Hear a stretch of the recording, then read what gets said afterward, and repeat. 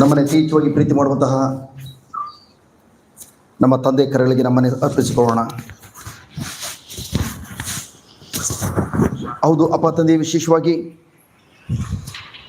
ಮತ್ತೊಂದು ವರ್ತಿ 1 ತಿಂಗಳ ನಂತರ ನಿಮ್ಮ ಸನ್ನಿಧಿಯಲ್ಲಿ ಕಾಲ ಕಳೆಯಲು ನಮ್ಮೆಲ್ಲರೂ ನಿಮ್ಮ ಸನ್ನಿಧಿಯಲ್ಲಿ ನಿಮ್ಮ ಪ್ರಿಯ ಮಕ್ಕಳಾಗಿ ನಮ್ಮನ್ನು ಒಂದುಗೂಡಿಸಿರುವುದಕ್ಕಾಗಿ ನಿಮಗೆ ಕೋಟಿ ಕೊಡಿ ಸ್ತೋತ್ರಪ್ಪ. ಅಪ್ಪ ತಂದೆಯೇ, ನಾವೆಲ್ಲರೂ ಇಡೀ ದಿನ ನಿಮ್ಮ ಪ್ರಸನ್ನತೆಯಲ್ಲಿ ಕಾಲ ಕಳೆಯುವಾಗ ಆ ಪ್ರಸನ್ನತೆಯಲ್ಲಿ ನಿಮ್ಮ ಪ್ರೀತಿಯನ್ನು ಸವಿಯುತ್ತಾ ಈಗ ನಾವು ಏನನ್ನ ಹೇಳಿದ್ವಿ, ಏಸಯ್ಯ ನೀವಿಲ್ಲದೆ ನಾನಿಲ್ಲಯ್ಯ. ನಮ್ಮನ್ನ ಮರಣದ ಪಾಪದ ಕೂಪದಿಂದ ನಮ್ಮನ್ನ ಬಿಡುಗಡೆ ಮಾಡಿದ್ದು ಮಾತ್ರವಲ್ಲ, ಮರಣದ ಕೂಪದಲ್ಲಿ ಇರುವಂತಹ ವ್ಯಕ್ತಿಗಳನ್ನ ನಿಮ್ಮ ಸುವಾರ್ತೆ ಮೂಲಕ ಅವರಿಗೆ ಬಿಡುಗಡೆ ಕೊಡಲು ನಮ್ಮನ್ನು ಈಗಾಗಲೇ ಅಭಿಷೇಕ ಮಾಡಿದ್ದೀರಿ. ಏಸಯ್ಯ, ಇನ್ಮೇಲೆ ನಾನು ನನಗೋಸ್ಕರ ಮಾತ್ರ ಜೀವಿಸುವಂಥ ವ್ಯಕ್ತಿಯಲ್ಲ, ಬದಲಾಗಿ ನಿಮಗೋಸ್ಕರ ಮಾತ್ರ ಜೀವಿಸ್ಲಿಕ್ಕಾಗಿ ನಾನು ಸಿದ್ಧನಾಗಿದ್ದೇನೆ ಎಂಬುದಾಗಿ ನಿಮ್ಮ ಪ್ರಸನ್ನತೆಯಲ್ಲಿ ಡ್ಯಾಡಿ ನಾವೆಲ್ಲರೂ ಕೂಡ ಅರಿಕೆ ಮಾಡಿದ್ದೇವೆ. ಇನ್ನು ಮುಂದೆ ಜೀವಿಸುವುದು ನಾನಲ್ಲ, ನನ್ನಲ್ಲಿರುವಂಥ ಕ್ರಿಸ್ತ ಏಸುವೇ ಜೀವಿಸುತ್ತಿರುವುದರಿಂದ ಕ್ರಿಸ್ತ ಏಸು ಯಾವ ರೀತಿ ತನ್ನ ತಂದೆಗೋಸ್ಕರ ಮಾತ್ರ ಜೀವಿಸಿದರೋ ಅದೇ ರೀತಿ ನಾನು ಕೂಡ ಡ್ಯಾಡಿ ನಾನು ನಿಮಗೋಸ್ಕರ ಮಾತ್ರ ಜೀವಿಸ್ತೇನೆ ಎಂಬುದಾಗಿ ನಾವೆಲ್ಲರೂ ಕೂಡ ಅರಿಕೆ ಮಾಡಿದ್ದೇವೆ. ಇನ್ನು ಮುಂದೆ ನಮ್ಮ ಚಿತ್ತವಲ್ಲ, ಬದಲಾಗಿ ಡ್ಯಾಡಿ ನಿಮ್ಮ ಚಿತ್ತ ನಮ್ಮ ಜೀವನದಲ್ಲಿ ನೆರವೇರುವುದಕ್ಕಾಗಿ ನಿಮಗೆ ಸ್ತೋತ್ರ ಸಲ್ಲಿಸ್ತದೆ ಡ್ಯಾಡಿ. ವಿಶೇಷವಾಗಿ ಪ್ರಭು ಯೇಸುವೇ, ನೀವು ನಮ್ಮ ಒಳ್ಳೆಯ ಕುರಿಗಾಹಿ ಆಗಿರುವುದರಿಂದ ನಾವು ಯಾವ ಕಾರಣಕ್ಕೂ ಇನ್ನೆಂದಿಗೂ ನಿಮ್ಮ ಸ್ವರವನ್ನು ಬಿಟ್ಟು ಅಪರಿಚಿತರ ಸ್ವರವನ್ನು ಆಲಿಸಿ ಲೋಕದ ಹಿಂದೆ ಹೋಗದಂತೆ, ನಮ್ಮ ಶಾರೀರಿಕವಾದ ಬಯಕೆಗಳು, ಆಸೆ ಆಕಾಂಕ್ಷೆಗಳು, ನಮ್ಮ ಚಿತ್ತ, ನಮ್ಮ ಇಚ್ಛಾಶಕ್ತಿಗಳು ಅವುಗಳನ್ನು ಹಿಂಬಾಲಿಸಿಕೊಂಡು ಹೋಗದಂತೆ ನಿಮ್ಮನ್ನೇ ಹಿಂಬಾಲಿಸ್ಕೊಂಡು ಬರುವಂತೆ, ನಿಮ್ಮ ಸ್ವರವನ್ನೇ ಹಿಂಬಾಲಿಸ್ಕೊಂಡು ಬರುವಂತೆ ಇಂದಿನ ಈ ಪ್ರಾರ್ಥನಾ ಕೂಟ, ಈ ಒಂದು ಧ್ಯಾನ ಕೂಟ ನಮಗೆ ಸಹಾಯಕ್ಕಾಗಿ ನಿಮಗೆ ಕೋಟಿ ಕೊಡಿ ಸ್ತೋತ್ರ ಸ್ವಾಮಿ. ಪ್ರಭು ಯೇಸುವೇ, ನಿಮ್ಮ ಸನ್ನಿಧಿಯಲ್ಲಿ ಬೆಟ್ಟ ಗುಡ್ಡಗಳು, ನಿಮ್ಮ ಪ್ರಸನ್ನತೆಯಲ್ಲಿ ಬೆಟ್ಟ ಗುಡ್ಡಗಳು ಮೇಣತೆ ಕರಗಿ ಹೋಗ್ತದೆ ಎಂಬುದಾಗಿ ನಿಮ್ಮ ವಾಕ್ಯ ಹೇಳುವ ಪ್ರಕಾರವೇ, ನಿಮ್ಮ ಪ್ರಸನ್ನತೆಯಲ್ಲಿ ನಮ್ಮ ಕಾಲ ಕಳೆಯುವಾಗ ಯಾವುದೆಲ್ಲ ಏರಿಯಾದಲ್ಲಿ ನಮ್ಮ ಚಿತ್ತಕ್ಕಾಗಿ, ನಮ್ಮ ಶಾರೀರಿಕವಾದ ವ್ಯಾಮೋಹಗಳಿಗಾಗಿ, ಶಾರೀರಿಕವಾದ ಬಯಕೆಗಳಿಗಾಗಿ, ಸ್ವಾರ್ಥಕ್ಕಾಗಿ ಜೀವಿಸ್ತಾ ಇದೀವೋ ಆ ಒಂದೊಂದು ಏರಿಯಾಗಳನ್ನು ನೀವು ಬಟ್ಟ ಬಯಲು ಮಾಡುವಾಗ ಆ ಒಂದೊಂದು ಏರಿಯಾದಲ್ಲೂ ಕೂಡ ನಿಮಗೋಸ್ಕರ ಜೀವಿಸಲು ಒಂದು ದೃಢ ನಿರ್ಧಾರ ತೆಗೆದುಕೊಳ್ಳಿಕ್ಕಾಗಿ ಪವಿತ್ರಾತ್ಮರ ಮೂಲಕ ನಮ್ಮನ್ನು ಈಗಾಗಲೇ ಅಭಿಷೇಕ ಮಾಡುವುದಕ್ಕಾಗಿ ಕೂಡ ನಿಮಗೆ ಕೋಟಿ ಕೊಡಿ ಸ್ತೋತ್ರಪ್ಪ. ಪವಿತ್ರಾತ್ಮರೇ, ನಿಮ್ಮ ಪ್ರಸನ್ನತೆಯಲ್ಲಿ ಆನಂದ ತುಂಬಿ ತುಳುಕುವಂಥ ಕಾರ್ಯಕ್ಕಾಗಿ ಸ್ತೋತ್ರ. ನಿಮ್ಮ ಪ್ರಸನ್ನತೆಯಲ್ಲಿ ಥ್ಯಾಂಕ್ ಯು ಲಾರ್ಡ್. ನಾವು ಆನಂದ ಪಡಲು ಯಾವುದೆಲ್ಲ ತಡೆಗೋಡೆಗಳಾಗಿದೆಯೋ ಆ ತಡೆಗೋಡೆಗಳಾಗಿರುವಂಥ ಒಂದೊಂದು ಪರಿಸ್ಥಿತಿಗಳು, ಒಂದೊಂದು ಸನ್ನಿವೇಶಗಳು ನಮ್ಮ ಜೀವಿತದಲ್ಲಿ ಮೇಣಂತೆ ಕರಗೋಗಿ ಇನ್ನೆಂದಿಗೂ, ಓ ಥ್ಯಾಂಕ್ ಯು ಲಾರ್ಡ್, ಇನ್ನೆಂದಿಗೂ ಲೌಕಿಕವಾದವುಗಳ ಕಡೆ ಗಮನ ಕೊಡದೆ ಸದಾಕಾಲ ನಿಮ್ಮನ್ನ, ನಿಮ್ಮ ಪ್ರೀತಿಯನ್ನ, ನಿಮ್ಮ ಯೋಜನೆಗಳನ್ನ ಮಾತ್ರ ನಾವು ಗ್ರಹಿಸಿಕೊಂಡು ನಿಮ್ಮ ಆ ಒಂದು ಯೋಜನೆಯ ಹಾದಿಯಲ್ಲಿ ಮುನ್ನಡೆಯುವಂತೆ ನಮ್ಮೊಬ್ಬೊಬ್ಬರನ್ನ ಆತ್ಮರೇ ನೀವು ಬಲಪಡಿಸುವುದಕ್ಕಾಗಿ ಕೂಡ ನಿಮಗೆ ಕೋಟಿ ಕೊಡಿ ಸ್ತೋತ್ರಾತ್ಮರೇ. ಪವಿತ್ರಾತ್ಮರೇ, ನೀವು ನಮ್ಮ ಸಹಾಯಕರು, ಮಾರ್ಗದರ್ಶಕರು, ಸಲಹೆಗಾರರು, ನಮ್ಮ ಸ್ನೇಹಿತರು ನೀವಾಗಿರೋದ್ರಿಂದ ನೀವು ನಮಗೆ ಈ ನಿಮಿಷದಲ್ಲಿ ನಮ್ಮ ಇಡೀ ಈ ಒಂದು ಹೊಸ ವರ್ಷದಲ್ಲಿ ಯಾವ ದಿಕ್ಕಿನಲ್ಲಿ ಯಾವ ರೀತಿ ನಾವು ಮುನ್ನಡೆಯಬೇಕೆಂಬುದಾಗಿ ನೀವು ನಮಗೆ ಕಲಿಸಿಕೊಡುವುದಕ್ಕಾಗಿ ನಿಮಗೆ ಕೋಟಿ ಕೊಡಿ ಸ್ತೋತ್ರ ಆತ್ಮರೇ. ಪವಿತ್ರಾತ್ಮರೇ, ಈ ನಿಮಿಷದಲ್ಲಿ ನಿಮ್ಮ ರೆವಲ್ಯೂಷನ್ ನಾಲೆಜ್, ನಿಮ್ಮ ಪ್ರಕಟಣೆಯ ಜ್ಞಾನವು ಇಲ್ಲಿ ಚಲಿಸಲ್ಪಡುವಾಗ ಪ್ರತಿಯೊಬ್ಬರ ದೇವನ ಸ್ಪರ್ಶಿಸುವಂತಾಗಲಿ. ನನ್ನ ನಾಲಿಗೆ ಮೂಲಕ ನೀವು ಮಾತನಾಡುವಂತೆಯೂ ನನ್ನ ಮನಸ್ಸಿನ ಮೂಲಕ ನೀವೇ ಆಲೋಚಿಸುವಂತೆ ನನ್ನನ್ನು ಸಂಪೂರ್ಣ ಅರ್ಪಿಸಿಕೊಡ್ತದಾನೆ. ಇಲ್ಲಿ ನೆರವೇರುವಂತಹ ಒಂದೊಂದು ಬದಲಾವಣೆಗಳು, ಒಂದೊಂದು ಸೂಚಕ ಕಾರ್ಯಗಳು ಪ್ರಭು ಯೇಸುವಿನ ನಾಮದ ಮಹಿಮೆಗಾಗಿ ಮಾತ್ರ ಸಲ್ಲುವಂತಾಗಲಿ. ರಕ್ಷಕ ನಾಮದಲ್ಲಿ, ನಜರೇತಿನ ಪ್ರಭು ಯೇಸುವಿನ ನಾಮದಲ್ಲಿ ಪ್ರಾರ್ಥಿಸಿದ ನಮ್ಮ ಜೀವ ತಂದೆಯೇ, ಆಮೆನ್, ಆಮೆನ್, ಆಮೆನ್. ನಮೋ ಮರಿಯವರ ಪ್ರಸಾದ ಪೂರ್ಣಿಯೇ, ಪ್ರಭು ನಿಮ್ಮೊಡನಿದ್ದಾರೆ, ಸ್ತ್ರೀಯರಲ್ಲಿ ನೀವು ಧನ್ಯರು ಮತ್ತು ನಿಮ್ಮ ಉದರದ ಫಲವಾದ ಯೇಸು ಧನ್ಯರು. ಸಂತ ಮರಿಯ ದೇವಮಾತೆಯೇ, ಪಾಪಿಗಳಾಗಿ ನಮಗಾಗಿ ಈಗಲೂ ನಮ್ಮ ಮರಣದ ಸಮಯದಲ್ಲಿಯೂ ಪ್ರಾರ್ಥಿಸಿರಿ. ಆಮೆನ್. ಪಿತನಿಗೂ ಸೂತನಿಗೂ ಮತ್ತು ಪರಿಶುದ್ಧಾತ್ಮನಿಗೂ ಸ್ತೋತ್ರ ಉಂಟಾಗಲಿ, ಆಗಲಿದ್ದಾಗಲೂ ಈಗಲೂ ಯಾವಾಗಲೂ ಸದಾ ಕಾಲಕ್ಕೂ ಸ್ತೋತ್ರ ಉಂಟಾಗಲಿ. Amen. Praise the Lord. Hallelujah. ಎಲ್ಲರೂ ಕುಳಿತುಕೊಳ್ಳೋಣ.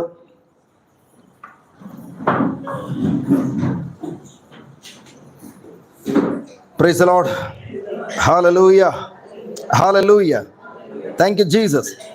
ಪ್ರಭು ಯೇಸುವಿನ ನಾಮದಲ್ಲಿ ನನ್ನ ಪ್ರೀತಿಯ ಸಹೋದರ ಸಹೋದರಿಯರೇ, ವಿಶೇಷವಾಗಿ ನಿಮ್ಮೆಲ್ಲರನ್ನ ಈ ಬೆಳಗಿನ ಸುಪ್ರಭಾತದಲ್ಲಿ ವಂದಿಸುತ್ತಾ ತಂದೆಯ ಪ್ರಸನ್ನತೆಯಲ್ಲಿ ಕಾಲ ಕಳೆಯಲು ನಿಮ್ಮೆಲ್ಲರ ಅತಿ ಸಂತೋಷದೊಂದಿಗೆ, ಚಪ್ಪಾಳೆಯೊಂದಿಗೆ, ಆನಂದದೊಂದಿಗೆ ನಿಮ್ಮನ್ನು ಆಹ್ವಾನಿಸ್ತದನೆ. Praise the Lord. Hallelujah, hallelujah. ಎಲ್ರು ಹೇಗಿದ್ದೀರಾ? ಎಲ್ರು ಹೇಗಿದ್ದೀರಿ? ಆಶ್ರಿತರಾಗಿದ್ದೇವೆ, ಗುಡ್. ಆರೋಗ್ಯವಂತರಾಗಿದ್ದೇವೆ, ಗುಡ್. ಶ್ರೀಮಂತರಾಗಿದ್ದೇವೆ, ಗುಡ್. ಪ್ರವಾದಿಗಳಾಗಿದ್ದೇವೆ, ಗುಡ್.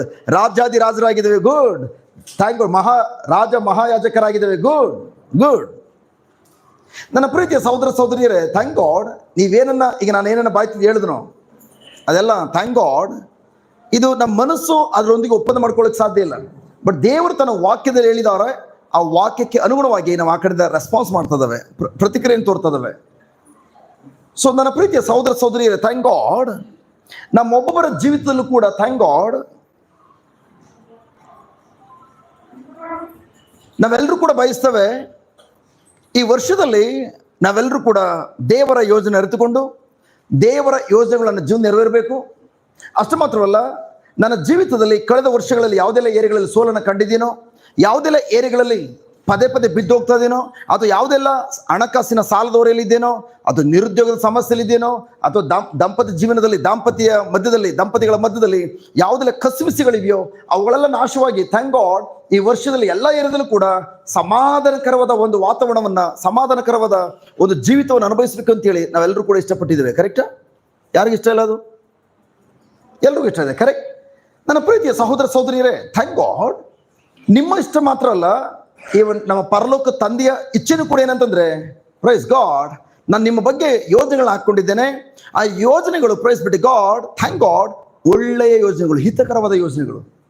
ಯಾವ ರೀತಿ ಒಂದು ತಂದೆ ತಾಯಿಗಳು ತಮ್ಮ ಮಕ್ಕಳ ಬಗ್ಗೆ ಯಾವಾಗಲೂ ಅಷ್ಟೇ ಒಳ್ಳೆಯದನ್ನೇ ಬಯಸ್ತಾರೋ, ಅದೇ ತರ ಥ್ಯಾಂಕ್ ಗಾಡ್ ತಂದೆ ತಾಯಿಗಳಿಗಿಂತಲೂ ಮಿಗಿಲಾಗಿ ಪ್ರೀತಿ ಮಾಡುವಂತ ನಮ್ಮ ಪರಲೋಕ ತಂದೆ, ಪ್ರೈಸ್ ಬಿಟ್ಟು ಗಾಡ್, ಇನ್ನೂ ಅತ್ಯುತ್ತಮವಾದಂಥ ತಂದೆಯಾಗಿದ್ದಾರೆ. ಹಾಗಾಗಿ ಪ್ರೈಸ್ ಬಿಟ್ಟು ಗಾಡ್, ಈವನ್ ನೀವು ಕೆಟ್ಟ ಪರಿಸ್ಥಿತಿಯಲ್ಲಿ ಇದ್ರೂ ಕೂಡ, ಅದು ಪಾಪದಲ್ಲಿ ಬಿದ್ದೋಗಿದ್ರು ಕೂಡ, ಅಥವಾ ಸಮಸ್ಯೆಗಳ ಮಧ್ಯದಲ್ಲಿ ಸಿಲುಕೊಂಡು ಒದ್ದಾಡಿದ್ರು ಕೂಡ, ಡ್ಯಾಡಿ ಇಚ್ಛೆ ಏನಂತಂದ್ರೆ ನನ್ನ ಮಕ್ಕಳು ಸಮೃದ್ಧಿಯಾಗಿ ಜೀವಿಸ್ಬೇಕು, ನನ್ನ ಮಕ್ಕಳು ಜಯಶಾಲಿಗಳಿಗೆ ಜೀವಿಸ್ಬೇಕು, ನನ್ನ ಮಕ್ಕಳ ಕೈಯಲ್ಲಿ ಅಸಾಧ್ಯವಾದದ್ದು ಯಾವುದು ಇರಬಾರ್ದು. ಈ ಲೋಕದಲ್ಲಿ ನನ್ನ ಚೊಚ್ಚಲು ಮಗನಾಗಿರುವಂಥ ಪ್ರಭು ಯೇಸು ಯಾವ ರೀತಿ ಜೀವಿಸಿದ್ರು ಅದೇ ತರ ಜಯಶಾಲಿಯಾಗಿ ಜೀವಿಸಬೇಕೆಂಬುದಾಗಿ ನಮ್ಮ ತಂದೆಯ ಬಯಕೆ ಆಗಿದೆ. Praise the Lord. Hallelujah, hallelujah. ಯೆರೆಮೀಯನ ಗ್ರಂಥ 29ನೇ ಅಧ್ಯಾಯ, ಅದೆಲ್ಲ ನಮ್ಗೆ ಗೊತ್ತಿರುವಂತಹ ಚಿರಪರಿಚಿತವಾದ ವಾಕ್ಯ. ಯೆರೆಮೀಯ 29 ಅಂತ ಹೇಳಿದ ತಕ್ಷಣ ಬೇರೆ ವಾಕ್ಯ ಜ್ಞಾಪಕನೇ ಬರಲ್ಲ, 11 ಬರೋದು, 11. ಓಕೆ, ಎಲ್ರಿಗೂ ಗೊತ್ತಿರೋದು ಏನಂತ ಹೇಳ್ತದೆ, ಓದಿ. ಮೈಕ್ ಇಲ್ಲ ಇನ್ನೊಂದು? ಇಲ್ಲಿದೆ, ಇಲ್ಲಿದೆ ಮೈಕ್. ನಿಮಗೆ ಇಂಥ ಗತಿ ಬರಲಿ ಎಂದಲ್ಲ, ನಿರೀಕ್ಷೆ ಇರಲಿ ಎಂದೇ ನಾನು ನಿಮ್ಮ ವಿಷಯದಲ್ಲಿ ಮಾಡಿಕೊಂಡ ಆಲೋಚನೆಗಳನ್ನು ನಾನು ಮಾತ್ರ ಬಲ್ಲೆ. ಇಲ್ಲಿ ದೇವರ ವಾಕ್ಯ ಹೇಳ್ತದೆ, ಪ್ರೈಸ್ ಗಾಡ್. ಇದನ್ನ ಹೇಳ್ತಿರುವಂತದ್ದು ಸರ್ವೇಶ್ವರ ಸ್ವಾಮಿ, ಸರ್ವರನ್ನ ಸೃಷ್ಟಿ ಮಾಡುವಂತ ನಮ್ಮ ತಂದೆಯ ದೇವರು ಹೇಳ್ತಿರುವಂತದ್ದು, ನಾನು ನಿಮ್ಮ ಬಗ್ಗೆ ಹಾಕಿಕೊಂಡಿರುವಂತಹ ಆಲೋಚನೆಗಳನ್ನ ನಾನು ಮಾತ್ರ ಬಲ್ಲೆ. ಸೊ ಮತ್ತೊಂದು ಹೇಳೋದಾದ್ರೆ, price be to god, thank god, ದೇವರು ನಮ್ಮೆಲ್ಲರ ಬಗ್ಗೆನೂ ಕೂಡ ಯೋಚನೆ ಮಾಡುವಂಥ ದೇವರಾಗಿದ್ದಾರೆ. ನಾವು ಯಾವ ರೀತಿ ಥ್ಯಾಂಕ್ ಗಾಡ್ ನಮ್ಮ ಮಕ್ಕಳು ಶಾಲೆಗೆ ಹೋಗ್ಲಿ, ಕಾಲೇಜಿಗೆ ಹೋಗ್ಲಿ, ಅವರು ಥ್ಯಾಂಕ್ ಗಾಡ್ ಹೋದ್ಮೇಲೆ ನಾವು ಯಾವಾಗ ನಮ್ಮ ಮಕ್ಕಳ ಬಗ್ಗೆನೇ ಸದಾಕಾಲ ಆಲೋಚನೆ ಮಾಡ್ತಾ ಇರ್ತೇವೋ, ಶಾಲೆಯಲ್ಲಿ ಏನು ಮಾಡ್ತಿದ್ರೆ ಗೊತ್ತಿಲ್ಲ, ಜಸ್ಟ್ ಅದಾದ್ಮೇಲೆ ಥ್ಯಾಂಕ್ ಗಾಡ್, ಜಸ್ಟ್ ಶಾಲೆ ಇವತ್ತು ಊಟ ತೆಗೆದುಕೊಂಡು ಹೋಗಿಲ್ಲ, ಊಟಕ್ಕೆ ಏನು ಮಾಡ್ತಾರೆ ಗೊತ್ತಿಲ್ಲ, ಎಕ್ಸಾಮ್ ಅಂತೇಳಿ ಜಸ್ಟ್ ತಲೆಬಿಸಿ ಮಾಡ್ಕೊಂಡು ಹೋದ್ರು, ಎಕ್ಸಾಮ್ ಹೇಗಿದೆ ಗೊತ್ತಿಲ್ಲ. ಸೊ ಒಂದಲ್ಲ ಒಂದು ರೀತಿಯಲ್ಲಿ ಯಾವಾಗಲೂ ಕೂಡ ಮಕ್ಕಳ ಬಗ್ಗೆ ನಾವು ಯಾವ ರೀತಿ ಆಲೋಚನೆ ಮಾಡ್ತೀವೋ, ಥ್ಯಾಂಕ್ ಗಾಡ್ ಅದೇ ತರ ಡ್ಯಾಡಿ ಹೇಳ್ತಿದ್ದಾರೆ, ನಾನು ನಿಮ್ಮ ಬಗ್ಗೆ ಯೋಚನೆ ಮಾಡುವ ದೇವರು. ಅಷ್ಟು ಮಾತ್ರ ಅಲ್ಲ, ಪ್ರೈಸ್ ಬಿಟ್ಟು ಗಾಡ್, ನಾನು ನಿಮ್ಮ ಬಗ್ಗೆ ಏನನ್ನ ಆಲೋಚನೆ ಮಾಡಿದ್ದೀನೋ, ಪ್ರೈಸ್ ಬಿಟ್ಟು ಗಾಡ್, ಆ ಒಂದೊಂದು ಆಲೋಚನೆಗಳು ನಿಮ್ಮ ಬಗ್ಗೆ ಹಾಕೊಂಡು ಯೋಜನೆಗಳಾಗಿವೆ. ಸೊ ನಾನು ಬೇರೆ ಟ್ರಾನ್ಸ್ಲೇಷನ್ ಓದಿ, ಏನ್ ಹೇಳ್ತದೆ, ಬೇರೆ ಟ್ರಾನ್ಸ್ಲೇಷನ್, ಬೇರೆ ಬೇರೆ ಟ್ರಾನ್ಸ್ಲೇಷನ್ ಕೊಳ್ಳಿ. ಓದಿ ಸಿಸ್ಟ. ನಾನು ನಿಮಗಾಗಿ ಹಾಕಿದ ಯೋಜನೆಗಳು ನನಗೆ ಗೊತ್ತಿರೋದ್ರಿಂದ, praise God, very very important, very very important. Daddy ಹೇಳ್ತಿದ್ದಾರೆ, ನಾನು ನಿಮ್ಮೆಲ್ಲರ ಬಗ್ಗೆನೂ ಕೂಡ ಒಂದೊಂದು ಯೋಜನೆಯನ್ನ, ನಿರ್ದಿಷ್ಟವಾದ ಯೋಜನೆಯನ್ನ ನಾನು ಹಾಕಿಕೊಂಡಿದ್ದೇನೆ. ಆ ಯೋಜನೆಗಳು ನನಗೆ ಮಾತ್ರ ಗೊತ್ತಿರೋದ್ರಿಂದ ನಾನು ಹೀಗೆ ಹೇಳ್ತೇನೆ. ಸೊ ನನ್ನ ಪ್ರೀತಿಯ ಸಹೋದರ ಸಹೋದರಿಯರೇ, ಪ್ರೈಸ್ ಬಿಟ್ಟು ಗಾಡ್, ಒಂದು ಗುಡ್ ನ್ಯೂಸ್ ಏನಂತಂದ್ರೆ, ಇಲ್ಲಿರುವಂತಹ ಪ್ರತಿ ಒಬ್ಬೊಬ್ಬರ ಬಗ್ಗೆನೂ ಕೂಡ ನಮ್ಮ ಪರಲೋಕ ತಂದೆ ನಿರ್ದಿಷ್ಟವಾದಂತಹ ಯೋಜನೆಯನ್ನ ಈಗಾಗಲೇ ಹೊಂದಿದ್ದಾರೆ. ನಿಮ್ಮೆಲ್ಲರ ಬಗ್ಗೆನೂ ಕೂಡ ಸೈತಾನನು ನಿಮ್ಮ ಜೀವನವನ್ನ ನಾಶ ಮಾಡಬೇಕು, ಕೊಲೆ ಮಾಡಬೇಕು, ನಿಮ್ಮಲ್ಲಿರೋದನ್ನ ಕದ್ಕೊಂಡು ಹೋಗ್ಬೇಕು ಎಂಬುದಾಗಿ ಅವನ ಪ್ಲಾನ್ಗಳೇನು ಹಾಕೊಂಡಿದ್ದಾನೋ ಅದೇ ಥರ ನಾವು ಪರಲೋಕ ತಂದೆ ನಮ್ಮೆಲ್ಲರ ಬಗ್ಗೆನೂ ಕೂಡ ನಿರ್ದಿಷ್ಟವಾದಂತಹ ವಿಶೇಷವಾದಂತಹ ಯೋಜನೆಯನ್ನು ಹಾಕ್ಕೊಂಡಿದ್ದಾರೆ. ಈಗ ಥ್ಯಾಂಕ್ ಗಾಡ್ ಸೈತನ್ ಲೋಕಕ್ಕೆ ಬಂದಿರುವಂಥದ್ದು 3 ವಿಷಯಕ್ಕಾಗಿ. ಯಾತಕ್ಕಾಗಿ ಸೈತನ್ ಬಂದಿರೋದು? ಮೊದಲನೇದು ಕಳ್ಳತನ ಮಾಡಲಿಕ್ಕಾಗಿ, ಕಳ್ಳತನ ಮಾಡಲಿಕ್ಕಾಗಿ, ಕೊಲೆ ಮಾಡಲಿಕ್ಕಾಗಿ, ನಾಶ ಮಾಡಲಿಕ್ಕಾಗಿ. ಸೊ ಯಾವುದನ್ನು ಕಳ್ಳತನ ಮಾಡಲಿಕ್ಕಾಗಿ? ಫಸ್ಟ್ ನಿಮ್ಮ ಜೀವನದಲ್ಲಿ ಆರೋಗ್ಯ, ಹಣಕಾಸು, ದಾಂಪತ್ಯ ಜೀವನ, ನಿಮ್ಮ ಪ್ರೀತಿ, ನಿಮ್ಮ ಬಿಸ್ನೆಸ್, ಇವೆಲ್ಲವನ್ನ ಕಳ್ತನ ಮಾಡಕ್ಕೆ ಮುಂಚಿತವಾಗಿ ಅವನು ಫಸ್ಟ್ ದೇವರ ವಾಕ್ಯನ ಕದ್ಕೊಂಡು ಹೋಗ್ಲಿ ಬರ್ತಾನೆ. ಯಾವಾಗ ದೇವರ ವಾಕ್ಯನ ಬಿಟ್ಕೊಡ್ತೀರಿ, ಆಗ ನೆಕ್ಸ್ಟ್ ನಿಮ್ಮ ಆರೋಗ್ಯನ ಕದ್ಕೊಂಡು ಹೋಗ್ಲಿ ಬರುವಾಗ, ನಿಮ್ಮ ಬಿಸ್ನೆಸ್ ಅನ್ನ ಕದ್ಕೊಂಡು ಹೋಗ್ಲಿ ಬರುವಾಗ, ನಿಮ್ಮ ಉದ್ಯೋಗನ ಕದ್ಕೊಂಡು ಹೋಗ್ಲಿ ಬರುವಾಗ, ನಿಮ್ಮ ಮಕ್ಕಳನ್ನ ಕದ್ಕೊಂಡು ಹೋಗ್ಲಿ ಬರುವಾಗ, ನಿಮ್ಮ ದಾಂಪತ್ಯ ಜೀವನವನ್ನು ಕದ್ಕೊಂಡು ಹೋಗ್ಲಿ ಬರುವಾಗ, ಅವನ ಜೊತೆಲಿ ಫೈಟ್ ಮಾಡ್ಲಿಕ್ಕಾಗಿ ನಿಮ್ಮ ಹತ್ರ ಕತ್ತಿನೇ ಇರೋದಿಲ್ಲ. ಯಾಕೆಂದ್ರೆ ದೇವರ ವಾಕ್ಯ ಈ ಬಾಯಿ ಕತ್ತಿಗಿಂತ ಹರಿತವಾದುದು. ಕತ್ತಿನೇ ಇರೋದಿಲ್ಲ. ಕತ್ತಿ ಇಲ್ವಾ, ಯುದ್ಧದಲ್ಲಿ ಸೋತೋದ್ರಿ. ಬಟ್ ಆದ್ರೆ ಅನೇಕ ಕ್ರೈಸ್ತ ಮಕ್ಕಳಿಗೆ, ಕಥೋಲಿಕ ಕ್ರೈಸ್ತ ಮಕ್ಕಳಿಗೆ ಆ ಸತ್ಯನೇ ಗೊತ್ತಿಲ್ಲ.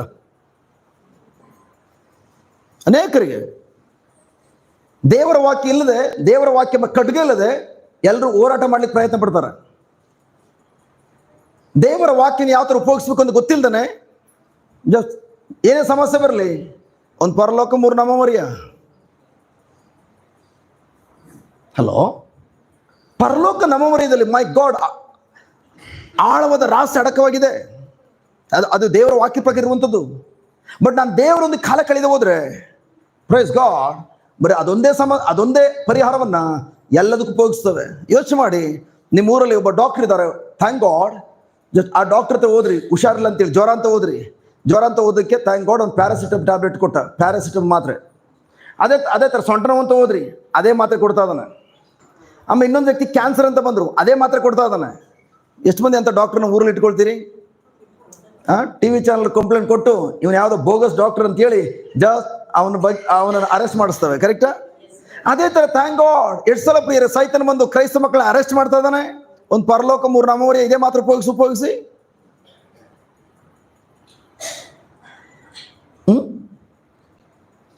ಆ ಪ್ರಾರ್ಥನೆ ತುಂಬಾ ಥ್ಯಾಂಕ್ ಗಾಡ್, ಖಂಡಿತವಾಗಿಯೂ ಥ್ಯಾಂಕ್ ಗಾಡ್ ಸತ್ಯ ಅಡಕವಾಗಿರೋದು. ಉದಾಹರಣೆಗೆ ಥ್ಯಾಂಕ್ ಗಾಡ್ ಪರಲೋಕದ ಪ್ರಾರ್ಥನೆ ಅಂತ ಎಷ್ಟು ಮೀನಿಂಗ್ ಇದೆ. ಫಸ್ಟೇ ನಾವು ಹೇಳ್ತೇವೆ, ಏನಂತ ಹೇಳ್ತೇವೆ? ಸ್ಟಾರ್ಟಿಂಗ್ ಲೈನ್ ಏನು ಹೇಳ್ತದೆ? ಪರಲೋಕದಲ್ಲಿರುವ ನಮ್ಮ ತಂದೆಯೇ. ಅದು ಹೆಂಗೆ ನಿಮ್ಮ ತಂದೆ ಆದ್ರು ಗೊತ್ತಿಲ್ಲ. ಕೇಳಬೇಕು ರೈಸ್, ಹೆಂಗೆ ನಿಮ್ಮ ತಂದೆ? ನಾವು ಕ್ರಿಶ್ಚಿಯನ್ ಅಲ್ವಾ ಅದಕ್ಕೆ ನಮ್ಮ ತಂದೆ? ನೋ, ಅದಲ್ವೇ ಇಲ್ಲ. ಪರಲೋಕ ನಮ್ಮ ತಂದೆಯೇ, ನಿಮ್ಮ ನಾಮ ಪೂಜಿತವಾಗಲಿ. ಯಾಕೆ ಅವ್ರ ನಾಮವನ್ನು ಪೂಜೆ ಮಾಡಬೇಕು? ಆಮೇಲೆ ನಿಮ್ಮ ರಾಜ್ಯ ಬರಲಿ. ನಾವು ಈವನ್ ಭೂಲೋಕದ ರಾಜ್ಯದಲ್ಲಿ ಜೀವಿಸಿದ್ರು ಕೂಡ ನನ್ನ ಅನುದಿನ ಜೀವಿತದಲ್ಲಿ ನಿಮ್ಮ ರಾಜ್ಯ ಬರಬೇಕು. ಸೊ ಮತ್ತೊಂದು ಹೇಳಿದ್ರೆ ಕ್ರೈಸ್ತ ಮಕ್ಕಳ ಜೀವನ ಏನಂತಂದ್ರೆ, ಅದಕ್ಕೋಸ್ಕರ ಪ್ರಭು ಯೇಸು ಪ್ರಾರ್ಥನೆಯನ್ನ ಅವ್ರು ಮಾಡಲಿಲ್ಲ, ಅವರು ಶಿಷ್ಯರಾಗಿರುವಂತ ನಮಗೆ ಕಲಿಸ್ಕೊಟ್ಟಿದ್ದು. ಕ್ರೈಸ್ತ ಮಕ್ಕಳ ಜೀವನ ಪ್ರತಿಯೊಂದು ದಿನದಲ್ಲೂ ಕೂಡ, ಪ್ರತಿಯೊಂದು ಏರಿಯಾದಲ್ಲೂ ಕೂಡ ಥ್ಯಾಂಕ್ ಗಾಡ್ ಪರಲೋಕದಲ್ಲಿ ಏನಿದೆಯೋ ಆ ರಾಜ್ಯವನ್ನ ಎಳ್ಕೊಂಡು ಬಂದು ಅನುದಿನೂ ಕೂಡ ಈ ಭೂಲೋಕದ ರಾಜ್ಯದಲ್ಲಿ ಎಂಜಾಯ್ ಮಾಡಬೇಕು. ಸೊ ಆ ಪರಲೋಕ ರಾಜ್ಯದಲ್ಲಿ ಏನಿದೆ ಗೊತ್ತಿಲ್ಲ, ಬೈಬಲ್ ಇದೆ, ಬಟ್ ದೇವರ ವಾಕ್ಯ ಗೊತ್ತಿಲ್ಲದೆ ಹೋದ್ರೆ ಬರೀ ಪ್ರೇಯರ್ ಮಾಡ್ತೀವಿ ಅಷ್ಟೇ, ಬಟ್ ಅದರದ ನಿಗೂಢವಾದ ರಹಸ್ಯಗಳನ್ನ ನಾವು ಅರ್ಥ ಮಾಡ್ಕೊಳ್ಳಿಕ್ಕೆ ಸಾಧ್ಯ ಇಲ್ಲ. ಅದಕ್ಕೆ please very very important. Praise God. Daddy ಹೇಳ್ತಿರ್ತಾರೆ, ನಿಮ್ಮೆಲ್ಲರ ಬಗ್ಗೆನೂ ಕೂಡ ಥ್ಯಾಂಕ್ ಗಾಡ್ ನಾನು ಅತ್ಯುತ್ತಮದ ಯೋಜನೆ ಹಾಕೊಂಡಿರೋದ್ರಿಂದ ಆ ಯೋಜನೆಗಳು ನನಗೆ ಮಾತ್ರ ಗೊತ್ತಿವೆ. ಅದಕ್ಕೋಸ್ಕರ ಈ ರೀತಿ ಹೇಳ್ತಾ ಇದ್ದಾನೆ. ಅವ್ರ ಯೋಜನೆಗಳೇನು? ಅವ್ರ ವಾಕ್ಯ ಬಂದ್ರೆ ಗೊತ್ತಾಗ್ತದೆ. ಬರೀ ಮನೆಯಿಂದ ಚರ್ಚಿಂದ ಮನೆಗೆ ಹೋಗೋದ್ರಿಂದ ಅಥವಾ ಕುಳಿತುಕೊಂಡು ಪ್ರೇಯರ್ ಮಾಡೋದ್ರಿಂದ ಅವ್ರ ಯೋಜನೆ ಗೊತ್ತಾಗೋದಿಲ್ಲ. ಸಾರಿ, ನಾನು ಕೂಡ ಅದೇ ಥರ ಇದ್ದವನು. ನಿಮ್ಮ ಬಗ್ಗೆ ಬಿಟ್ಬಿಡಿ. ನಾನು ಈವನ್ ಥ್ಯಾಂಕ್ ಗಾಡ್ 2001 ಕೂಡ ಥ್ಯಾಂಕ್ ಗಾಡ್ ಕ್ರಿಸ್ತ ಯೇಸು ನನ್ನ ಸ್ವಂತ ರಕ್ಷಕರಾಗಿ ಪ್ರಭುವಾಗಿ ದೇವರಾಗಿ ಸ್ವೀಕರಿಸಿಕೊಂಡ್ರು ಕೂಡ 2007 ತನಕ ಪ್ರೈಸ್ ಗಾಡ್ ನಿಮಗಿಂತ ಒಂದು ಸ್ಟೆಪ್ ಮೇಲಿದೆ. ಚರ್ಚ್ಗೆ ಹೋಗೋದು ಮಾತ್ರವಲ್ಲ, ಥ್ಯಾಂಕ್ ಗಾಡ್. ಅದಾದ್ಮೇಲೆ ಗುಡ್ ನ್ಯೂಸ್ ಏನಂತಂದ್ರೆ ಜಸ್ಟ್ ಪ್ರಾರ್ಥನೆ ಮಾಡೋದು ಮಾತ್ರ ಅಲ್ಲ, ನಾನು ಈವನ್ ಪ್ರತಿ ದಿನ ಜಸ್ಟ್ ಬೋಧಕರ ಜೊತೆ ಪ್ರಾರ್ಥನೆ ಕೊಟ್ಟು ಹೋಗ್ತದೆ. ಆದ್ರೂ ಕೂಡ 7 ವರ್ಷದ ತನಕ 2007 ತನಕ ನನ್ನ ಬಗ್ಗೆ ದೇವರು ಯಾವ ಯೋಜನೆ ಇಟ್ಕೊಂಡಿದ್ದಾರೋ ಯೋಜನೆ ಗೊತ್ತಾಗ್ಲಿಲ್ಲ. ಯಾರು ಹೇಳ್ಕೊಡ್ಲಿಲ್ಲ, ಯಾರು ಕಲಿಸ್ಲಿಲ್ಲ. ಯಾರ ಮೇಲಾದ್ರೂ ತಲೆ ಮೇಲೆ ಕೈ ಇಡಕ್ಕೆ ಹೋದ್ರೆ ಸಾಕು, ಆಲ್ವಿನ್ ಇವತ್ತು ಉಪವಾಸದಲ್ಲಿ ಇದ್ದೀರಾ? ಇಲ್ಲ ಉಪವಾಸದಿದ್ರೆ ಕಂಬ ಹತ್ಬಿಟ್ಟು ಕೆಲಸ ಮಾಡಕ್ ಆಗ್ತಿಲ್ಲ ಬ್ರದರ್. ಹೌದಾ, ಹಂಗೆ ಕೆಲಸ ಮಾಡ್ಕೊ ಬಂದಿದ್ದೀರಿ, ನೀವು ಉಪವಾಸ ಮಾಡಿಲ್ಲ ಅಂದ್ರೆ ಮುಟ್ಬೇಡಿ, ತಲೆ ಮೇಲೆ ಕೈ ಹಾಕ್ಬೇಡಿ. ತಲೆ ಮೇಲೆ ಕೈ ಹಾಕಿದ್ರೆ ಅಲ್ಲಿರೋದು ನಿಮ್ಗೆ ಅಂಟ್ಕೊಬಿಡ್ತದೆ. ಸೈತನ ಯೋಜನೆ ಹೇಳ್ಕೊಡ್ತಾ ಇದ್ರು. But praise be to God, thank God, ಯಾವಾಗ 2007ರಲ್ಲಿ ಮೈಸೂರಲ್ಲಿ 4 ದಿನದ ಧ್ಯಾನಕೂಟದಲ್ಲಿ 2 ದಿನ ಧ್ಯಾನಕೂಟ ಕೂಡಲಿಕ್ಕೆ ಮಾತ್ರ ನನಗೆ ಅವಕಾಶ ಸಿಕ್ತು. ಯಾವಾಗ ನನ್ನ ಸ್ಪಿರಿಚುವಲ್ ಫಾದರ್, ನನ್ನ ಆತ್ಮಿಕ ತಂದೆ ಅಲ್ಲಿ 4 ದಿನಗಳು ಧ್ಯಾನಕೂಟ ಕೊಡ್ಲಿಕ್ಕೆ ಬಂದಾಗ ಆ ದಿನದಲ್ಲಿ ಗೊತ್ತಾಯಿತು, ನಾ ಇನ್ಮೇಲೆ ಯಾರ ಮಾತನ್ನು ಕೇಳಬೇಕು, ಯಾರ ಮಾತನ್ನು ಕೇಳಬಾರ್ದು, ಯಾವುದಕ್ಕೆ ಮೊದಲ ಸ್ಥಾನ ಕೊಡಬೇಕು. ಸೊ ದೇವರ ವಾಕ್ಯದ ಆ ಒಂದು ಪರಿಣಾಮ ಏನು, ದೇವರ ವಾಕ್ಯನ ಯಾತಕ್ಕೆ ಧ್ಯಾನಿಸಬೇಕು, ದೇವರ ವಾಕ್ಯ ನನ್ನ ಜೀವನವನ್ನು ಎಷ್ಟು ಮಟ್ಟಿಗೆ, ಪ್ರೈಸ್ ಗಾಡ್, ಇದುವರೆಗೆ 7 ವರ್ಷಗಳಿಂದ ಏನೆಲ್ಲ ಕೇಳಿಸ್ಕೊಂಡಿದ್ದೀನೋ ಅವೆಲ್ಲ ಒಂದು ಬಂಧನಗಳ ಥರ ನನ್ನ ಮನಸ್ಸಿನಲ್ಲಿ ಆಳವಾಗಿ ನನ್ನ ಬಂಧಿಸ್ಬಿಟ್ಟಿದೆ. ಆ ಬಂಧನ ಹೊಡೆದುಕೊಂಡು ಹೊರಡ ಬರಬೇಕಾದ್ರೆ ನಾನು ಏನು ಮಾಡಬೇಕು, ದೇವರ ವಾಕ್ಯದ ಮಹತ್ವ ಏನು, ಇದೆಲ್ಲ ಗೊತ್ತಾಗಿದ್ದು 2007ರಲ್ಲಿ. ಅದಕ್ಕೋಸ್ಕರ ನಿಜವಾದಂಥ ಪ್ರೈಸ್ ಬಿಟ್ಟು ಗಾಡ್, ಇವು ನನ್ನ ಕ್ರಿಸ್ತನ ಅರಿತುಕೊಂಡಿದ್ದು 2001ರಲ್ಲಾದರೂ ಕೂಡ ಥ್ಯಾಂಕ್ ಗಾಡ್ ಲೈಫ್ ಚೇಂಜ್ ಆಗಿ ಪ್ರಾರಂಭ ಆಗಿದ್ದು 2007ರಲ್ಲಿ. 2007 ತನಕ ನಂಬ್ತಿರೋ ಬಿಟ್ಟಿರೋ ಗೊತ್ತಿಲ್ಲ, ಒಂದು ದಿನ ಕೂಡ ಚರ್ಚ್ ಹೋಗೋದು ಮಿಸ್ ಮಾಡಿಲ್ಲ. ಯಾಕೆ ಚರ್ಚ್ ಪಕ್ಕದಲ್ಲೇ, ಚರ್ಚ್ ಬಿಟ್ಟು 6ನೇ ಕ್ರಾಸಲ್ಲೇ ನಮ್ಮ ಮನೆ ಇದ್ದಿದ್ದು. ಪ್ರತಿದಿನ ಚರ್ಚ್ಗೆ ಹೋಗೋದು, ಪೂಜೆ ಬಲಿ ಪೂಜೆ ಭಾಗವಹಿಸು, ತದಂತೆ ಕೆಲ್ಸಕ್ಕೆ ಹೋಗ್ತಾ ಇದೆ. ಬಟ್ ಆದರೂ ಕೂಡ ಜೀವನದಲ್ಲಿ ಏನು ಬದಲಾವಣೆ ಆಗಿಲ್ಲ. ಕೊನೆಗೆ ಬ್ಯಾಕ್ ಟು ಪೆವಿಲಿಯನ್, ನನ್ನ ಹಳೆ ಜೀವನ ಕೊಟ್ಟೋಗೋಣ, ಇಲ್ಲಿ ಬಂದಾಗೇನು ಎಲ್ಲ. ಯಾಕಂದ್ರೆ ನನ್ನ ಮನೆಯಲ್ಲಿ ನನ್ನ ತಂದೆ, ನನ್ನ ಸಂಬಂಧಿಕರು ಎಲ್ಲರೂ ಬೈತಾ ಕುಂತಿದ್ದಾರೆ, ಏನೋ ಕ್ರಿಶ್ಚಿಯನ್ ಆಗ್ಬಿಟ್ರೆ ಇವ್ನಿಗೇನೋ ಕೊಟ್ಬಿಡ್ತಾರೆ ಅಂತೇಳಿ. ಏನಿದ್ದಾನೆ ಮೊದಲಿಗಿಂತ ಅಧೋಗತಿಗೆ ಹೋಗ್ತಾ ಇದ್ದಾನೆ. ಎಲ್ಲರೂ ಬೆರಳು ಮಾಡಿ ತೋರಿಸ್ತಾ ಇದ್ರು. ಆಗ ನಾನು ಕೂಡ ಅವರ ಮಾತುಗಳೆಲ್ಲ ನನ್ನ ಮನಸ್ಸಲ್ಲಿ ಪದೇ ಪದೇ ದುರಾತ್ಮನ ಕೊಟ್ಟು ಕ್ರಿಶ್ಚಿಯನ್ ಸವಾಸನೆ ಬೇಡ, ಚರ್ಚ್ ಸವಾಸನೆ ಬೇಡ, ಯೇಸುವಿನ ಸವಾಸನೆ ಬೇಡ ಅಂತೇಳಿ ಹಿಂದೆ ಹೋಗ್ಲಿಕ್ಕೆ ಕೂಡ ನಿರ್ಧಾರ ಮಾಡಿದುಂಟು. ಬಟ್ ಅದರ ಪ್ರೈಸ್ ಬಿಟ್ಟು ಗಾಡ್, ಹಿಂದೆ ಹೋಗ್ಲಿಕ್ಕೆ ಸಾಧ್ಯವಾಗದಂತೆ ತಡೆಗಟ್ಟಿದ್ದು ಬೇರೆ ಯಾವುದಲ್ಲ ಪ್ರಿಯರೇ. ಹಿಂದೆ ಹೋಗ್ಲಿಕ್ಕೆ ಜಸ್ಟ್ ಪದೇ ಪದೇ ಆಲೋಚನೆ ಬರುವಾಗ ದೇವರು ತಕ್ಕ ವ್ಯಕ್ತಿಯನ್ನ, ದೇವರ ಯೋಜನೆ ಬಗ್ಗೆ ಮಾತಾಡುವಂತಹ, ದೇವರ ವಾಕ್ಯದ ಬಗ್ಗೆನೇ ಮಾತಾಡುವಂತಹ ಅಂತ ವ್ಯಕ್ತಿಯನ್ನ ಬಾಂಬೆಯಿಂದ ಮೈಸೂರು ಕಳಿಸ್ಕೊಟ್ರು ಧ್ಯಾನ ಕೂಡ ಕೊಡ್ಲಿಕ್ಕಾಗಿ. ಆ ಬಾಂಬೆಯಿಂದ ಮೈಸೂರು ಕಳಿಸ್ಕೊಟ್ಟಂತಹ ಹದ್ದಿಗೆ ಥ್ಯಾಂಕ್ ಗಾಡ್ ಕನ್ನಡ ಬರಲ್ಲ, ಈ ಹದ್ದಿನ ಮರಿಗೆ ಇಂಗ್ಲಿಷ್ ಬರಲ್ಲ. ಬಟ್ ಪ್ರೈಸ್ ಬಿಟ್ಟು ಗಾಡ್, ಪವಿತ್ರ ಆತ್ಮರು ಥ್ಯಾಂಕ್ ಗಾಡ್ ಒಬ್ಬ ಟ್ರಾನ್ಸ್ಲೇಷನ್ ಕರೆಸಿದ್ರು, ಟ್ರಾನ್ಸ್ಲೇಟರ್ ಕನ್ನಡ ಟ್ರಾನ್ಸ್ಲೇಟ್ ಮಾಡ್ತಾ ಇದ್ರು. ಹಿಂದ್ಗಡೆಯಿಂದ 3 ಲೈನಲ್ಲಿ ಕೂತ್ಕೊಂಡು ಜಸ್ಟ್ ಅವ್ರ ಮೂಲಕ ದೇವರ ವಾಕ್ಯದ ಮಹತ್ವವನ್ನು ಏನು ಟೀಚ್ ಮಾಡ್ತಾ ಇದ್ರು, ಕಲ್ಸ್ಕೊಡ್ತಾ ಇದ್ರು, ಅದನ್ನ ಗಮನ ಕೊಟ್ಟು ಆಲಿಸ್ತಾನೆ. ಆ 2 ದಿನಗಳಲ್ಲಿ ಒಂದು ನಾನು ಕಲ್ತ್ಕೊಂಡಿದ್ದು, ದೇವರ ವಾಕ್ಯ ಅಂತ ಪವರ್ ಇದೆ.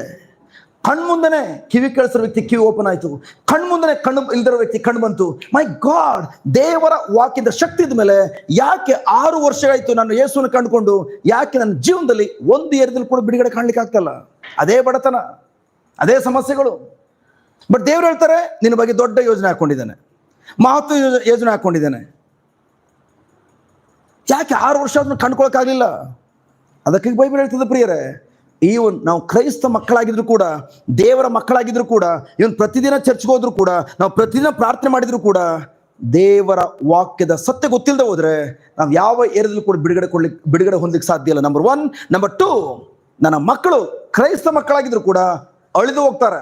ಯಾಕಂದ್ರೆ ನನ್ನ ತಿಳುವಳಿಕೆ ಇಲ್ಲದೆ ಇರೋದ್ರಿಂದ. ಹಲೋ, ನನ್ನ ಪ್ರಿಯ ಸಹೋದರ ಸಹೋದರಿಯರು, ಪ್ರೈಸ್ ಬಿಟ್ಟು ಗಾಡ್, ನಿಮ್ಮಲ್ಲೂ ಕೂಡ ಕೆಲವರು ಅನ್ಸ್ತಾ ಇರ್ಬೋದು, ತಲೆ ಆಡಿಸ್ತಾ ಇರ್ಬೋದು, ಎಸ್ ಹೌದು ಎಂಬುದಾಗಿ. ಕಾರಣ ಯಾಕಂತಂದ್ರೆ ಥ್ಯಾಂಕ್ ಗಾಡ್, ದೇವರು ನಮ್ಮ ಬಗ್ಗೆ ಯಾವ ಯೋಜನೆ ಹಾಕೊಂಡಿದ್ದಾರೋ, ಪ್ರೈಸ್ ಬಿಟ್ಟು ಗಾಡ್, ಆ ಯೋಜನೆಗಳನ್ನ ನೀವು ತಿಳ್ಕೊಳ್ಳಿಕ್ಕಾಗಿ ಬೇರೆ ಯಾವುದೇ ಶಾರ್ಟ್ ಕಟ್ ಇಲ್ಲ. ಅವರ ಪ್ಲಾನ್, ಸಪೋಸ್ ಈ ಬಿಲ್ಡಿಂಗ್ ಕಟ್ಟಬೇಕಾದ್ರೆ ಪ್ಲಾನ್ ಬೇಕು, ಒಂದು ಯೋಜನೆ ಬೇಕು. ಈ ಪ್ಲಾನ್ ಪ್ರಿಪೇರ್ ಮಾಡುವಂಥದ್ದು, ತಯಾರಿ ಮಾಡುವಂಥದ್ದು ಆರ್ಕಿಟೆಕ್ಟ್, ಇಂಜಿನಿಯರ್. ಅದೇ ತರ ನಮ್ಮೆಲ್ಲರ ಆರ್ಕಿಟೆಕ್ಟ್, ಇಂಜಿನಿಯರ್ ಬಂದು ಪ್ರಭು ಯೇಸು ಕ್ರಿಸ್ತರಾಗಿದ್ದಾರೆ. ಅವರು ಆಲ್ರೆಡಿ ನಮ್ಮ ಜೀವನ ಇದೇ ತರ ಇರಬೇಕು ಅಂತೇಳಿ ಪ್ರೈಸ್ ಬಿಟ್ಟು ಗಾಡ್ ಒಂದೊಂದು ದಿನದ ಕಾರ್ಯಗಳನ್ನು ಕೂಡ ಮೊದಲೇ ನಿಗದಿ ಮಾಡಿಟ್ಟಿದ್ದಾರೆ. ಹಲೋ, ಮೊದಲು ನಿಗದಿ ಮಾಡಿಟ್ಟಿದ್ದಾರೆ. ನಾವು ಹೇಗೆ ಅದನ್ನು ಅರ್ಥಕೊಳ್ಳಿಕ್ಕೆ ಸಾಧ್ಯ? ನಾವು ಇಲ್ಲೇ ಕಿಟಕಿ ಬರಬೇಕು, ಇಲ್ಲೇ ಬಾಗಿಲು ಬರಬೇಕು ಅಂತೇಳಿ ಹೇಗೆ ಕಾಂಟ್ರಾಕ್ಟರ್ ಗೊತ್ತಾಗ್ತದೆ? ಇಂಜಿನಿಯರ್ ಪ್ಲಾನ್ ಬರ್ಕೊಟ್ಟಿರ್ತಾನೆ, ಈ ಜಾಗದಲ್ಲಿ ಸ್ಟಡಿ ಆದ ತಕ್ಷಣ ಕಿಟಕಿ ಬರಬೇಕು, ಈ ಸ್ಟಡಿ ಆದ್ಮೇಲೆ ಡೋರ್ ಬರಬೇಕು, ಎಲ್ಲ A to Z, ಇಲ್ಲೇ ಎಲೆಕ್ಟ್ರಿಕಲ್ ಪಾಯಿಂಟ್ ಬರಬೇಕು. ಎಲ್ಲವನ್ನೂ ಕೂಡ ಆರ್ಕಿಟೆಕ್ಟ್, ಇಂಜಿನಿಯರ್ ಆ ಬ್ಲೂ ಪ್ರಿಂಟ್ ಅಲ್ಲಿ ಬರ್ಸಿಟ್ಟಿದ್ದಾನೆ. ಆ ತಕ್ಕಂತೆ ಕೆಲಸಗಾರರು ಮಾಡ್ತಾರೆ. ಅದೇ ತರ ಪ್ರೈಸ್ ಬಿಟ್ಟು ಗಾಡ್, ನಾವು ಈ ಲೋಕದಲ್ಲಿ ನನ್ನ ಮತ್ತು ನಿಮ್ಮ ಕೆಲಸ ಏನಂತಂದ್ರೆ, ದೇವರು ನನ್ನ ಬಗ್ಗೆ ಯಾವ ಯೋಜನೆ ಹಾಕೊಂಡಿದ್ದಾರೋ ಆ ಯೋಜನೆಯನ್ನ ಮೊದಲನೇದು ಕಂಡಿಡ್ಕೊಳ್ಳುವಂಥದ್ದು. ಎಲ್ಲರೂ ಕಂಡಿಡ್ಕೊಳ್ಳುವಂಥದ್ದು. ಕಂಡಿಡ್ಕೊಂಡಾದ್ಮೇಲೆ ಏನು, ಅದನ್ನು ಹಿಂಬಾಲಿಸ್ಕೊಂಡು ಹೋಗಿ ಆ ಗುರಿಯನ್ನು ಮುಟ್ಟುವಂಥದ್ದು. ಇಷ್ಟೇ ನಮ್ಮ ಜೀವನ, ಇನ್ನೇನು ಅಲ್ಲ. ಹಲೋ, ಇನ್ನೊಂದ್ಸರಿ ಹೇಳ್ತದಾನೆ, ನಮ್ಮ ಜೀವನ ಏನಂತಂದ್ರೆ ಪ್ರೈಸ್ ಬಿಟ್ಟು ಗಾಡ್, ಉದಾಹರಣೆಗೆ ಈ ಬಿಲ್ಡಿಂಗ್ ಕಟ್ಟಿ ಆ ವ್ಯಕ್ತಿ ಜಸ್ಟ್ ಅಟ್ಲಿ 1-2 ಲಕ್ಷ 3 ಲಕ್ಷ ಅವ್ನು ಸಂಪಾದನೆ ಮಾಡ್ಬೇಕಾದ್ರೆ ಲಾಭ ಎಲ್ಲ ಖರ್ಚು ವೆಚ್ಚ ಕಳೆದು 1-2-3 ಲಕ್ಷ ಲಾಭ ಪಡ್ಕೊಳ್ಬೇಕಾದ್ರೆ ಅವ್ನು ಮಾಡಬೇಕು ಒಂದೇ ಒಂದು ಆರ್ಕಿಟೆಕ್ಟ್ ಇಂಜಿನಿಯರ್ ಕೊಟ್ಟಿದ್ದಾರೆ. ಆ ಪ್ಲಾನ್ ತಕ್ಕಂತೆ ಥ್ಯಾಂಕ್ ಗಾಡ್ ಜಸ್ಟ್ ಮನೆಯವರು ಏನು ಮೆಟೀರಿಯಲ್ಸ್ ಎಲ್ಲ ಒದಗಿಸ್ಕೊಟ್ಟಿದ್ದಾರೋ ಅವುಗಳೆಲ್ಲವನ್ನ ಆ ಯೋಜನೆಗೆ ತಕ್ಕಂತೆ ಎಲ್ಲೆಲ್ಲಿ ಏನೇನು ಬರಬೇಕು ಅವುಗಳನ್ನ ಜೋಡಿಸುವಂಥದ್ದು ಅಷ್ಟೇ ಕಾಂಟ್ರಾಕ್ಟರ್ ಕೆಲಸ. ಅವ್ನು ಜೇಬಿನ ದುಡ್ಡು ಹಾಕ್ಬೇಕಾಗಿಲ್ಲ. ಹಲೋ, ಅವ್ನು ಜೇಬಿಂದ ಏನು ಹಾಕ್ಬೇಕಾಗಿಲ್ಲ. ಆರ್ಕಿಟೆಕ್ಟ್ ಇಂಜಿನಿಯರ್ ಪ್ಲಾನ್ ಕೊಟ್ಟಿದ್ದಾರ, ಜಸ್ಟ್ ಮನೆ ಯಾವ ಥರ ಇರಬೇಕು ಅಂತ ಯೋಜನೆ ಹಾಕೊಂಡಿದ್ದಾರೆ ಮನೆ ಓನರ್ ತಕ್ಕಂತೆ. ಅದಾದ ಮನೆ ಓನರ್ ಮೆಟೀರಿಯಲ್ ಸಪ್ಲೈ ಮಾಡ್ತಾ ಇದ್ದಾರೆ. ಈ ಕಾಂಟ್ರಾಕ್ಟರ್ ಕೆಲಸ ಏನು, ಕೆಲಸಗಾರರಿಗೆ ಆ ಪ್ಲಾನ್ ನೋಡಿಕೊಂಡು ನೋಡಪ್ಪ ಇಲ್ಲಿ ಇದ್ದಿದ್ದು ಬರಬೇಕು ಅಂತ ತಿಳುವಳಿಕೆ ಕೊಡುವಂಥದ್ದು. ಮೆಟೀರಿಯಲ್ಸ್ ಓನರ್ ತಂದು ಹಾಕಿದವ್ರ ಇಲ್ಲಿ ಮೆಟೀರಿಯಲ್ಸನ್ನ ಇನ್ವೆಸ್ಟ್ ಮಾಡುವಂಥದ್ದು. ವಾರ ಆದಮೇಲೆ ಥ್ಯಾಂಕ್ ಗಾಡ್ ಜಸ್ಟ್ ಓನರಿಂದ ಥ್ಯಾಂಕ್ ಗಾಡ್ ಹಣ ತೆಗೆದುಕೊಂಡು ಬಟವಾಡೆ ಮಾಡುವಂಥದ್ದು. ಇವಂದೇನು ಅಲ್ಲಿ ಇಲ್ಲೇನೂ ಇಲ್ಲ, ಬರೀ ಮ್ಯಾನೇಜ್ ಮಾಡ್ಕೊಂಡು ಹೋಗುವಂಥದ್ದು. ಇನ್ ದ ಸೇಮ್ ವೇ ನಮ್ಮ ಜೀವನದಲ್ಲಿ ಅಷ್ಟೇ ಪ್ರಿಯರ ಪ್ರೈಸ್ ಬಿಟ್ಟು ಗಾಡ್, ನಾವೇನಕ್ಕೂ ಕೂಡ ಈ ಲೋಕದಲ್ಲಿ ಕಷ್ಟಪಡಬೇಕಾಗಿಲ್ಲ. ಜಸ್ಟ್ ದೇವರ ಯೋಜನೆ ನೀವು ಅರ್ಥ ಮಾಡಿಕೊಂಡ್ರೆ ಆ ದೇವರ ಯೋಜನೆ ನಿಮ್ಮ ಜೀವನದಲ್ಲಿ ನಿಮ್ಮ ಮೂಲಕ ನೆರವೇರಲಿಕ್ಕಾಗಿ ಎಲ್ಲ ಸಂಪನ್ಮೂಲಗಳನ್ನು ಕೂಡ ಮೊದಲೇ ಸಿದ್ಧತೆ ಮಾಡಿಟ್ಟಿದ್ದಾರೆ. ಆ ಯೋಜನೆ ಕಂಪ್ಲೀಟ್ ಆಗ್ಲಿಕ್ಕೆ ನೆರವೇರಬೇಕಾದ್ರೆ ಏನೆಲ್ಲ ಬೇಕು, ನಿಮ್ಗೆ ಆರೋಗ್ಯ ಬೇಕಾ, ಸಮಾಧಾನ ಬೇಕಾ, ಸಮೃದ್ಧಿ ಬೇಕಾ, ಅಥವಾ ದೇವರ ಯೋಜನೆ ಫುಲ್ಫಿಲ್ ಮಾಡ್ಲಿಕ್ಕಾಗಿ ಬಿಲಿಯನ್ ಗಟ್ಟಲೆ ಹಣ ಬೇಕಾ, ಎಲ್ಲವನ್ನು ದೇವರು ಮೊದಲೇ ನಿಗದಿ ಮಾಡಿಟ್ಟಿದ್ದಾರೆ. ಮೊದಲೇ ಎಲ್ಲವನ್ನು ಜೋಡಿಸಿಟ್ಟಿದ್ದಾರೆ. ನಮ್ಮ ಕೆಲಸ ಏನಂತಂದ್ರೆ ಆ ಯೋಜನೆ ಕಂಡುಹಿಡಿದುಕೊಂಡು ತದನಂತರ ಆ ಯೋಜನೆಯನ್ನ ಪರಿಪೂರ್ಣಗೊಳಿಸುವ ನಿಟ್ಟಿನಲ್ಲಿ ಆ ಯೋಜನೆ ಹಿಂಬಾಲಿಸಿಕೊಂಡು ಆ ಗುರಿಯನ್ನು ಹೋಗಿ ಮುಟ್ಟಬೇಕು. ಇಷ್ಟೇ ನಮ್ಮ ಕೆಲಸ, ಇಷ್ಟೇ ಕೆಲಸ. ಇನ್ನೇನೋ ದೊಡ್ಡದಾಗ ಕನ್ಸ್ಕೊಂಡೋದು ಬೇಡ. ಆರೋಗ್ಯ ತಗೊಂಡು ಹೋಗಿ ಕಷ್ಟಪಟ್ಟು ನನ್ನ ಜೀವನ ಸಾಗಿಸ್ಬೇಕಲ್ಲ. No no no no no no ಲೋಕದ ಮಕ್ಕಳು ಪ್ರೈಸ್ ಬಿಟ್ಟು ಗಾಡ್ ತಮ್ಮ ಅನುದಿನದ ಅಗತ್ಯಗಳಿಗೋಸ್ಕರ ಕಷ್ಟಪಡಬೇಕು. ಬಟ್ ದೇವರ ಮಕ್ಕಳು ಅವರ ಅನುದಿನದ ಅಗತ್ಯಗಳಿಗೆ ಕಷ್ಟಪಡಬೇಕಾಗಿಲ್ಲ. ಯಾಕೆಂದ್ರೆ ದೇವರು ನಮ್ಮನ್ನ ಈ ಲೋಕ ಕಳಿಸಕ್ಕೆ ಮುಂಚಿತವಾಗಿನೇ ನಮ್ಗೆ ಏನೆಲ್ಲ ಅಗತ್ಯಗಳು ಬೇಕೋ ಎಲ್ಲವನ್ನ ನಮ್ಮ ಪರಲೋಕ ತಂದೆ ಅರಿತವರಾಗಿರೋದ್ರಿಂದ ಎಲ್ಲವೂ ಮೊದಲೇ ಸಿದ್ಧತೆ ಮಾಡಿಟ್ಟಿದ್ದಾರೆ. ಎಲ್ಲವನ್ನು ಮೊದಲೇ ಸಿದ್ಧತೆ ಮಾಡಿಟ್ಟಿದ್ದಾರೆ. ಆದರೂ ಕೂಡ ದೊಡ್ಡ ಪ್ರಶ್ನೆ ಏನಂತಂದ್ರೆ, ಆದರೂ ಯಾಕೆ ಕ್ರೈಸ್ತ ಮಕ್ಕಳು ಕೊರತೆ ಕಾಣ್ತಾ ಇದ್ದಾರೆ? ಲೋಕದ ಮಕ್ಕಳು, ದೇವರನ್ನ ಅರಿಯದಿರುವಂಥ ಮಕ್ಕಳು ಯಾವ ಥರ ಕಷ್ಟಪಡ್ತಾ ಇದ್ದಾರೋ ಅದೇ ಥರ ಯಾಕೆ ಕ್ರೈಸ್ತ ಮಕ್ಕಳು ಕಷ್ಟಪಡ್ತಾ ಇದ್ದಾರೆ. ರೋಗದ ಮಧ್ಯದಲ್ಲಿ ಕಷ್ಟಪಡ್ತಾ ಇದ್ದಾರೆ, ಹಣಕಾಸಿನ ಕೊರತೆಯನ್ನು ಅನುಭವಿಸ್ತಾ ಇದ್ದಾರೆ, ಜಸ್ಟ್ ಪಾಪದಲ್ಲಿ ಬಿದ್ದೋಗ್ತಾ ಇದ್ದಾರೆ, ದುಶ್ಚಟದಲ್ಲಿ ಬಿದ್ದೋಗ್ತಾ ಇದ್ದಾರೆ. ಲೋಕದ ಮಕ್ಕಳ ರೀತಿಯಲ್ಲಿ ಚಿಕ್ಕ ವಯಸ್ಸಲ್ಲಿ ದಾರಿ ತಪ್ಪು ಹೋಗ್ತಾ ಇದ್ದಾರೆ. ಯಾಕೆ? ಕಾರಣ ಒಂದೇ ಒಂದು, ನನ್ನ ಮಕ್ಕಳಿಗೆ ನಾನು ಏನು ಯೋಜನೆ ಹಾಕ್ಕೊಂಡಿದ್ದೀನೋ ಆ ಯೋಜನೆನ ತಿಳಿಯಪಡಿಸುವಂತಹ ವಾಕ್ಯದ ತಿಳುವಳಿಕೆ ಇಲ್ಲದೆ ಇರೋದ್ರಿಂದ ಆ ವಾಕ್ಯವನ್ನು ತಮ್ಮ ನಿಜ ಜೀವನದಲ್ಲಿ ಯಾವ ರೀತಿ ಅಳವಡಿಸ್ಕೊಳ್ಬೇಕೆಂಬ ವಿಸ್ಡಮ್ ಜ್ಞಾನ ಇಲ್ಲದೆ ಹೋದದ್ರಿಂದ ನನ್ನ ಮಕ್ಕಳು ನಾಶವಾಗಿ ಹೋಗ್ತಾ ಇದ್ದಾರೆ.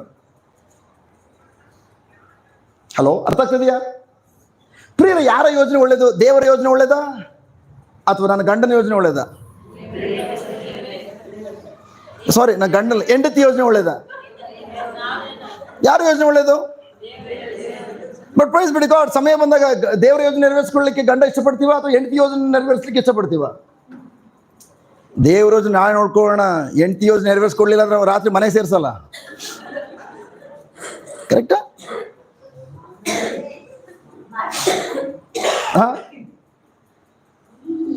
ಇಲ್ಲ ಕಡೆ, ದೇವ್ರು ಈ ರೀತಿ ಹೇಳಿದ್ದಾರೆ. ದೇವ್ರ ಯೋಜನೆ ಹೋಗು, ದೇವ್ರನ್ನ ಮದುವೆ ಮಾಡ್ಕೊಂಡು ಅವಳ ಜೊತೆ ನೀರು, ಅವನ ಜೊತೆ ನೀರು, ನನ್ನ ಯಾಕೆ ಮದುವೆ ಮಾಡ್ಕೊಂಡೆ?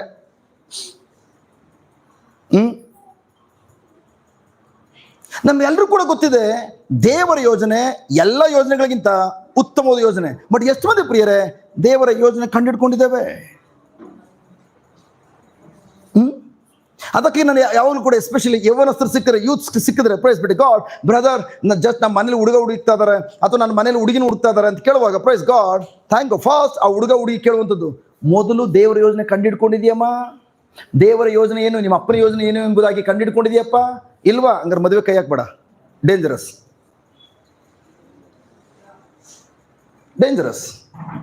ಯಾಕಂತಂದ್ರೆ ನನ್ನ ಪ್ರೀತಿಯ ಸಹೋದರಿ ಪ್ರೈಸ್ ಬಿಟ್ಟು ಗಾಡ್, ದೇವರ ಯೋಜನೆ ಕಂಡಿಡ್ಕೊಳ್ಳದೆ ನೀವೇನಾದ್ರು ಸಂಗಾತಿಯನ್ನು ಕಂಡಿಡ್ಕೊಂಡ್ರಿ, ಆ ಸಂಗಾತಿ ತದನಂತರ ದೇವರ ಯೋಜನೆಗೆ ಅಡ್ಜಸ್ಟ್ ಆಗ್ತಾಳೋ ಅಥವಾ ಆಗ್ತಾನೋ ಗೊತ್ತಿಲ್ಲ, ಆಗ ಖಂಡಿತ ದಾಂಪತ್ಯ ಜೀವನದಲ್ಲಿ ಬಿರುಕು ಉತ್ಪತ್ತಿ ಆಗ್ಲಿಕ್ಕೆ ಕಾರಣ ಇದೆ, ಸಾಧ್ಯತೆಗಳಿವೆ. ಹಲೋ, ಮೊದಲು ಥ್ಯಾಂಕ್ ಗಾಡ್ ನಾನು ದೇವರ ಯೋಜನೆ ಕಂಡಿಡ್ಕೊಂಡಿದ್ರೆ ಪ್ರೈಸ್ ಬಿಡಿ ಗಾಡ್. ತದನಂತರ ಯಾವ್ದು ಸಂಗತಿ ಥ್ಯಾಂಕ್ ಗಾಡ್ ಮನೇಲಿ ಹುಡುಗಿ ನೋಡ್ಲಿ ಅಥವಾ ಹುಡುಗ ನೋಡ್ಲಿ, ನಾವು ಹೇಳ್ತೇವೆ ಆಲ್ರೆಡಿ ನಾನು ದೇವರ ಯೋಜನೆ ಕಂಡಿಡ್ಕೊಂಡಿದ್ದೇನೆ, ನಾನು ಇದೇ ಮಾರ್ಗದಲ್ಲಿ ಹೋಗ್ಬೇಕು ಅಂತೇಳಿ ದೇವ್ರ ಪ್ರೇರಣೆ ಕೊಟ್ಟಿದ್ದಾರೆ. ನಿನಗೆ ಇಷ್ಟ ಇದೆಯಾ? ಹಾಗಾದ್ರೆ ಮ್ಯಾರೇಜ್ ಅಗ್ರಿಮೆಂಟ್ ಮಾಡ್ಕೊಳ್ಳೋಣ. ಇಲ್ಲ ಇಷ್ಟ ಇಲ್ವಾ? ಥ್ಯಾಂಕ್ ಗಾಡ್, ದೇವರ ಯೋಜನೆ ಅಂತೂ ನಿನಗೋಸ್ಕರ ಬಿಡ್ಲಿಕ್ಕೆ ಇಷ್ಟಪಡೋದಿಲ್ಲ. ನಾನು ದೇವರು ಈ ರೀತಿ ಯೋಜನೆ ಕಂಡಿಡ್ಕೊಂಡಿದ್ದೇನೆ, ಅದನ್ನು ಫುಲ್ಫಿಲ್ ಮಾಡೋದೇ ನನ್ನ ಕೆಲಸ. ನೀನು ಥ್ಯಾಂಕ್ ಗಾಡ್ ಪತ್ನಿಯಾಗಿದ್ದಲ್ಲಿ ನೀನು ನನಗೆ ಥ್ಯಾಂಕ್ ಗಾಡ್ ಈ ಯೋಜನೆಯಲ್ಲಿ ಅಧೀನಳಾಗಬೇಕು. ಬಟ್ ಮದುವೆ ಆಗೋಯ್ತಲ್ಲ ಬ್ರದರ್, ಒಂದು 10, 20, 25, 30 ವರ್ಷ ಹಿಂದೆ ನೀವು ಬಂದು ನನಗೆ ಸಲಹೆ ಕೊಟ್ಟಿದ್ರೆ ನಾವು ಹಂಗೆ ಮಾಡ್ತಾ ಇದೀವಿ ಬ್ರದರ್. ಈಗ ಏನು ಮಾಡೋದು ಬ್ರದರ್?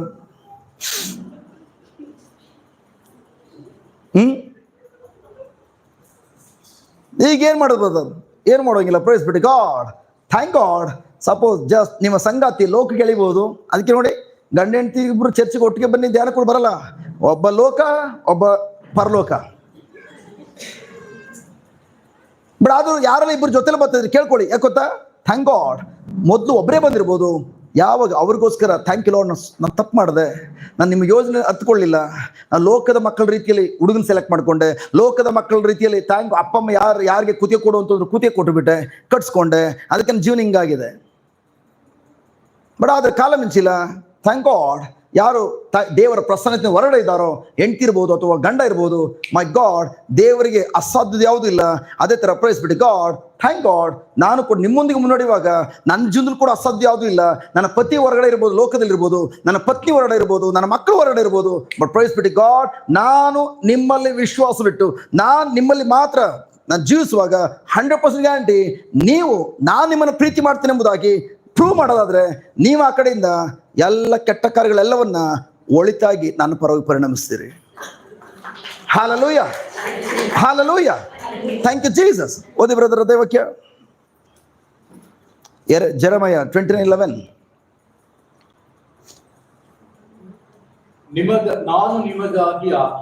ನಾನು ನಿಮಗಾಗಿ ಅದೆಲ್ಲಿದೆ ಮೈಕ್ ಅಲ್ಲಿದ್ಯಾ? ಓಕೆ ಓಕೆ, ಓದಮ್ಮ. ಅದ್ರೊಳಗಡೆ ಹಾಕ್ಬಿಡಿ, ಚಾರ್ಜ್ ಆಗ್ತದೆ. ನಿಮಗೆ ಇಂಥ ಗತಿ ಬರಲಿ ಎಂದಲ್ಲ. ನಿಮಗೆ ಅದಲ್ಲ, ಜಸ್ಟ್ ಈ ಟ್ರಾನ್ಸ್ಲೇಷನ್ ಓದಿ ಜೋರಾಗಿ. ಅದೇ ಕೊಡಿ, ಇಲ್ಲ ಅದೇ ಮೈಕ್ ಆನ್ ಮಾಡಿ ಕೊಡಿಬೋದು, ಪ್ರೆಸ್ ಮಾಡಿ. ನಾನು ನಿನಗಾಗಿ ಹಾಕಿದ ಯೋಜನೆಗಳು. ಅದೇನಾ? ಬೇರೆ ಟ್ರಾನ್ಸ್ಲೇಷನ್. ನಾನು ನಿಮಗಾಗಿ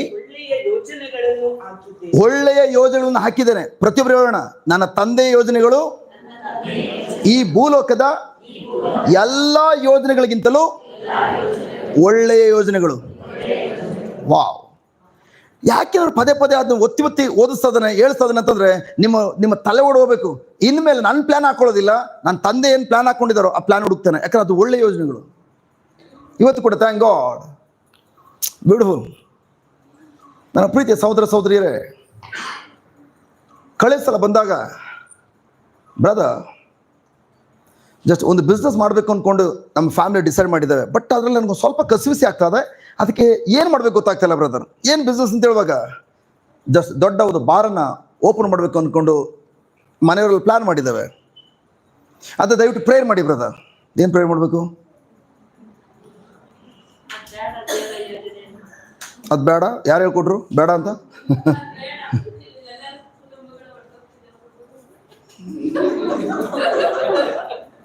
ಕುಟುಂಬ ಒಡೆದೋಗ್ತಿರೋದು ಕುಡ್ದಲ್ಲ, ಕುಡಿಯಂಗ್ ಮಾಡಿ. ಥ್ಯಾಂಕ್ ಗಾಡ್, ಮನೇಲಿ ಕರೆಕ್ಟಾಗಿ ಎಲ್ಲ ವ್ಯವಹಾರಗಳು ಕರೆಕ್ಟಾಗಿದ್ರೆ ಯಾವನು ಜಸ್ಟ್ ಬಾರ್ಗೋಗಲ್ಲ. ಮನೇಲಿ ಯಾವನು ಒಟ ಅಂತ ಇದ್ರೆ ಬಾರೇ ತವ್ರ ಮನೆ. ಹಲೋ, ಅದಕ್ಕೆ ಪ್ರಿಯ ನಮ್ಗೆ ಏನು ಗೊತ್ತಿದೆ ಅದ್ರ ಮೇಲೆ ಡಿಸಿಷನ್ ತೆಗೆದುಕೊಳ್ಳೋದಲ್ಲ. ನನಗೆ ಕೂಡ ಗೊತ್ತು ಬಾರ್ ಕೆಟ್ಟದು ಅಂತೇಳಿ, ಇವನ ಸಹೋದರಿ ಕೂಡ ಗೊತ್ತು. ಥ್ಯಾಂಕ್ ಗಾಡ್, ಈಗ ನನ್ನ ಮಗ ಏನು ಮಾಡ್ಲಿಕ್ಕೆ ಹೋಗ್ತದನೋ, ನಮ್ಮ ಮನೆಯವ್ರು ಏನು ಮಾಡಕ್ಕೆ ಹೋಗ್ತದಾರೋ ಖಂಡಿತ ತಪ್ಪು ಅಂತ ಗೊತ್ತು. ಆದರೂ ಕೂಡ ದೇವ್ರು ಪ್ರೇರಣೆ ಕೊಟ್ಟಿದಾರ, ಹೋಗಿ ಜಸ್ಟ್ ಅದು ಮಾಡಬೇಡ ಕಣಪ್ಪ, ಮಾಡಬೇಡ್ರಿ ಅಂತ ಹೇಳುವಾಗ ಮನೆ ಬಿಟ್ಟು ಓಡಿಸ್ತಾರೆ. ನಿನಗೇನು ಗೊತ್ತು? ಮನೇಲಿ ಅಡುಗೆ ಮಾಡ್ಕೊಂಡಿದ್ದು ಬಿದ್ಕೋ ನೀನು ಅಷ್ಟೇ. ನನ್ನ ಲೈಫ್ ಹೆಂಗಂತ ಗೊತ್ತು, ಕರೆಕ್ಟಾಗಿ ಬರ್ತದೆ ಬರಲ್ಲ. ಬಟ್ ಪ್ರೈಸ್ ಬಿಟ್ಟು ಗಾಡ್, ಕಳೆದ ಸಲ ಪ್ರೇ ಮಾಡಿ ಡ್ಯಾಡಿ ಈ ಸಂದರ್ಭ ನನಗೆ ಕೂಡ ಏನು ಹೇಳ್ಬೇಕು ಗೊತ್ತಾಗ್ತಲ್ಲ. ಬಟ್ ಆದರೆ ಪ್ರೈಸ್ ಗಾಡ್, ನಾನೇನು ಮಾಡಲಿ? ಏನು ಹೇಳ್ಬೇಡ, ಈ ಕಾರ್ಯಕ್ಕಾಗಿ ಅವ್ರಿಗೆ ಹೋಮ್ವರ್ಕ್ ಕೊಡು.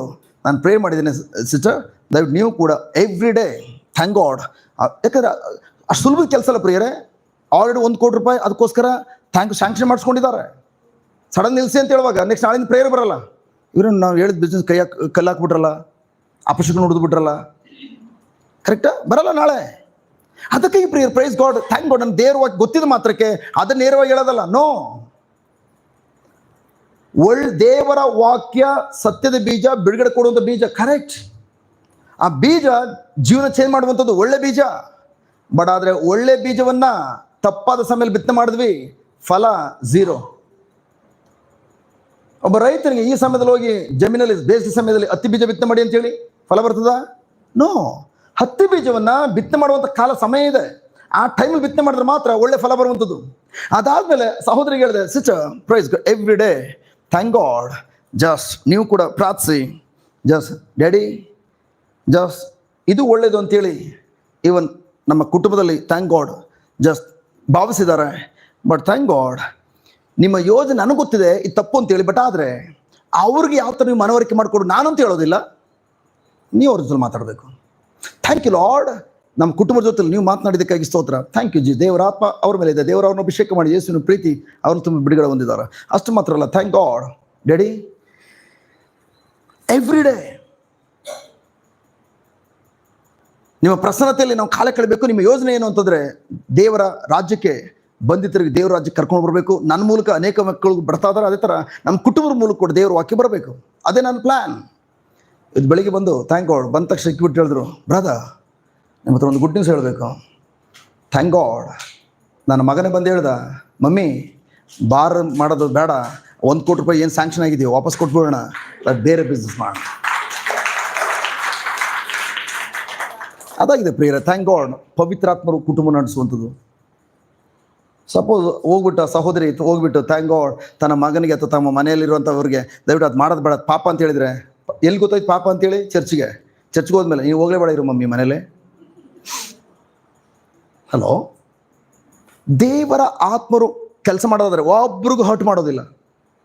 ಸಮಾಧಾನವಾಗಿ ಹೇಳ್ತಾರೆ. ಲೋಕದಲ್ಲಿ ಹೇಳೋದಾದ್ರೆ ಬೆಣ್ಣಿಂದ ಕೂದಲು ಹೊರಗಡೆ ತೆಗಿತಾರಲ್ಲ, ಅದೇ ಥರ ಕೂಲಾಗಿ ಗೊತ್ತಾಗೋದಿಲ್ಲ ಹೊರಗಡೆ ತೆಗೆದಿರುವಂಥದ್ದು, ಅಷ್ಟು ಸುಲಭ ಮಾಡ್ತಾರೆ. ಬಟ್ ಪ್ರಶ್ನೆ ಅಂತಂದರೆ, ನನ್ನ ಪ್ರೀತಿಯ ಸಹೋದರ ಸಹೋದರಿಯರೇ, ಥ್ಯಾಂಕ್ ಗಾಡ್ ನನ್ನ ಮನಸ್ಸಿನಲ್ಲಿ ಅನೇಕ ಸಂದರ್ಭ ನಾವು ಏನು ಮಾಡ್ತೀವಿ ಗೊತ್ತಾ? ತಪ್ಪಾದ ಕೆಲಸ. ನನ್ನ ಮನಸ್ಸಿಗೆ ಒಳ್ಳೇದು ಅಂದ್ರೆ ನಾವು ಮಾಡಕ್ಕೆ ಹೋಗ್ತೀವಿ, ಕೆಟ್ಟದನ್ನು ಬಿಟ್ಬಿಡ್ತೇವೆ. ಅದೇ ಡೇಂಜರಸ್.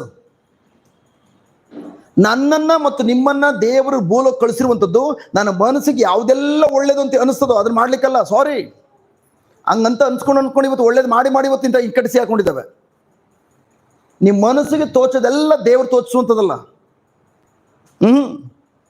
ನಿಮ್ಮ ಮನಸ್ಸಿಗೆ ಇದು ದೇವರೇ ಹೇಳ್ತಾರಂಥದ್ದು, ದೇವರು ಇದನ್ನ ಬಾಗಿಲು ತೆರೆದಿದ್ದಾರೆ ಅಂತೇಳಿ ನೀವು ಭಾವಿಸುವಂಥದ್ದೆಲ್ಲ ಥ್ಯಾಂಕ್ ಗಾಡ್ ದೇವರಿಂದ ತೆರೆಯಲ್ಪಟ್ಟಿಲ್ಲ. ತೆರೆದ ಬಾಗಿಲುಗಳೆಲ್ಲವೂ ದೇವರಿಂದ ತೆರೆಯಲ್ಪಟ್ಟಿಲ್ಲ. ತೆರೆದ ಬಾಗಿಲುಗಳೆಲ್ಲವೂ ಕೂಡ ದೇವರಿಂದ ತೆರೆಯಲ್ಪಟ್ಟಿದೆ ಅಂತ ನೀವು ಹೋಗೋದಾದ್ರೆ ಜೈಲ್ ಬಾಗಿಲು ಕೂಡ ಯಾವಾಗಲೂ ತೆರೆದಿರ್ತದೆ ಪ್ರಿಯರೇ. ಒಳಗಡೆ ಹೋಗಿ ನೋಡಿ ಗೊತ್ತಾಗ್ತದೆ. ಸೈತನ್ ಕೂಡ ಬಾಗಿಲು ತೆಗೆದಿರ್ಬೋದು.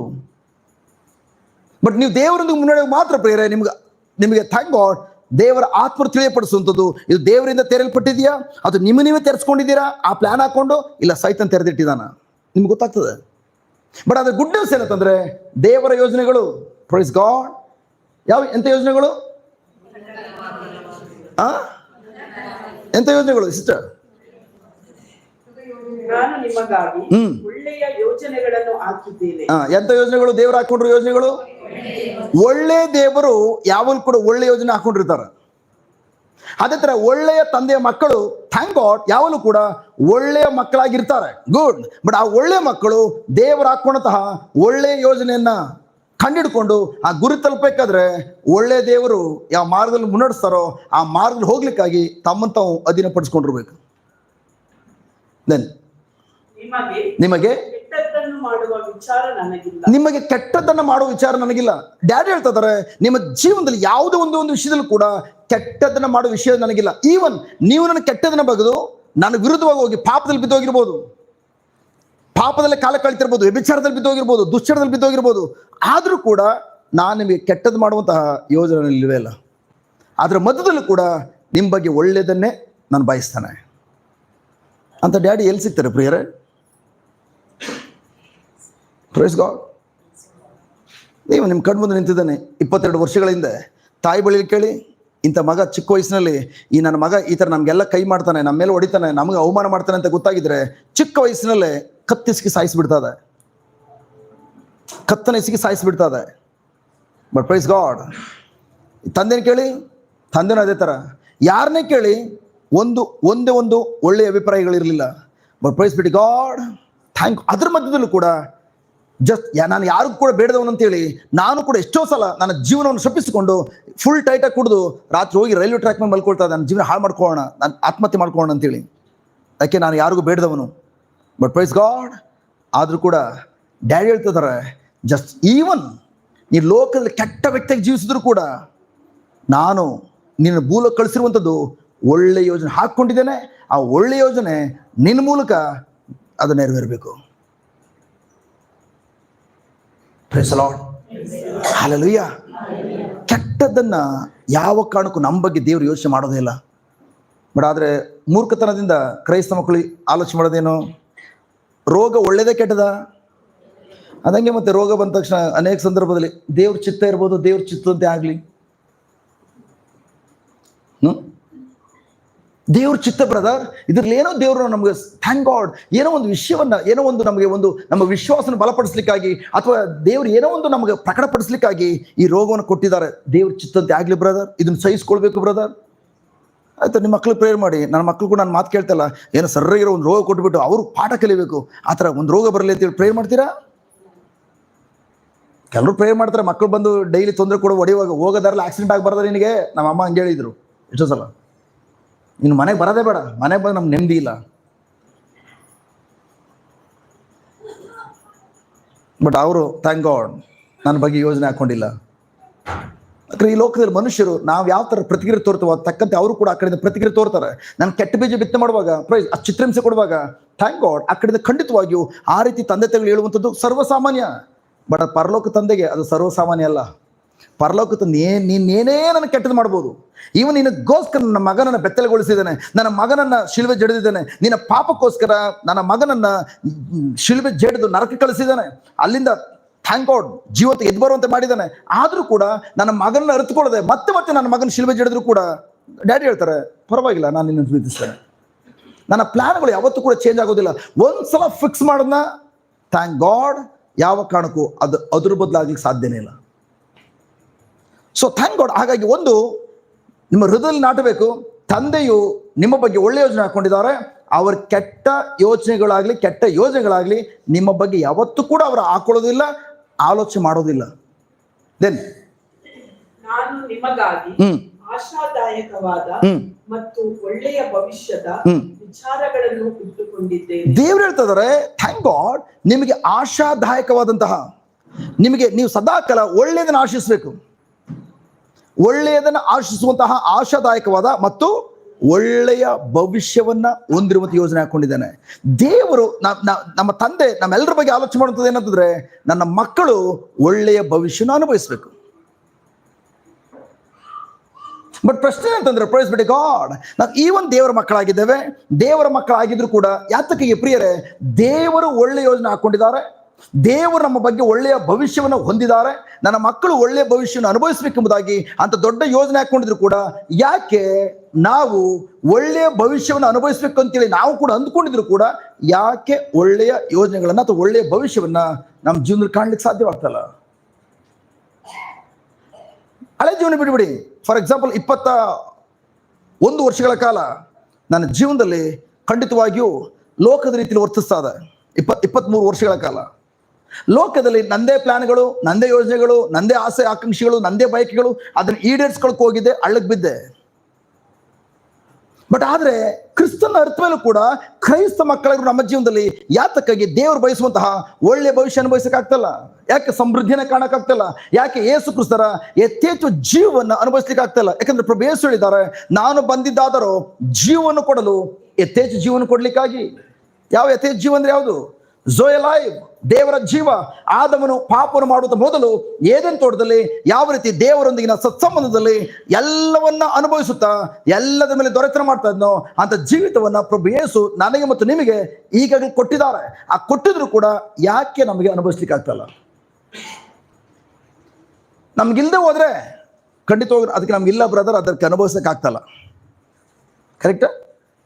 ನಮ್ಗೆ ಅದು ನಮ್ಮ ಹತ್ರ ಇಲ್ಲ, ಅನುಭವಿಸಕ್ಕೆ ಆಗ್ತಲ್ಲ. ಬಟ್ ನಮ್ಮ ಹತ್ರ ಎಲ್ಲ ಇದೆ. ಸರ್ವಶಕ್ತ ದೇವರು, ರಾಜ್ಯಾಧಿರಾಜರು, ಮಹಿಮೆ ಅರಸರು ನಮ್ಮ ಒಳಗಡೆ ಇದ್ದಾರೆ. ಕರೆಕ್ಟ್? ಅಷ್ಟು ಮಾತ್ರ ಅಲ್ಲ, ನನ್ನ ಬಗ್ಗೆ ಏನು ದೊಡ್ಡ ಪ್ಲಾನ್ಗಳು ಹಾಕೊಂಡಿದ್ದಾರೋ ಅಂತ ದೇವರು ನನ್ನ ಜೊತೆಲಿದ್ದಾರೆ, ನನ್ನ ಒಳಗಡೆ ಇದ್ದಾರೆ. ಅವ್ರು ನಮ್ಮನ್ನು ಸದಾಕಾಲ ಕೈ ಹಿಡಿದು ಮುನ್ನಡೆಸುವಂಥವ್ರು. ಆದರೂ ಕೂಡ ಯಾತಕ್ಕಾಗಿ ಅವರ ಯೋಜನೆ ನಮ್ಮ ಜೀವನ ನೆರವೇರೋದ್ರ ಬದಲು ಈ ಲೋಕದ ಯೋಜನೆ, ಸಾಹಿತ್ಯನ ಯೋಜನೆ ನೆರವೇರ್ತದ?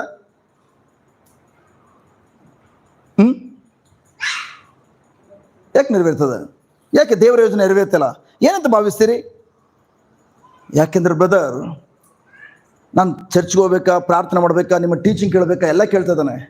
ಯಾಕೆ ನೆರವೇರ್ತಿಲ್ಲ ಅಂತಂದ್ರೆ ನಮ್ಗೆ ಯಾರು ಏನೋ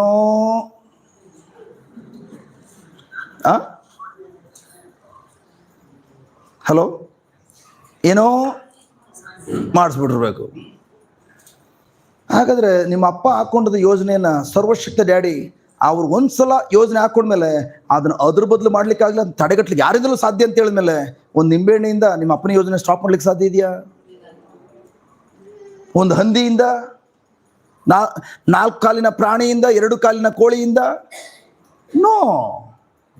ಬಟ್ ಹಾಗಾದ್ರೆ ಯಾವುದು ಪ್ರಿಯರೇ, ಥ್ಯಾಂಕ್ ಗಾಡ್, ಯೇಸು ಕ್ರಿಸ್ತರನ್ನು ಕೊಟ್ಟಿರುವಂಥ ಯಥೇಚ್ಛ ಜೀವವನ್ನ, ಆ ಒಳ್ಳೆ ಯೋಜನೆ ಅನುಭವಿಸಿದಂತೆ ತಡೆಗಟ್ಟುವಂಥದ್ದು ಯಾವುದು?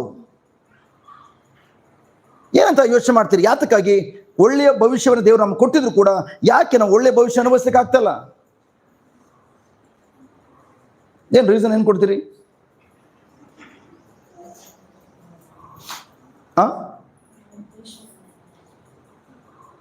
ನನ್ನ ಪ್ರೀತಿಯ ಸಹೋದರ ಸಹೋದರಿ, very very important, praise be to God. ಈ ಸತ್ಯ ನಮ್ಗೆ ಗೊತ್ತಿಲ್ಲದ್ರಿಂದ ಅನೇಕರು ಇವತ್ತು ಕೂಡ ಪ್ರಿಯರೇ ಜಂಜಾಟದಲ್ಲಿ ಒದ್ದಾಡ್ತಾ ಇದಾವೆ. ಅನೇಕರು ರೋಗದ ಅವಸ್ಥೆಯಲ್ಲಿ ನರಳ್ತಾ ಇದಾವೆ, ಸಾಲದ ಹೊರೆಯಲ್ಲಿ ನರಳ್ತಾ ಇದಾವೆ. ಲೋಕದ ಮಕ್ಕಳ ರೀತಿಯಲ್ಲಿ ನಮ್ಮ ದಿಕ್ಕು ತೋಚಿದವರಾಗಿ ನಾವು ಈ ಲೋಕದಲ್ಲಿ ಕಣ್ಣೀರು, ದುಃಖ, ನೋವಿನಲ್ಲಿ ಕಾಲ ಕಳೀತಾ ಇದಾವೆ. Hallelujah, hallelujah, thank you Jesus, praise Jesus, hallelujah, hallelujah, thank you Jesus. ನನ್ನ ಪ್ರೀತಿಯ ಸಹೋದರ ಸಹೋದರಿಯರು, praise be to God, thank God. ನಮ್ಗೆ ಯಾಕೆ ನಾವು ದೇವರು ಒಳ್ಳೆ ಯೋಜನೆ ಹೊಂದಿದ್ರು ಕೂಡ, ಒಳ್ಳೆ ಭವಿಷ್ಯ ಹೊಂದಿದ್ರು ಕೂಡ ನಾವು ಯಾತಕ್ಕಾಗಿ ಅವುಗಳನ್ನ ಇವತ್ತು ಅನುಭವಿಸ್ಲಿಕ್ಕೆ ಆಗ್ತಲ್ಲ ಅಂತಂದ್ರೆ ಅನೇಕ ಮಕ್ಕಳಿಗೆ ಒಂದು ಸತ್ಯಾಂಶ ಗೊತ್ತಿಲ್ಲ. ಅದೇನಂತಂದ್ರೆ ನಮ್ಮ ಮನಸ್ಸು ಎಷ್ಟು ಶಕ್ತಿಯುತವಾಗಿದೆ ಎಂಬುದನ್ನ ನಾವು ಇನ್ನೂ ಕೂಡ ಅರ್ಥಕೊಂಡಿಲ್ಲ. ಪ್ರಿಯರೇ, ದೇವರು ಶಕ್ತಿಯುತವುಳ್ಳಂತ ದೇವರು, ಸರ್ವಶಕ್ತರು, ಪ್ರೈಸ್ ಗಾಡ್. ಆ ಸರ್ವಶಕ್ತ ದೇವರ ಯೋಜನೆಗಳನ್ನ, ಸರ್ವಶಕ್ತ ದೇವರು ಬಯಸುವಂತ ಒಳ್ಳೆ ಭವಿಷ್ಯವನ್ನ ನಾನು ಅನುಭವಿಸಬೇಕಾದ್ರೆ, ಪ್ರೈಸ್ ಬಿ ಟು ಗಾಡ್, ನನ್ನ ಮನಸ್ಸು ಕೂಡ ಎಷ್ಟು ಶಕ್ತಿಯುತವಾದದ್ದು ಎಂಬುದನ್ನ ನಾವು ಅರಿತುಕೊಳ್ಳುವಂಥದ್ದು ಮೊದಲನೇ ಹಂತ. ಅದರ ಅರ್ಥ, praise be to God, thank God, ನಮ್ಮ ಆಲೋಚನೆಗಳು ನಮ್ಮ ಜೀವಿತವನ್ನ ಕಂಟ್ರೋಲ್ ಮಾಡುವಂತಹ, ನಮ್ಮ ಜೀವಿತವನ್ನ ಸರಿಯಾದ ದಿಕ್ಕಿಗಾದ್ರೂ ನಡೆಸ್ಬೋದು, ಇಲ್ಲಾಂದ್ರೆ ತಪ್ಪಾದ ಹಾದಿಲಾದ್ರೂ ನಡೆಸ್ಬೋದು ಅಂತ ಶಕ್ತಿ ನನ್ನ ಮನಸ್ಸಿಗೆ ಇರುವಂಥದ್ದು. ಮತ್ತೊಂದು ಹೇಳೋದಾದ್ರೆ, ನನ್ನ ಮನಸ್ಸು ನನ್ನ ಜೀವನದ ಮೂಲ ಕೇಂದ್ರ ಬಿಂದು. ನನ್ನ ಮನಸ್ಸು ಸರಿ ಇಲ್ವಾ, ನನ್ನ ಜೀವನ ಯಾವತ್ತಿಗೂ ಸರಿ ಆಗೋದಿಲ್ಲ. ನನ್ನ ಮನಸ್ಸಲ್ಲಿ ಬದಲಾವಣೆ ಕಾಣೋದಿಲ್ವಾ, ನನ್ನ ಜೀವನದಲ್ಲಿ ಯಾವ ಏರಿಯಾದಲ್ಲೂ ಕೂಡ ಬದಲಾವಣೆ ಕಾಣಲಿಕ್ಕೆ ಸಾಧ್ಯ ಇಲ್ಲ. ಮತ್ತೊಂದು ಹೇಳೋದಾದ್ರೆ, ನನ್ನ ಪ್ರೀತಿಯ ಸಹೋದರ ಸಹೋದರಿಯರೇ, ಒಂದು ಗುಡ್ ನ್ಯೂಸ್ ಏನಂತಂದ್ರೆ, ಪ್ರೈಸ್ ಗಾಡ್, ನಿಮ್ಮ ಜೀವನದಲ್ಲಿ ಯಾವುದಾದ್ರೂ ಏರಿಯಾದಲ್ಲಿ ಬದಲಾವಣೆ ಕಾಣಬೇಕಾದ್ರೆ ಫಸ್ಟ್ ನಿಮ್ಮ ಮನಸ್ಸಲ್ಲಿ ಬದಲಾವಣೆ ಆಗಬೇಕು. ಮತ್ತೊಂದು ಹೇಳೋದಾದ್ರೆ, ನಿಮ್ಮ ಮನಸ್ಸು ಎಲ್ಲಿಗೆ ಹೋಗೋದಿಲ್ವೋ ಅಲ್ಲಿಗೆ ನಿಮ್ಮ ಕಾಲುಗಳು ನಿಮ್ಮನ್ನ ಕೊಂಡೋಗ್ಲಿಕ್ಕೆ ಸಾಧ್ಯ ಇಲ್ಲ. ಹಲೋ, ಈಗ ನಿಮ್ಮ ಬಾಡಿ, ನಿಮ್ಮ ಕಾಲುಗಳು ನಿಮ್ಮ ಶರೀರವನ್ನು ಇಲ್ಲಿ ಗೊತ್ಕೊಂಡು ಕರ್ಕೊಂಡು ಬಂದಿದೆ. ನಿಮ್ಮ ಶರೀರ ಇಲ್ಲಿ ಬರಕ್ಕೆ ಮುಂಚಿತವಾಗಿ ನಿಮ್ಮ ಮನಸ್ಸು ಆಲ್ರೆಡಿ ಇಲ್ಲಿ ಬಂದು ಹೋಗಿದ್ದರಿಂದ ನಿಮ್ಮ ಮನಸ್ಸು ಪ್ರೋಗ್ರಾಮನ್ನ ಮಾಡಿ ನಿಮ್ಮ ಬಾಡಿಯನ್ನು ಇಲ್ಲಿ ಕರ್ಕೊಂಡು ಬಂದಿರುವಂಥದ್ದು. ಕರೆಕ್ಟಾ? ಹಲೋ, ಅದೇ ತರ ಪ್ರಿಯರೇ, ಪ್ರೈಸ್ ಬಿ ಟು ಗಾಡ್, ನಿಮ್ಮ ಮನಸ್ಸು ಯಾವುದು ನೋಡೋದಿಲ್ವೋ, ಎಲ್ಲಿಗೆ ಹೋಗೋದಿಲ್ವೋ ಅಲ್ಲಿಗೆ ಯಾವ ಕಾರಣಕ್ಕೂ ನಿಮ್ಮ ಕಾಲುಗಳು ನಿಮ್ಮನ್ನ ಅಲ್ಲಿ ಕೊಂಡೋಗ್ಲಿಕ್ಕೆ ಸಾಧ್ಯ ಇಲ್ಲ. ನಾವು ಎಲ್ಲವೂ ನಂಬ್ತೇವೆ, ಹೌದು ದೇವರ ವಾಕ್ಯ ತುಂಬಾ ಸ್ಟ್ರಾಂಗ್, ನಮ್ಮ ದೇವರು ತುಂಬಾ ಸರ್ವಶಕ್ತರು, ಎಸ್, ನಮ್ಮ ದೇವರ ರಾಜ್ಯಾಧಿರಾಜರು, ಗುಡ್. ಬಟ್ ಅದೇ ರೀತಿ ಪ್ರಿಯರೇ, ಆ ಸರ್ವಶಕ್ತ ದೇವರ ಯೋಜನೆಗಳು, ಅವರ ಒಳ್ಳೆಯ ಭವಿಷ್ಯವನ್ನು ನಾನು ಅನುಭವಿಸಬೇಕಾದ್ರೆ ನನ್ನ ಮನಸ್ಸು ಕೂಡ ಶಕ್ತಿಯುತವಾದದ್ದು ಎಂಬುದನ್ನ ನಾವು ಪರಿಗ್ರಹಿಸಿಕೊಳ್ಬೇಕು. ನಮ್ಮ ಆಲೋಚನೆಗಳನ್ನ ನಾವು ಎಷ್ಟು ಹೆಚ್ಚೆಚ್ಚಾಗಿ ದೇವರ ವಾಕ್ಯಕ್ಕೆ ಅನುಗುಣವಾಗಿ ನಾವು ಬದಲಾಯಿಸ್ಕೊಳ್ತೀವಿ ಪ್ರಿಯರೇ, ಪ್ರೈಸ್ ಬಿ ಟು ಗಾಡ್, ಅದಕ್ಕೆ ತಕ್ಕಂತೆ ನನ್ನ ಜೀವನದಲ್ಲಿ ಬದಲಾವಣೆ ಕಾಣ್ತಾನೆ. ಸಿಂಪಲ್. ಮನೆ ಮೇಲೆ ಓವರ್ ಟ್ಯಾಂಕ್ ಇದೆ, ಆ ಟ್ಯಾಂಕಲ್ಲಿ ನೀರು ತುಂಬಿಸಿಟ್ಟಿದ್ದೀರಿ, ಮೋಟರ್ ಹಾಕಿ ತುಂಬಿಸಿಟ್ಟಿದ್ದೀರಿ. ಅದೇ ಥರ ದೇವರು, ಪ್ರೈಸ್ ಬಿ ಟು ಗಾಡ್, ನಾವು ಈ ಭೂಲೋಕ ಬರಕ್ಕೆ ಮುಂಚಿತವಾಗಿಯೇ ನಮಗೋಸ್ಕರ ಏನೆಲ್ಲ ಪ್ಲಾನ್ಗಳು ಹಾಕೊಳ್ಬೇಕು ಎಲ್ಲ ಪ್ಲಾನ್ಗಳು ಹಾಕೊಂಡು ತದನಂತರ ಕ್ರಿಸ್ತ ಯೇಸುವನ್ನ ನಮಗೋಸ್ಕರ ಮುಂಚಿತವಾಗಿ ಭೂಲೋಕ ಕಳಿಸಿ ನಾವು, ಪ್ರೈಸ್ ಬಿ ಟು ಗಾಡ್, ಈ ಭೂಲೋಕ ಬಂದಾಗ ನಾವು ಏನೆಲ್ಲ ನಮ್ಗೆ ಅಗತ್ಯಗಳು ಬೇಕಾಗಿದೆಯೋ, ಅವರ ಯೋಜನೆಯನ್ನು ಪರಿಪೂರ್ಣಗೊಳಿಸ್ಲಿಕ್ಕೆ ಬೇಕಾಗಿದೆಯೋ ಎಲ್ಲವನ್ನು ಸಿದ್ಧತೆ ಮಾಡಿ, ಪ್ರೈಸ್ ಬಿ ಟು ಗಾಡ್, ಅವುಗಳೆಲ್ಲವನ್ನು ಮೊದಲು ರೆಡಿ ಮಾಡಿಟ್ಟಿದ್ರು. ಯಾವಾಗ ನೀವು ಯೇಸುವನ್ನು ನಿಮ್ಮ ಸ್ವಂತ ರಕ್ಷಕರಾಗಿ ಪ್ರಭುವಾಗಿ ದೇವರಿಗೆ ಸ್ವೀಕರಿಸ್ಕೊಂಡ್ರಿ, ಅದೇ ಗಳಿಗೆಯಲ್ಲಿ ಪ್ರಿಯರೇ ಆ ಎಲ್ಲ ಸಂಪನ್ಮೂಲಗಳು, ಆ ಎಲ್ಲ ಯೋಜನೆ ಕಾರ್ಯಗಳು ದೇವರು ನಿಮಗೋಸ್ಕರ ಯಾವುದೆಲ್ಲ ಮೊದಲು ನಿಗದಿ ಮಾಡಿಟ್ಟಿದ್ರೋ ಎಲ್ಲವನ್ನ ನಿಮ್ಮ ಒಳಗಡೆ, ನಿಮ್ಮ ಆತ್ಮದಲ್ಲಿ ಎಲ್ಲವನ್ನು ಸ್ಟೋರ್ ಮಾಡಿ ಇಟ್ಕೊಂಡಿದ್ದೀರಿ. ಎಲ್ಲ ತುಂಬಿ ತುಳ್ತದೆ. ಬಟ್ ಈಗ ಮನೆ ಮೇಲೆ ಓವರ್ ಟ್ಯಾಂಕಲ್ಲಿ ಇರುವಂಥ ನೀರನ್ನ, ಥ್ಯಾಂಕ್ ಗಾಡ್, ನೀವು ಸ್ನಾನ ಮನೆಯಲ್ಲಿ ಅನುಭವಿಸ್ಬೇಕಾದ್ರೆ ಹೇಗೆ ಅನುಭವಿಸ್ತೀರಿ? ನೀವು ಮಾಡಬೇಕು ಒಂದೇ ಒಂದು ಕೆಲಸ, ಟ್ಯಾಪನ್ನ ತಿರುಗಿಸ್ಬೇಕು. ನಲ್ಲಿ ಸ್ವಲ್ಪ ತಿರ್ಸಿದ್ರಿ ಸ್ವಲ್ಪ ನೀರು ಬರ್ತದೆ, ಅರ್ಧ ತಿರ್ಸಿದ್ರಿ ಅರ್ಧ, ಫುಲ್ ತಿರ್ಸಿದ್ರಿ ಫುಲ್ ಬರ್ತದೆ. ಕರೆಕ್ಟಾ? ಇನ್ ದ ಸೇಮ್ ವೇ ನನ್ನ ಪ್ರೀತಿಯ ಸಹೋದರ ಸಹೋದರಿಯರು, ಪ್ರೈಸ್ ಬಿ ಟು ಗಾಡ್, ನಿಮ್ಮ ಜೀವನದಲ್ಲಿ ಹೊರಗಡೆ ಯಾವುದೆಲ್ಲ ಬರ್ಡಾದಂಥ ಭೂಮಿ ಆಗಿದೆಯೋ ಆ ಬರ್ಡಾದಂಥ ಏರಿಯಾಗಳಲ್ಲಿ ನೀವು ತೇವಾಂಶವನ್ನ, ಹಚ್ಚ ಹಸುರಾದ ವಾತಾವರಣವನ್ನ ಕಾಣಬೇಕಾದ್ರೆ ನಿಮ್ಮ ಮನಸ್ಸು ಎಷ್ಟರ ಮಟ್ಟಿಗೆ ನಿಮ್ಮ ಮನಸ್ಸನ್ನು ದೇವರ ವಾಕ್ಯಕ್ಕೆ ಅನುಗುಣವಾಗಿ ತಿರುಗಿಸ್ತೀರಿ, ಅಷ್ಟರ ಮಟ್ಟಿಗೆ ಥ್ಯಾಂಕ್ ಗಾಡ್ ನಿಮ್ಮ ಒಳಗಡೆ ಇರುವಂತಹ ಒಂದೊಂದು ಕಾರ್ಯಗಳನ್ನ ನಿಮ್ಮ ನಿಜ ಜೀವನದಲ್ಲಿ ಕಾಣ್ತೀರಿ. ನಿಮ್ಮ ಮನಸ್ಸನ್ನು ಎಲ್ಲಿ ತನಕ ದೇವರ ವಾಕ್ಯ ಅನುಗುಣವಾಗಿ ತಿರುಗಿಸೋದಿಲ್ವೋ, ಚೇಂಜ್ ಮಾಡ್ಕೊಳ್ಳೋದಿಲ್ವೋ, ನಿಮ್ಮ ಮನಸ್ಸನ್ನು ನವೀಕರಣ ಮಾಡ್ಕೊಳ್ಳೋದಿಲ್ವೋ, 24 ಗಂಟೆ ಚರ್ಚಲ್ಲಿ ಕೂತು ಪ್ರೇಯರ್ ಮಾಡ್ಬೋದು. ದೇವರ ಯೋಜನೆ ಒಂದೊಂದು ಕಾರ್ಯಗಳು ಕೂಡ ಈವನ್ ನೆಗಡಿವ್ ವಾಸಿ ಆಗೋದಿಲ್ಲ. ನೆಗಡಿವ್ ವಾಸಿ ಆಗೋದು. ನೆಗಡಿ ಬಂದ ತಕ್ಷಣ ಎಲ್ಲಾದ್ರೂ ಕುಡಿಯೋದು ಒಂದು ಸಣ್ಣ ಮಾತ್ರೆ ಇದೆಯಲ್ಲ, ಸಿಟ್ರಿಸನ್ನು, ತಲೆ ಬಂದಾಗ ತಲೆ ತಿಕ್ಕ ರೋಲನ್, ನೆಗಡಿ ಬಂದಾಗ ಮಾತ್ರ ನುಂಗೋ. ಲೋಕದ ಮಕ್ಕಳು ಅದನ್ನೇ ಮಾಡ್ತಾರೆ. ಆಗ ಅವ್ರಿಗೂ ನಿಮ್ಗೆ ಏನು ವ್ಯತ್ಯಾಸ? ಹೊರಗಡೆ ಕೊಂಡಾಡ್ತವೆ, ಕುತ್ತಿಗೊಂದು ಸರ ಕೈಗೊಂದು ಸರ, ನಾನು ಕ್ರಿಶ್ಚಿಯನ್, ಅದು ಕೂಡ ಆರ್ಸಿ. ಸರಿಯಾ? Hallelujah, hallelujah, hallelujah. ನನ್ನ ಪ್ರೀತಿಯ ಸಹೋದರ ಸಹೋದರಿಯರು, praise be to God, thank God. ಒಂದು ಮುಖ್ಯವಾದ ಕಾರ್ಯ ಅಂತಂದ್ರೆ ದೇವರ ಯೋಜನೆಗಳು, ಪ್ರೈಸ್ ಬಿ ಟು ಗಾಡ್, ಅದು ಒಳ್ಳೆ ಯೋಜನೆಗಳಂತ ಗೊತ್ತಾದ ಮೇಲೆ ನಮ್ಮ ಈ ಭೂಲೋಕದಲ್ಲಿ ಪ್ರಿಯರೇ, ಪ್ರೈಸ್ ಬಿ ಟು ಗಾಡ್, ನಮ್ಮ ಯೋಜನೆಗಳನ್ನ ನೆರವೇರಿಸಿಕೊಳ್ಳಿಕ್ಕೆ ಪ್ರಯತ್ನ ಪಡುವಂಥದ್ದಲ್ಲ, ಬದಲಾಗಿ ದೇವರನ್ನ ಒಂದು ಉದ್ದೇಶಕ್ಕೆ ಈ ಭೂಲೋಕ ಕಳಿಸಿದ್ರ ಅಂತ ಹೇಳಿದ್ಮೇಲೆ, ಡ್ಯಾಡಿ ಆ ಯೋಜನೆ ಏನು? ಪ್ರಿಯ, ಆ ಯೋಜನೆ ನೀವು ಅರ್ಥಕೊಳ್ಬೇಕಾದ್ರೆ ಥ್ಯಾಂಕ್ ಗಾಡ್, ಮುಖ್ಯವಾದ ಕಾರ್ಯ, ಮೊದಲನೇ ಕಾರ್ಯ ಏನು ಗೊತ್ತಾ? ಫಸ್ಟ್ ದೇವರ ಯೋಜನೆ ಅವನು ಅರ್ಥಕೊಳ್ಬೇಕಾದ್ರೆ ಹೇಗೆ ಅರ್ಥಕೊಳ್ಳೋಕೆ ಸಾಧ್ಯ? ಗುಡ್, ಅದ್ರ ಫಸ್ಟ್ ನಿಮ್ಗೆ ಕೇಳೋಣ. ಇಷ್ಟೆಲ್ಲ ಟೀಚಿಂಗ್ ಕೇಳಿದಿರಿ. ಒಂದು ವ್ಯಕ್ತಿ ಹೇಗೆ ಭೂಲೋಕದಲ್ಲಿರುವಂಥ ಒಂದು ವ್ಯಕ್ತಿ ತನ್ನ ಕಳಿಸ್ಕೊಟ್ಟಂಥ ದೇವರ ಬಗ್ಗೆ ಯಾವ ಯೋಜನೆ ಹಾಕ್ಕೊಂಡಿದ್ದಾರೆ ಅಂತ ಗೊತ್ತಾಗದೆ ಯಾವಾಗ? ಹಲೋ, ಉದಾಹರಣೆಗೆ, ಪ್ರೈಸ್ ಗಾಡ್, ದೇವರು ನಮ್ಮ ಬಗ್ಗೆ ಒಂದು ಯೋಜನೆ ಹಾಕ್ಕೊಂಡಿದ್ದಾರೆ. ಏನಂದ್ರೆ ನನ್ನ ಮಕ್ಕಳು ಆಶೀರ್ವಾದರಾಗಿ ಜೀವಿಸ್ಬೇಕು. ಕರೆಕ್ಟಾ? ಕರೆಕ್ಟಾ? ನನ್ನ ಮಕ್ಕಳು ಆಶೀರ್ವಾದರಾಗಿ ಜೀವಿಸ್ಬೇಕು. ಕರೆಕ್ಟ್. ಈಗ ಥ್ಯಾಂಕ್ ಗಾಡ್, ಅಂತ ಆಶೀರ್ವಾದ ಉಳ್ಳಂಥ ಜೀವಿತವನ್ನ ಒಂದು ವ್ಯಕ್ತಿ, ಭೂಲೋಕದಲ್ಲಿ ಒಂದು ವ್ಯಕ್ತಿ ಅನುಭವಿಸ್ಬೇಕಾದ್ರೆ ಅವನೇನ್ ಮಾಡಬೇಕು? ಹೇಗೆ ಅಂತ ಆಶೀರ್ವಾದ ಜೀವಿತವನ್ನು ಸ್ವೀಕರಿಸ್ಕೊಳ್ಳುವಂಥದ್ದು?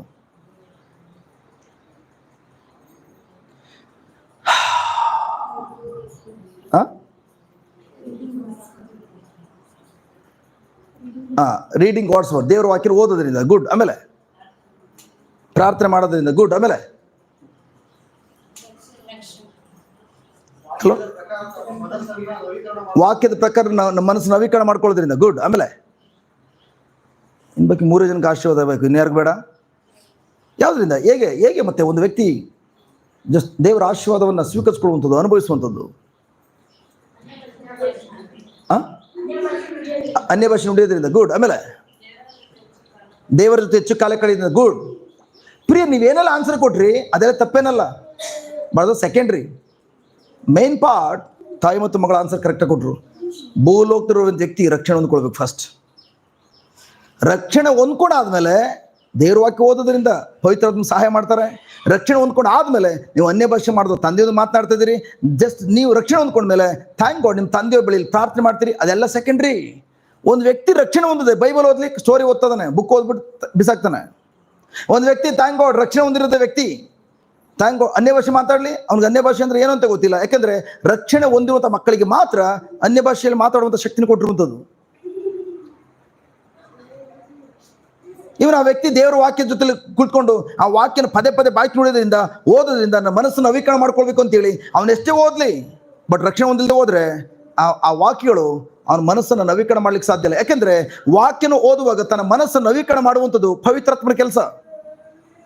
ಮತ್ತೊಂದು ರೀತಿ ಹೇಳೋದಾದ್ರೆ ಪವಿತ್ರಾತ್ಮರು ನಾನು ಒಳಗಡೆ ಬಂದ ಮೇಲೆ ನೀವೇನೆಲ್ಲ ಹೇಳಿದ್ರಿ ಅದೆಲ್ಲವನ್ನ ಮಾಡುವಂಥದ್ದು ಖಂಡಿತವಾಗಿ ನಮ್ಗೆ ಸಹಾಯ ಮಾಡುವಂಥದ್ದು. ಫಸ್ಟ್ ಭೂಲೋಕದಲ್ಲಿ ಒಂದು ವ್ಯಕ್ತಿ ಆಶೀರ್ವಾದವನ್ನ ಆತನು ಅನುಭವಿಸಬೇಕು, ಆತನು ಸ್ವೀಕರಿಸ್ಕೊಳ್ಬೇಕು ಎಂಬುದಾಗಿ ಅವನು ಬಯಸುವುದಾದ್ರೆ, ದೇವರ ಯೋಜನೆ ಕಂಡಿಡ್ಕೊಳ್ಬೇಕು ಅಂತ ಅವನು ಬಯಸುವುದಾದ್ರೆ ಫಸ್ಟ್ ಅವನು ತಿರುಗುಟ್ಲೇಬೇಕು. ತಿರುಗುಟ್ಟುವಂಥದ್ದು ಫಸ್ಟ್ ಸ್ಟೆಪ್. ನಾನು ಕೂಡ ಥ್ಯಾಂಕ್ ಗಾಡ್ ನನ್ನ SSLC 9th ಅಲ್ಲಿ ಇರಬೇಕಾದ್ರೆ ಜಸ್ಟ್ ನಮಗೆ ಚಿಕ್ಕ ಪುಸ್ತಕ ಕೊಟ್ಟಿದ್ರು ಶಾಲೆಯಲ್ಲಿ ಓದುವಾಗ. ನನ್ನ ಎಚ್ ಎಂ ರೂಮಲ್ಲಿ ಇದೆ, ಇದನ್ನು ಓದೋ ಅಂತ ಕೊಟ್ಟಿದ್ರು. ಲೂಕನ ಸುವಾರ್ತೆ ಪುಸ್ತಕ, ಲೂಕನ ಶುಭ ಸಂದೇಶ, ಜಸ್ಟ್ ಅದು ನಾನು ಕತೆ ಥರ ಓದ್ತಾ ಇದ್ದೇನೆ. ಅದಾದ್ಮೇಲೆ ಇನ್ನೊಂದು ಅವ್ರ ಹತ್ರ ಟೇಬಲ್ ಬಿದ್ದು ಯೋವನ ಶುಭ ಆ ಥರ ಪುಸ್ತಕಗಳಿತ್ತು. 4 ಪುಸ್ತಕ ಓದ್ಬಿಟ್ಟು ಜಸ್ಟ್ ಅವನು ತಲೆ ಕೆಟ್ಟೋಯ್ತು. ಜಸ್ಟ್ ಏನಂತ ಹೇಳಿ ಗೊತ್ತಾ, ಏನು ಸರ್ ನಿಮ್ಮ ದೇವ್ರು 4 ಸಲ ಸತ್ತೋಗಿದಾರ? ಯಾಕಂದ್ರೆ ಮತ್ತೈದಲ್ಲಿ ಸತ್ತಿದ್ದಾರೆ. ಅವನು ಅದೇ ಹೇಳಿದ, ಆ ಪುಸ್ತಕ ಕೊಟ್ಟರೆ ಅದು ಹೇಳಿದ್ರಿ. ಲೂಕನ ಸುವಾರ್ತೆ ಸತ್ತೋಗಿದ್ದಾರೆ, ಯೋವನ ಜಸ್ಟ್ ಈವನ್ ಮಾರ್ಕ 4 ಸಲ ಸತ್ತಿದ್ದಾರೆ ನಿಮ್ಮ ದೇವರು. ಇನ್ನೆಷ್ಟು ಸಲ ಸಾಯ್ತಾರೆ ಸರ್? ಅವ್ರು ಮಗನ ಹೊಡಿತೀನಿ ನೋಡ್ರಿ, ನಿನಗೆ ಅಷ್ಟು ದಡ್ಡ. ಯಾಕಂದ್ರೆ ನನ್ನ ಮನಸ್ಸಿನ ಮೂಲಕ ಅದನ್ನ ಗ್ರಹಿಸ್ಕೊಳ್ಳಿ ಪ್ರಯತ್ನ ಪಟ್ಟೆ, ಸಾಧ್ಯ ಆಗಲಿಲ್ಲ. ಬಟ್ ಯಾವಾಗ ತಿರುಗುಟ್ಟುಂದು ಪ್ರೈಸ್ ಬಿಟ್ಟು ಗಾಡ್, ಆಗ ಪವಿತ್ರಾತ್ಮರು ಹೇ ನಾನೇ ಆ ಪುಸ್ತಕವನ್ನು ಬರೆಸಿರುವಂಥದ್ದು. ಯೇಸು ಸ್ವಾಮಿ ಥ್ಯಾಂಕ್ ಗಾಡ್ 4 ಸಲ ಸತ್ತಿಲ್ಲ, 4 ಮಂದಿ ಹೇಳುವಂಥದ್ದು ಕೂಡ ಒಂದೇ ಯೇಸುವಿನ ಬಗ್ಗೆ, ಒಂದೇ ಮರಣದ ಬಗ್ಗೆ. Praise God, hallelujah. ಸೊ ಮತ್ತೊಂದು ರೀತಿ ಹೇಳಿದ್ರೆ ನನ್ನ ಪ್ರೀತಿಯ ಸಹೋದರ ಸಹೋದರಿಯರು ನಾನು ಏನ್ ಹೇಳ್ತೇನೆ ಅಂತಂದ್ರೆ, ಥ್ಯಾಂಕ್ ಗಾಡ್ ಅಷ್ಟು ಶತದಡ್ಡನಾಗಿದ್ದಂತಹ ಈ ಒಂದು ವ್ಯಕ್ತಿಯನ್ನ 4 ಸಲ ಯೇಸು ಸತ್ತಿದಾರ ಅಂತೇಳಿ ಜಸ್ಟ್ ಪ್ರಶ್ನೆ ಕೇಳಿದ ವ್ಯಕ್ತಿಯನ್ನ ಇವು ದೇವರು ಥ್ಯಾಂಕ್ ಇಷ್ಟು ಮಟ್ಟಿಗೆ ಉಪಯೋಗಿಸ್ಕೊಳ್ಳುವಾಗ ಯೋಚನೆ ಮಾಡಿ ಪ್ರಿಯರೇ, ಪ್ರೈಸ್ ಬಿಟ್ಟು ಗಾಡ್, ನಿಮ್ಮಲ್ಲಿ ಯಾರು ಕೂಡ 4 ಸಲ ಸತ್ತಿದ್ದು, ಯೇಸು 4 ಸಲ ಸತ್ತಿದ್ರು ಅಂತೇಳಿ ಒಂದ್ಸಲ ಆಲೋಚನೆ ಬಂದಿಲ್ಲ ನನ್ನ ಪ್ರಕಾರ. ಯಾರಿಗೂ ಬಂದಿದ್ಯಾ ರೀತಿ? ನನಗಿಂತ ಎಷ್ಟು ಬುದ್ಧಿವಂತರು ನೀವು, ಎಷ್ಟು ಮಟ್ಟಿಗೆ ದೇವರು ಉಪಯೋಗಿಸ್ಕೊಳ್ಬೋದು. ಬಟ್ ಪ್ರಶ್ನೆ ಏನಂತಂದ್ರೆ, ಥ್ಯಾಂಕ್ ಗಾಡ್ ನಮ್ಮ ಬುದ್ಧಿವಂತಿಕೆಗೆ ಅನುಗುಣವಾಗಿ ದೇವರು ಉಪಯೋಗಿಸ್ಕೊಳ್ಳೋದಿಲ್ಲ. ಬದಲಾಗಿ ಯಾರು ಅವರ ಯೋಜನೆ ಕಂಡಿಡಿದುಕೊಂಡು ಅವರ ಚಿತ್ತವನ್ನು ಕಂಡಿಡಿದುಕೊಂಡು ಆ ಮಾರ್ಗದಲ್ಲಿ ಹೋಗ್ಲಿಕ್ಕಾಗಿ ಎಸ್ ಲಾರ್ಡ್ ನಾನು ರೆಡಿ ಇದ್ದೇನೆ ಎಂಬುದಾಗಿ ಹೋಗ್ತಾರೋ ಅಂಥವ್ರ ಜೀವನ ಮಾತ್ರ ಪ್ರಿಯರೇ ದೇವರು ತನ್ನ ಯೋಜನೆ ಪ್ರಕಟಪಡಿಸ್ತಾರೆ. ಆ ಯೋಜನೆಯನ್ನ ಅವರ ಮೂಲಕ ಅದರ ಪರಿಪೂರ್ಣಗೊಳಿಸ್ತಾರೆ. Hallelujah, hallelujah, hallelujah. Thank you Jesus. ನನ್ನ ಪ್ರಿಯ ಸಹೋದರ ಸಹೋದರಿಯ ಪ್ರೈಸ್ ಬಿಟ್ಟು ಗಾಡ್, ಮೊದಲನೇದಾಗಿ ತಿರುಗುಟ್ಟಬೇಕು. ಗುಡ್. ನನ್ನ ಪ್ರೀತಿಯ ಸಹೋದರ ಸಹೋದರಿಯರೇ, ಒಬ್ಬ ಮನುಷ್ಯನು ತಿರುಗಿ ಹುಟ್ಟೋದ್ರಿಂದ ಪ್ರೈಸ್ ಬಿಟ್ಟು ಗಾಡ್ ಆತನು ದೇವರ ಕುಟುಂಬಕ್ಕೆ ಬಾಧ್ಯಸ್ಥನಾಗ್ತಾನೆ. ಒಂದ್ಸಲ ಅವನು ತಿರುಗಿ ಹುಟ್ಟಿದ ಮೇಲೆ ಅವನ ಜೀವನ ಪೂರ್ತಿ ಮಾಡಬೇಕಾದ ಕೆಲಸ ಏನು? ಅವನ ಜೀವನದಲ್ಲಿ ಮೊದಲನೇದ ಒಬ್ಬ ಮನುಷ್ಯ ಅವ್ನು ಮಾಡಬೇಕಾದ ಮೊದಲ ಕಾರ್ಯ, ಅಡಿಪಾಯದ ಕಾರ್ಯ ಏನಂದ್ರೆ ರಕ್ಷಣೆ ಹೊಂದಬೇಕು. ಗುಡ್. ರಕ್ಷಣೆ ಹೊಂದ್ಕೊಂಡು ಆದ್ಮೇಲೆ ಅವನ ಜೀವನದಲ್ಲಿ ಅವ್ನು ಮಾಡಬೇಕಾದ ಮುಖ್ಯವಾದ ಕಾರ್ಯ ಏನು?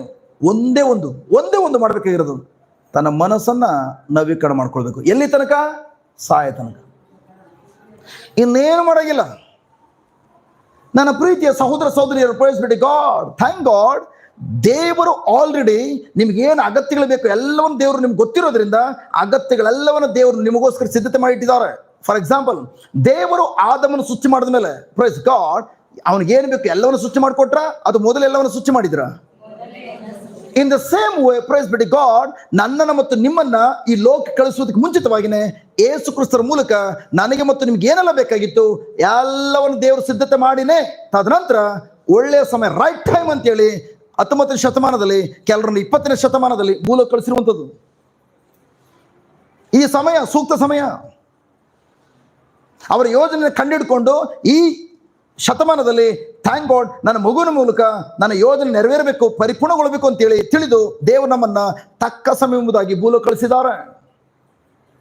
ಬಟ್ ಅದ್ರ ಪ್ರಶ್ನೆ ಏನಂತಂದ್ರೆ, ನಾವು ಕ್ರೈಸ್ತ ಮಕ್ಕಳಾಗಿದ್ದೇವೆ, ಬಟ್ ಆದ್ರೆ ನಾವು ದೇವರ ಯೋಜನೆ ಏನೆಂಬುದಾಗಿ ಇನ್ನೂ ಕೂಡ ಅರಿತುಕೊಳ್ಳದೆ ಮೊದಲು ಯಾವ ಥರ ಜೀವಿಸ್ತಾ ಇದ್ವೋ ಲೋಕದ ವ್ಯಕ್ತಿಗಳ ರೀತಿಯಲ್ಲಿ ಅದೇ ಥರ ಇವತ್ತು ಕೂಡ ಜೀವಿಸ್ತಾ ಇದ್ದಾವೆ. ಕರೆಕ್ಟಾ? ಹಲೋ, ಸರಿಯಾ ನಾನು ಹೇಳ್ತಾ ಇರುವಂಥದ್ದು? Praise the Lord. Hallelujah, hallelujah. Thank you Jesus. Praise Jesus. Hallelujah. ನನ್ನ ಪ್ರೀತಿಯ ಸಹೋದರ ಸಹೋದರಿಯರೇ, ಪ್ರೈಸ್ ಗಾಡ್, ಒಂದು ವ್ಯಕ್ತಿ ರಕ್ಷಣೆ ಹೊಂದುವಂತ ಮೊದಲು ಮತ್ತು ರಕ್ಷಿಸಲ್ಪಟ್ಟ ನಂತರ, ರಕ್ಷಣೆ ಹೊಂದ್ಕೊಂಡ ನಂತರ, ಪ್ರಿಯರೇ, ಯಾಕೆ ಮತ್ತೆ ಕ್ರೈಸ್ತರಲ್ಲಿ 100% ಜನರು ರಕ್ಷಣೆ ಹೊಂದುವಂತ ಮೊದಲು ಯಾವ ರೀತಿ ಜಂಜಾಟದಲ್ಲಿದ್ರು, ಯಾವ ರೀತಿ ಸಮಸ್ಯೆಗಳಲ್ಲಿ ಜೀವಿಸ್ತಾ ಇದ್ರು, ಅದೇ ರೀತಿ ರಕ್ಷಣೆ ಹೊಂದಿದ ಮೇಲೂ ಕೂಡ, ದೇವರ ಮಗು ಆದ್ಮೇಲೂ ಕೂಡ ಯಾಕೆ ಅದೇ ಸಮಸ್ಯೆಗಳಲ್ಲಿ ಒದ್ದಾಡ್ತಾ ಇದಾರೆ?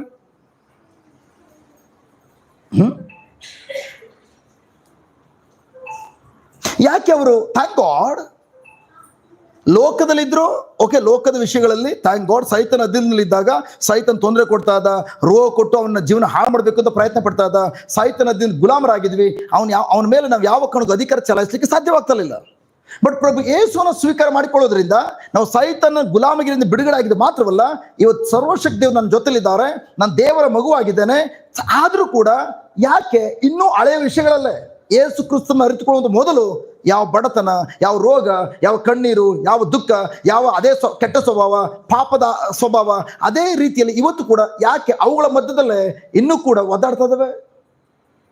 ಕಾರಣ ಒಂದೇ ಒಂದು ನಮ್ಮ ಮನಸ್ಸನ್ನ ಅವ್ರ ವಾಕ್ಯಕ್ಕೆ ಅನುಗುಣವಾಗಿ ನವೀಕರಣಗೊಳ್ಳದೆ ಓದೋದ್ರಿಂದ ನಮ್ಮ ಜೀವನದಲ್ಲಿ ಯಾವುದೇ ಬದಲಾವಣೆ ಆಗ್ತಾ ಇಲ್ಲ. ಸಿಂಪಲ್. ಅದನ್ನಾಗಿದೆ ರೋಮನರಿಗೆ ಬರೆದ ಪತ್ರ, ಓಪನ್ ಮಾಡಿ, ರೋಮರಿಗೆ ಬರೆದ ಪತ್ರ 12ನೇ ಅಧ್ಯಾಯ, ಓಕೆ 1. ಈಗ ತಾನೆ ಬ್ರದರ್ ಅದೇ ವಾಕ್ಯ ತೆಗೆದುಕೊಂಡಿದ್ರು ಅನ್ನಂಗಿದೆ, ಹೌದಾ? ಆರಾಧನೆಯಲ್ಲಿ ಸ್ಟಾರ್ಟಿಂಗಲ್ಲಿ ಆರಾಧನೆ ಮಾಡಿಸ್ಲಿಕ್ಕೆ ಗುಡ್ ಓದಿ. ಆದುದರಿಂದ ಸಹೋದರರೇ, ದೇವರ ಅಪಾರ ಕೃಪೆಯನ್ನು ನಿಮ್ಮ ನೆನಪಿಗೆ ತಂದು ನಾನು ಬೇಡಿಕೊಳ್ಳುವುದೇನೆಂದರೆ, ನಿಮ್ಮನ್ನೇ ದೇವರಿಗೆ ಮೀಸಲಾದ ಮೆಚ್ಚುಗೆಯಾದ ಸಜೀವವಾದ ಬಲಿಯಾಗಿ ಸಮರ್ಪಿಸಿಕೊಳ್ಳಿರಿ. ಇದೇ ನೀವು ಸಲ್ಲಿಸಬೇಕಾದ ನಿಜವಾದ ಆರಾಧನೆ. Hallelujah, hallelujah. ಅಲ್ಲ, ಆಕ್ಚುಲಿ ಕೃಪೆ ಇದೆ. ಆಕ್ಚುಲಿ ಕೃಪೆ ಅಲ್ಲ, ಆಕ್ಚುಲಿ ಕನಿಕರ ಅಥವಾ ಕರುಣೆ, ಮರ್ಸಿ, ನಾಟ್ ಗ್ರೇಸ್. ಕೃಪೆ ಅಲ್ಲ, ಕನಿಕರ. ಅದಕ್ಕೆ ಪ್ರಿಯ ನಾನು ಹೇಳುವಂಥದ್ದು, ಕೆಲವರು ಪ್ರಶ್ನೆ ಯೂಟ್ಯೂಬಲ್ಲಿ ಕೆಲವರು ಪ್ರಶ್ನೆ ಮಾಡಿದ್ರಿ, ಜಸ್ಟ್ ಯಾಕೆ ಬ್ರದರ್ ನೀವು ನಮ್ಮ ಒಬ್ಬ ಪ್ರಶ್ನೆ ಹೇಳಿದ್ರಿ, ನಮ್ಗೆ ಯಾಕೆ ನಾವು ನಮ್ಮ ಪವಿತ್ರ ಬೈಬಲ್ ಓದಿಸೋದಿಲ್ಲ, ನೀವು ಬೇರೆ ಬೇರೆ ಬೈಬಲ್ ಓದಿಸ್ತೀರಿ? ಇದೇ ಉದ್ದೇಶಕ್ಕೆ. ಯಾಕಂದ್ರೆ ಕೆಲವೊಂದು thank god number one reason ಹೇಳ್ತಾನೆ. ಯಾಕೆ ನಾವು ಸ್ಕ್ರೀನಲ್ಲಿ ನಾವು ಶೋ ಮಾಡ್ಲಿಕ್ಕಾಗಿ, ಫಸ್ಟ್ ಆಫ್ ಆಲ್ ನಮ್ಮ ಕ್ಯಾಥಲಿಕ್ ಬೈಬಲ್ ಇಡೀ ಇಂಟರ್ನೆಟಲ್ಲಿ ಎಲ್ಲೂ ಇಲ್ಲ. ನಂಬರ್ 1 ರೀಸನ್ ಅದು. 2ನೇ ರೀಸನ್, ಯಾಕೆ ಬೇರೆ ಬೇರೆ ಭಾಷಾಂತರಗಳು ಉಪಯೋಗಿಸ್ತವೆ? ಯಾರೆಲ್ಲ ಯೂಟ್ಯೂಬಲ್ಲಿ ನೋಡ್ತಾ ಇದ್ದೀರಿ, ನಿಮ್ಮಲ್ಲಿ ಆ ಥರ ಪ್ರಶ್ನೆ ಇದ್ರೆ ದಯವಿಟ್ಟು ಕನ್ಫ್ಯೂಸ್ ಮಾಡ್ಕೊಳ್ಬೇಡಿ. ಯಾತಕ್ಕಾಗಿ ಅಂತಂದ್ರೆ, ಒರಿಜಿನಲ್ ಟ್ರಾನ್ಸ್ಲೇಷನ್ನಿಂದ ಜಸ್ಟ್ ಭಾಷಾಂತರ ಮಾಡುವಾಗ, ಅದು ಬೇರೆ ಬೇರೆ ಭಾಷಾಂತರಗಳು ಮಾಡಿರುವಾಗ ಅದರಲ್ಲಿ ಅನೇಕ ಪದಗಳು ಜಸ್ಟ್ ಒಂದೇ ಮೀನಿಂಗ್ ಕೊಡ್ತದೆ ಅಂತೇಳಿ ಜಸ್ಟ್ ಅನೇಕ ಪದಗಳನ್ನ ಅವರು ಜಸ್ಟ್ ಸಾಧಾರಣವಾಗಿ ನಮ್ಗೆ ಅರ್ಥವಂತ ರೀತಿಯಲ್ಲಿ ನಮಗೆ ಅರ್ಥ ಮಾಡಿಸ್ಲಿಕ್ಕಾಗಿ ಲೋಕಲ್ ಭಾಷೆಯಲ್ಲಿ ಅದನ್ನ ಟ್ರಾನ್ಸ್ಲೇಟ್ ಮಾಡಿದ್ದಾರೆ.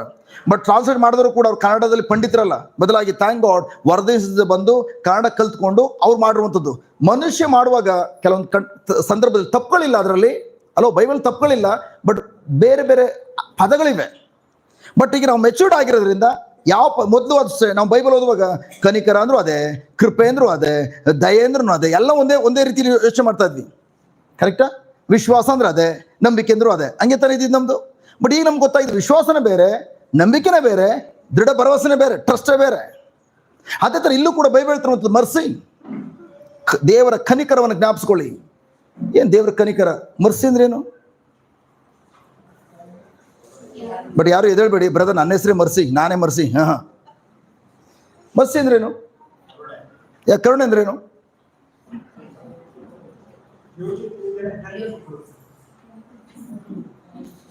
ಕರುಣೆ ನಮಗಾಗಬೇಕಾದ ಶಿಕ್ಷೆ,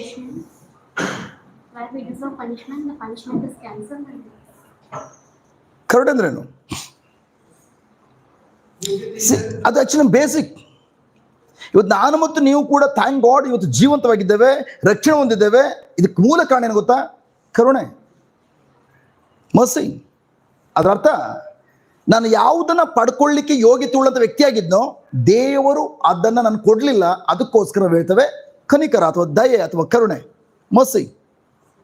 ನಾವೆಲ್ಲರೂ ಕೂಡ ಆದಮನು ಮಾಡಿದ ಪಾಪದ ನಿಮಿತ್ತವಾಗಿ ಮತ್ತು ನಾವು ಮಾಡಿದ ಪಾಪಗಳ ನಿಮಿತ್ತವಾಗಿ ನಾವೆಲ್ಲರೂ ಕೂಡ ನರಕದ ಯಾತನೆ ಅನುಭವಿಸ್ಲಿಕ್ಕಾಗಿ ನಾವೆಲ್ಲರೂ ಯೋಗ್ಯತೆ ಉಳ್ಳಂತ ವ್ಯಕ್ತಿಗಳಾಗಿದ್ವಿ. ಕಾರಣ ಯಾಕಂದ್ರೆ ಪಾಪದ ಸಂಬಳ ಮರಣ.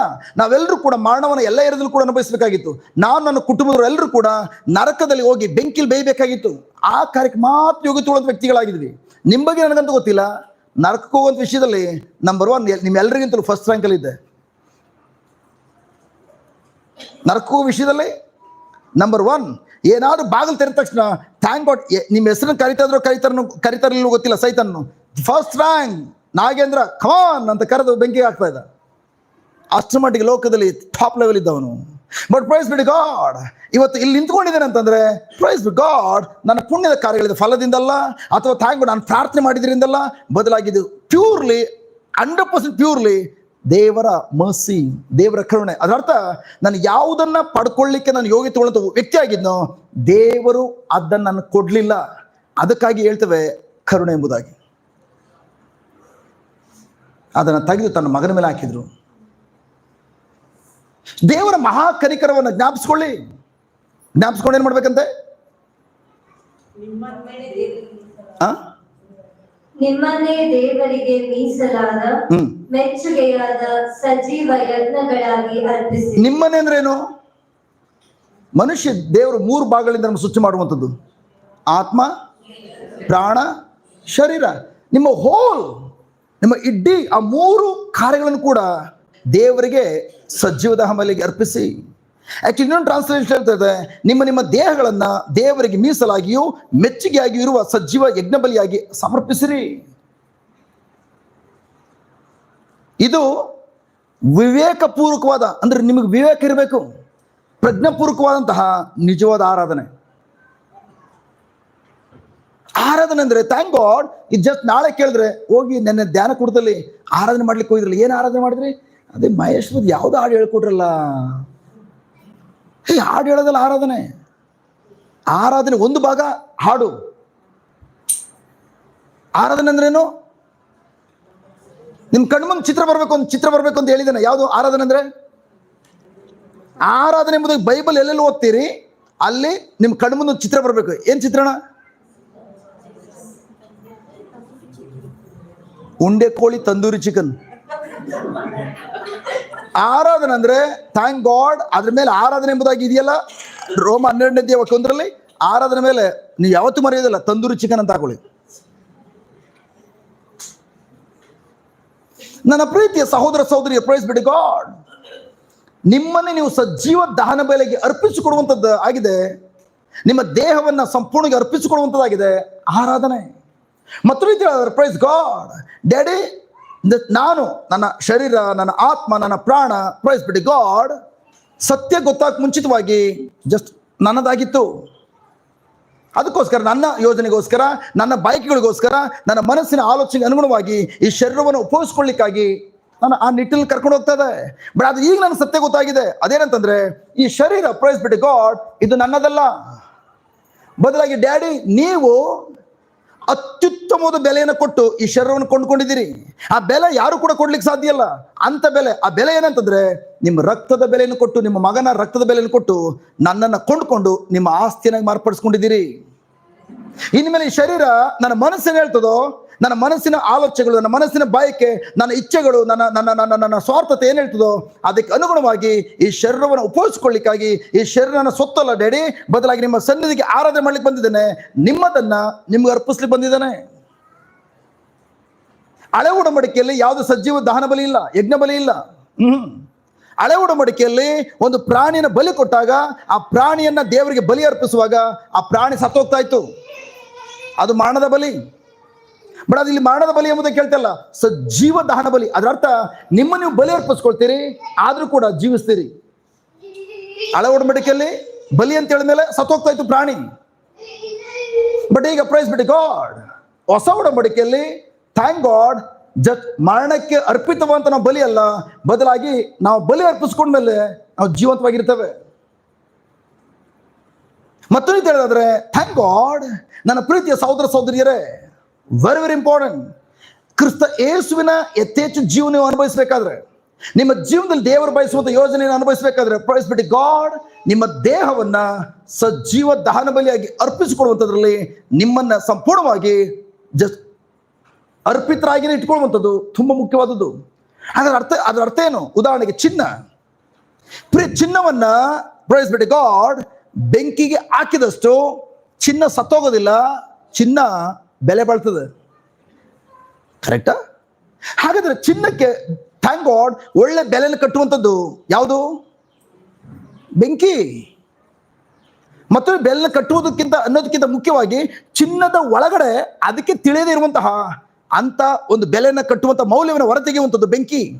ಅದರ ಅರ್ಥ ಪ್ರೈಸ್ ಬಿಡಿ ಗಾಡ್ ಆ ಚಿನ್ನವನ್ನ ಬೆಂಕಿಯಲ್ಲಿ ತೆಗೆದುಕೊಂಡು ಹೋಗುವಾಗ, ಆ ಬೆಂಕಿಯ ಮಧ್ಯದಲ್ಲಿ ಹಾದು ಹೋಗುವಾಗ ಪ್ರೈಸ್ ಬಿಡಿ ಗಾಡ್ ಅದರಲ್ಲಿರುವಂತ ಗುಣಮಟ್ಟವನ್ನ, ಅದರಲ್ಲಿರುವಂತ ಮೌಲ್ಯವನ್ನ ಹೊರತೆಗೆಯುವಂತ ಶಕ್ತಿ ಆಗಿದೆ ಜಸ್ಟ್ ಬೆಂಕಿಯ ಆರಾಧನೆ. ಅದೇ ತರ ನಾನು ಮತ್ತು ನೀವು ಕೂಡ ಪ್ರೈಸ್ ಬಿಡಿ ಗಾಡ್ ಥ್ಯಾಂಕ್ ಗಾಡ್ ನನ್ನ ದೇಹವನ್ನು ಅರ್ಪಿಸುವಂಥದ್ದು. ಏನಾದ್ರ ಅರ್ಥ? ನೀವು ಅರ್ಪಿಸುವಂಥದ್ದು. ಅಲ್ಲಿ ವಾಕ್ಯ ಹೇಳ್ತದೆ ನಿಮ್ಮನ್ನೇ ಅರ್ಪಿಸಿಕೊಡ್ರಿ. ಏನಾದ್ರ ಅರ್ಥ? ನನ್ನ ಪ್ರಾಣವನ್ನ, ನನ್ನ ಆತ್ಮನ ಆಲ್ರೆಡಿ ದೇವ್ರಿಗೆ ಅರ್ಪಿಸಿದ್ದೇವೆ. ನನ್ನ ಆತ್ಮ ಯೇಸುವಿನ ಆತ್ಮ ಯಾವಾಗ ಒಂದಾಯ್ತು, ಪವಿತ್ರ ಆತ್ಮರಲ್ಲಿ ಮುದ್ರೆ ಆಗಿದೆಯೋ, ನನ್ನ ಆತ್ಮನ ಯಾವ ಕಾರಣ ಚೇಂಜ್ ಮಾಡಲಿಕ್ಕೆ ಸಾಧ್ಯ ಇಲ್ಲ. ಅದು ಸ್ವರ್ಗಕ್ಕೆ ಹೋಗಕ್ಕೆ ಸದಾಕ ರೆಡಿ ಆಗಿದೆ, ಅದ್ರ ಬಗ್ಗೆ ನಾವು ತಲೆ ಕೆಡಿಸ್ಕೊಳ್ಳಂಗಿಲ್ಲ. ಬಟ್ ಈಗ ಪ್ರೈಸ್ ಬಿಡಿ ಗಾಡ್ ನನ್ನ ಪ್ರಾಣವನ್ನ ಮತ್ತು ನನ್ನ ದೇಹವನ್ನ ಅರ್ಪಿಸಿಕೊಡುವಂಥದ್ರ ಬಗ್ಗೆ ಗಮನ ಕೊಡಬೇಕಾಗಿರುವಂಥದ್ದು. ನನ್ನ ದೇಹವನ್ನ ಅರ್ಪಿಸ್ಬೇಕಾದ್ರೆ ನನ್ನ ದೇಹವನ್ನ ಕಂಟ್ರೋಲ್ ಮಾಡುವಂತಹ ಮದರ್ ಬೋರ್ಡ್ ಅದ್ಯಾವುದು ಅಂದ್ರೆ ನನ್ನ ಮನಸ್ಸು. ನನ್ನ ಪ್ರೀತಿಯ ಸಹೋದರ ಸಹೋದರಿಯರೇ, ಪ್ರೈಸ್ ಬಿಡಿ god even thank god especially even ನನಗೆ ಕೂಡ ಕಂಪ್ಯೂಟರ್ ಬಗ್ಗೆ ನನಗೆ ಗೊತ್ತಿಲ್ಲ, ನಿಮ್ಮಲ್ಲೂ ಕೂಡ ಕೆಲವರು ಅದ್ರ ಬಗ್ಗೆ ತಿಳುವಳಿಕೆ ಇಲ್ಲ ಅಂತ ಅನ್ಕೊಳ್ತೇನೆ. ಬಟ್ ಆದ್ರೂ ಕೇಳಿಸ್ಕೊಳ್ಳಿ, ಥ್ಯಾಂಕ್ ಗಾಡ್ ಟಿವಿ ಸ್ಕ್ರೀನಲ್ಲಿ, ಮಾನಿಟರಲ್ಲಿ, ಕಂಪ್ಯೂಟರ್ ಸ್ಕ್ರೀನಲ್ಲಿ ಏನು ಬರ್ತದ ಪ್ರೈಸ್ ಬಿಡಿ ಗಾಡ್, ಅದು ವಾವ್ ಏನು ಇದೆಲ್ಲ ಬರ್ತಾ ಇದೆಯಾ. ಅದಾದ್ಮೇಲೆ ಪ್ರೈಸ್ ಬಿಡಿ ಗಾಡ್ ಕೆಲವು ದಿನಗಳ ಆದ್ಮೇಲೆ ಗೊತ್ತಾಯ್ತು ಅದರಲ್ಲಿ ಮಾನಿಟರ್ಲಿ ಏನು ಬರ್ತಾ ಇದೆಯೋ ಅದೆಲ್ಲ ಬರ್ತಾ ಇರೋದು ಕೆಳಗಡೆ ಇಟ್ಟಿರೋದು CPU ಇಂದ. CPU ಆಕ್ಚುಲಿ ಅದಕ್ಕೆ ಮೂಲ, ಅದರದ್ದು ಕೇಂದ್ರ ಬಿಂದು ಅದು ಮದರ್ ಬೋರ್ಡ್. ನಾವ್ ಏನ್ ನೋಡ್ತಾ ಇದೀವಿ ಮಾನಿಟರ್ ಅಲ್ಲಿ, ಅದಕ್ಕೆ ಥ್ಯಾಂಕ್ ಗಾಡ್ ಅಲ್ಲಿ ಏನ್ ತೋರಿಸ್ತಾ ಇದೆಯೋ ಅದೆಲ್ಲ ಬಂದಿರುವಂತದ್ದು CPU ಇಂದ, ಸೆಂಟ್ರಲ್ ಪ್ರೋಸೆಸ್ ಯೂನಿಟ್. ಅದೇ ತರ ನನ್ನ ಶರೀರದ ಮೂಲಕ ಏನೆಲ್ಲ ಕಾರ್ಯಗಳು ಮಾಡ್ತಾ ಇದೀವಿ ಅದೆಲ್ಲವೂ ಕೂಡ ಶರೀರ ಮಾಡ್ತಲ್ಲ, ಇದು CPU ಇಲ್ಲಿಂದ ಬಂದಿರುವಂಥದ್ದು. ನನ್ನ ಬಾಡಿಯನ್ನು ಕಂಟ್ರೋಲ್ ಮಾಡೋದು ನನ್ನ ಮನಸ್ಸು. ಯಾಕೆ ಇವತ್ತು ನನ್ನ ಬಾಡಿ ಪ್ರೈಸ್ ಗಾಡ್ ತಪ್ಪಾದ ಹಾದಿಲಿ ಹೋಗ್ತದೆ, ನನ್ನ ಬಾಡಿ ತಪ್ಪಾದ ಕಾರ್ಯಗಳು ಮಾಡ್ಲಿಕ್ಕೆ ಹೋಗ್ತದೆ, ನನ್ನ ಬಾಡಿ ಯಾತಕ್ಕಾಗಿ ಜಸ್ಟ್ ದೇವರಿಗೆ ವಿರುದ್ಧವಾಗಿ ಹೋಗ್ತದೆ. ಯಾಕೆ? ರಕ್ಷಣೆ ಹೊಂದುವಂತ ಮೊದಲು ಯಾವ ರೀತಿ ಕಷ್ಟಪಡ್ತಾ ಇತ್ತು ಇವತ್ತು ಕೂಡ ಅದೇ ತರ ಕಷ್ಟಪಡ್ತಾ ಇದೆ. ಕಾರಣ ಒಂದೇ ಒಂದು, ನನ್ನ ಮನಸ್ಸನ್ನ ನಾನು ಯಾವ ಕಾರಣಕ್ಕೂ ದೇವರ ವಾಕ್ಯ ಅನುಗುಣವಾಗಿ ನವೀಕರಣ ಮಾಡಿಕೊಳ್ಳೋದ್ರ ಮೂಲಕ ನನ್ನ ಮನಸ್ಸನ್ನ ದೇವರ ವಾಕ್ಯದ ಹತೋಟಿ ತರ್ತಲ್ಲ. ಅದಕ್ಕೋಸ್ಕರ ನನ್ನ ಮನಸ್ಸು ದೇವರ ವಾಕ್ಯದ ಹತೋಟಿಲಿ ಇಲ್ಲದೇ ಇರೋದ್ರಿಂದ ನನ್ನ ಬಾಡಿನೂ ಕೂಡ ದೇವರ ವಾಕ್ಯ ಹತೋಟಿ ಇಲ್ಲದೆ ದೇವರ ವಾಕ್ಯ ವಿರುದ್ಧವಾದಂಥ ಕಾರ್ಯಗಳಲ್ಲಿ ಹಾದು ಹೋಗ್ತದೆ. ನೀವು ಸಜೀವ ದಹನ ಬಲಿಯಾಗಿ ದೇವರಿಗೆ ಮೀಸಲಾಗಿಯೂ ಮೆಚ್ಚುಗೆಯಾಗಿಯೂ ಇರುವಂತಹ ಸಜೀವ ಯಜ್ಞವಾಗಿ ಅರ್ಪಿಸಿರಿ. ಯಜ್ಞ ಬಲಿ ಅಂತ ಹೇಳಿದ್ಮೇಲೆ ಪ್ರಿಯರಲ್ಲಿ ಸಾವು ಕಟ್ಟಿಡ ಬುತ್ತಿ.